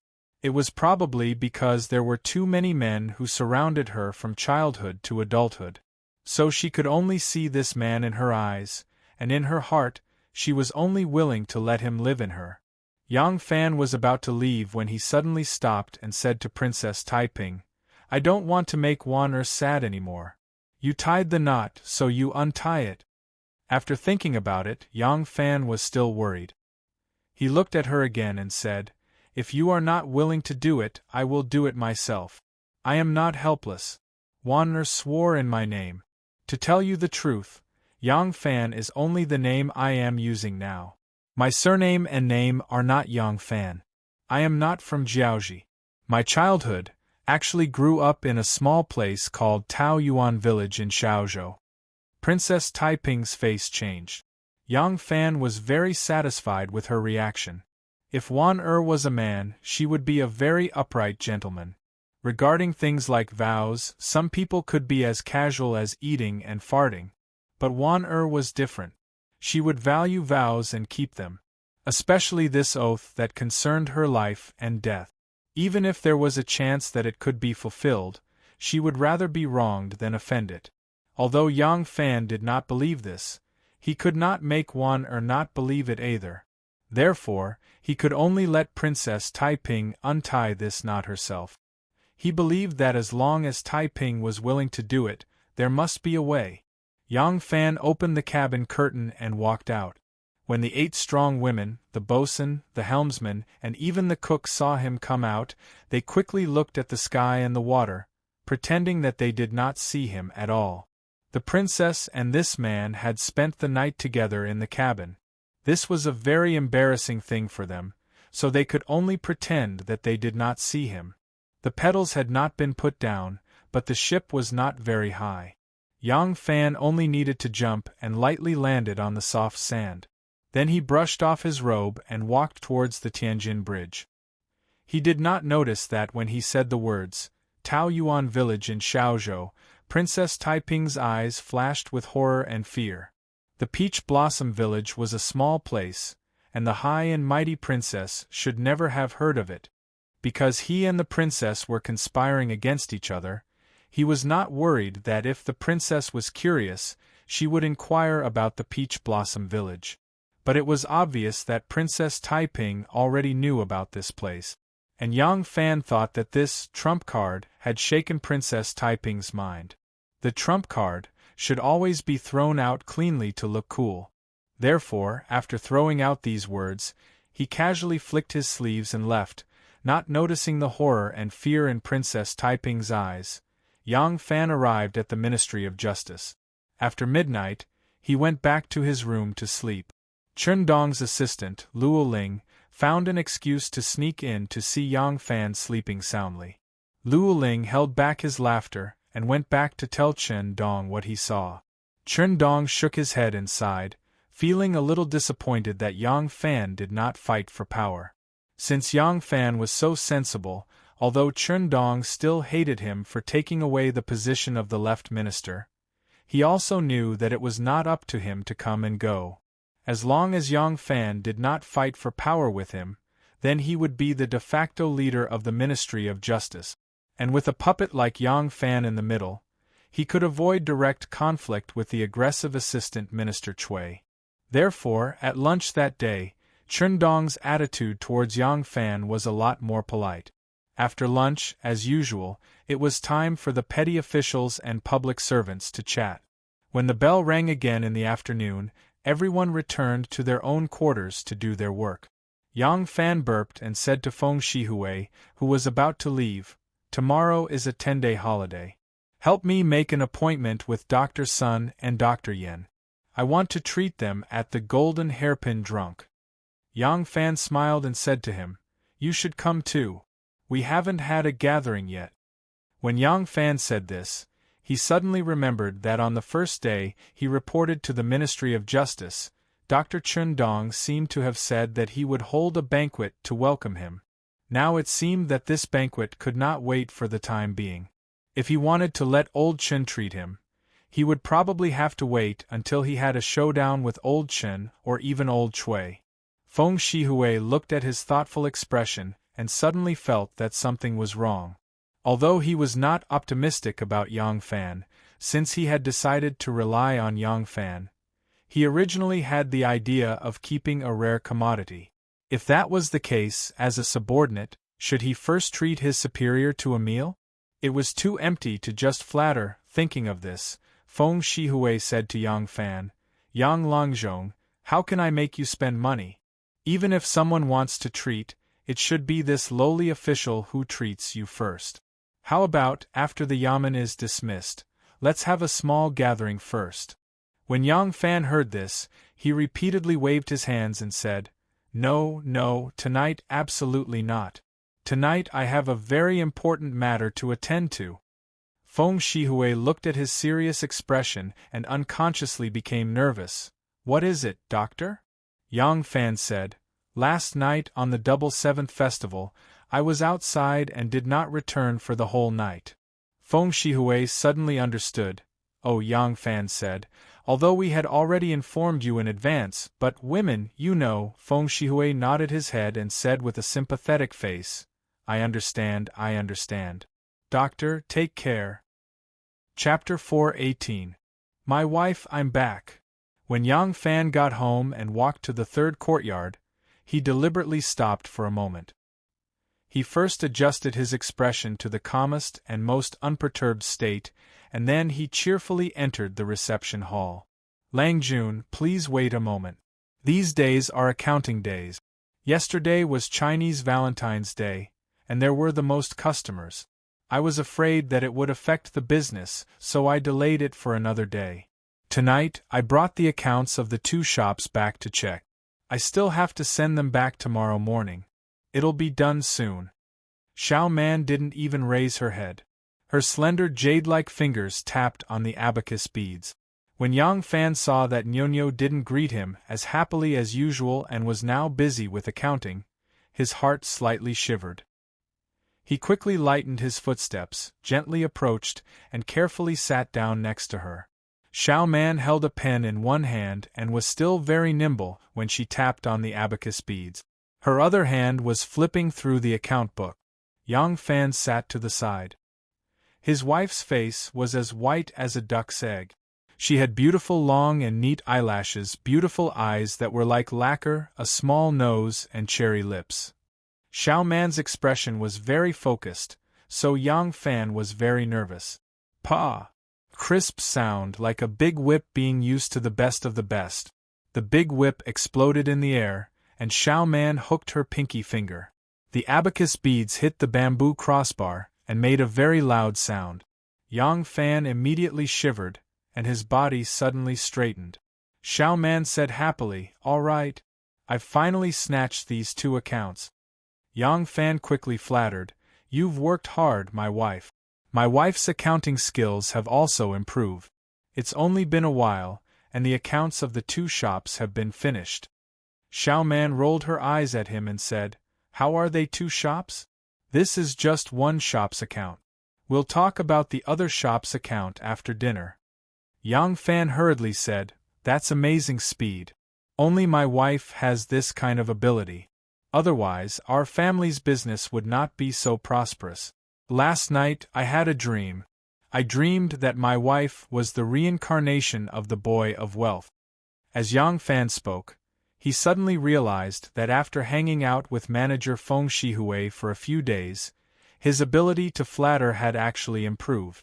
Indeed, he who kept company with ink would be stained black. Xiao Man giggled and snorted, You're unaccountably solicitous. Did you do something wrong?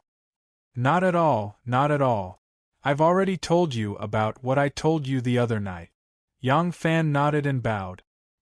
He quickly took out something from his pocket and said to Buchi, Here, wife, look, what is this? So beautiful. Xiao Man's eyes lit up. Yang Fan said contentedly, That's right. I snuck out of the yamen early this afternoon and wandered around the market for a long time before choosing this one that I like the most. Isn't it beautiful? Only my wife deserves such a jade ornament. What Yang Fan took out was a jade hairpin. It was crystal clear, simple and unadorned, but not lacking in elegance. It was a jade hairpin that was as slender as a crescent moon, with a spring jasmine at the top. It was carved from a single piece of jade. At the bottom, there were 3 slender jade ornaments that looked like willow leaf. They were all beautiful greenish-white jade with extremely fine lines on them. There were fine holes at the top of the petals, which hung from the jade hooks above. This jade hairpin itself was an extremely high-quality jade.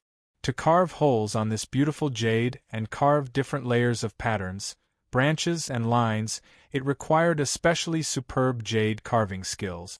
Among the 3 shops that Xiao Man ran before she got married, the most important one was a bead shop, so she naturally knew what it was. Beautiful, right? Come, let me put it on for my wife. Yang Fan hurried forward and took off the gold and ivory hairpin from Xiao Man's head. He then gently inserted the jade hairpin into her jet-black hair. The jade leaves swayed gently, and it really added a bit of spirituality to Xiao Man's temperament. Yang Fan immediately clapped his hands in admiration. Xiao Man gently stroked the hairpin in her hair and said with a faint smile, "Lang Jun, are you eating now?" Yang Fan shook his head and said, "I just got home. Let's rest for a while. There's no hurry to eat." Xiao Man said, "All right, then let's sit in the courtyard for a while. I just did the accounts, and I'm a little dizzy." Yang Fan was a little pretentious just now, but this time he was really concerned. He said nervously, "My wife is also a person who practices martial arts. Her body has always been strong. Why do you feel a little dizzy? Are you sick?" Xiao Man pushed away his hand that was touching her forehead and rolled her eyes at him. "I didn't sleep last night. I've been in the shop the whole time and only came back this evening. Why don't you feel dizzy?" Yang Fan was surprised. "My wife did the accounts last night?" Speaking of accounts, Yang Fan's heart skipped a beat. Xiao Man said angrily, "How can I do the accounts last night? I was helping out in the shop. There were a lot of people. Yesterday's business was equivalent to 6 days of income on a normal day." "I see." Yang Fan heaved a sigh of relief and accompanied Xiao Man to the courtyard. There was also a tall cassia tree in his courtyard. Under the tree there were 2 rosewood bamboo beauties. Their entire bodies were lustrous and natural. In the summer, the 2 often enjoyed the cool air on the couch, so their bodies were incomparably clean. Money is something that can never be earned enough. Our family's money can't be used up for 3 lifetimes, so we don't have to work too hard. Yang Fan waited for her to sit on one of the bamboo beauties, then he also lay down on the other couch. He put his head on his hands and sighed. "I also didn't sleep last night. But fortunately, I made up for it in the yamen during the day." Xiao Man's handsome eyes slid over. "Lang Jun also didn't sleep last night?" Yang Fan took the opportunity to say, "Yes. We wandered around Ding Ding Street for half a day, and almost walked from the side door to the Ding Ding Gate. Yesterday the Emperor threw 7 whole needles and golden needles down from the side gate. I wanted to pick one for my wife and bring it back to beg for mercy. Too bad I didn't hit the head cage. That needle fell to the ground. Where am I going to find it? Then, I crossed the Tianjin Bridge and walked all the way." Yang Fan was like a chatterbox, talking nonstop. Not only did he talk about the donkey's intestines being pulled out and the duck being fried, he also talked about how he saved a girl when he saw injustice on the road. He also carefully recalled the various games he saw yesterday, adding details and embellishments, in order to fill up the empty space of the night with this public scene. Unfortunately, he really didn't spend much time on the long street last night, so halfway through, he suddenly stopped. Xiao Man blinked and said, "Continue, where did you go?" Yang Fan was stunned. He met Xiao Man's gaze and suddenly lost the courage to talk nonsense. He stammered, "Later, we took a boat to the Luo River." Xiao Man's eyes narrowed slightly. "Just the 2 of you?"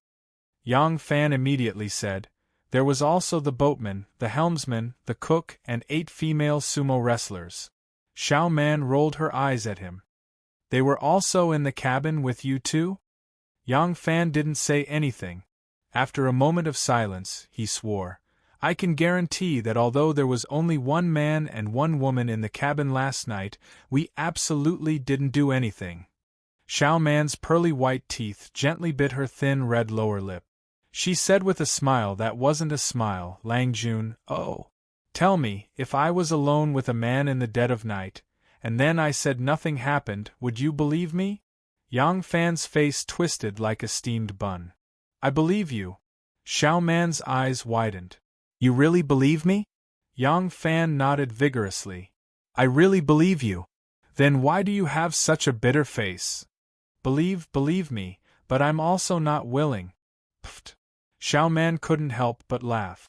She quickly straightened her face and snorted coldly. You also know you're not willing, so she's willing? Yang Fan said in a low voice. Didn't I tell you in advance that some things are better explained to her?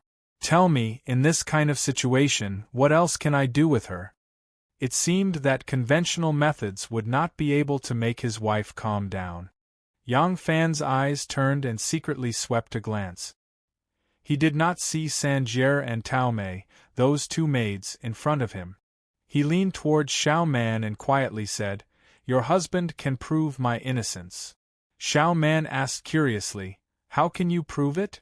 Yang Fan leaned half of his body out and whispered in her ear for a while. Xiao Man's pretty face suddenly blushed. She stared at him with a mix of anger and amusement. She said angrily, Hey! Don't give me that. You didn't even feel tired after a night of torment. What can this method prove? Yang Fan saw that the method of handing over the grain to prove his innocence was not used. He couldn't help but innocently say, Then what do I have to say to make you believe me? Xiao Man smiled slightly and said, All right, I won't make things difficult for you. From the beginning, I believed you. If I don't even believe you, who else can I believe? Yang Fan's heart warmed as if a big stone had been dropped. He couldn't help but take her little hand and put it in his palm.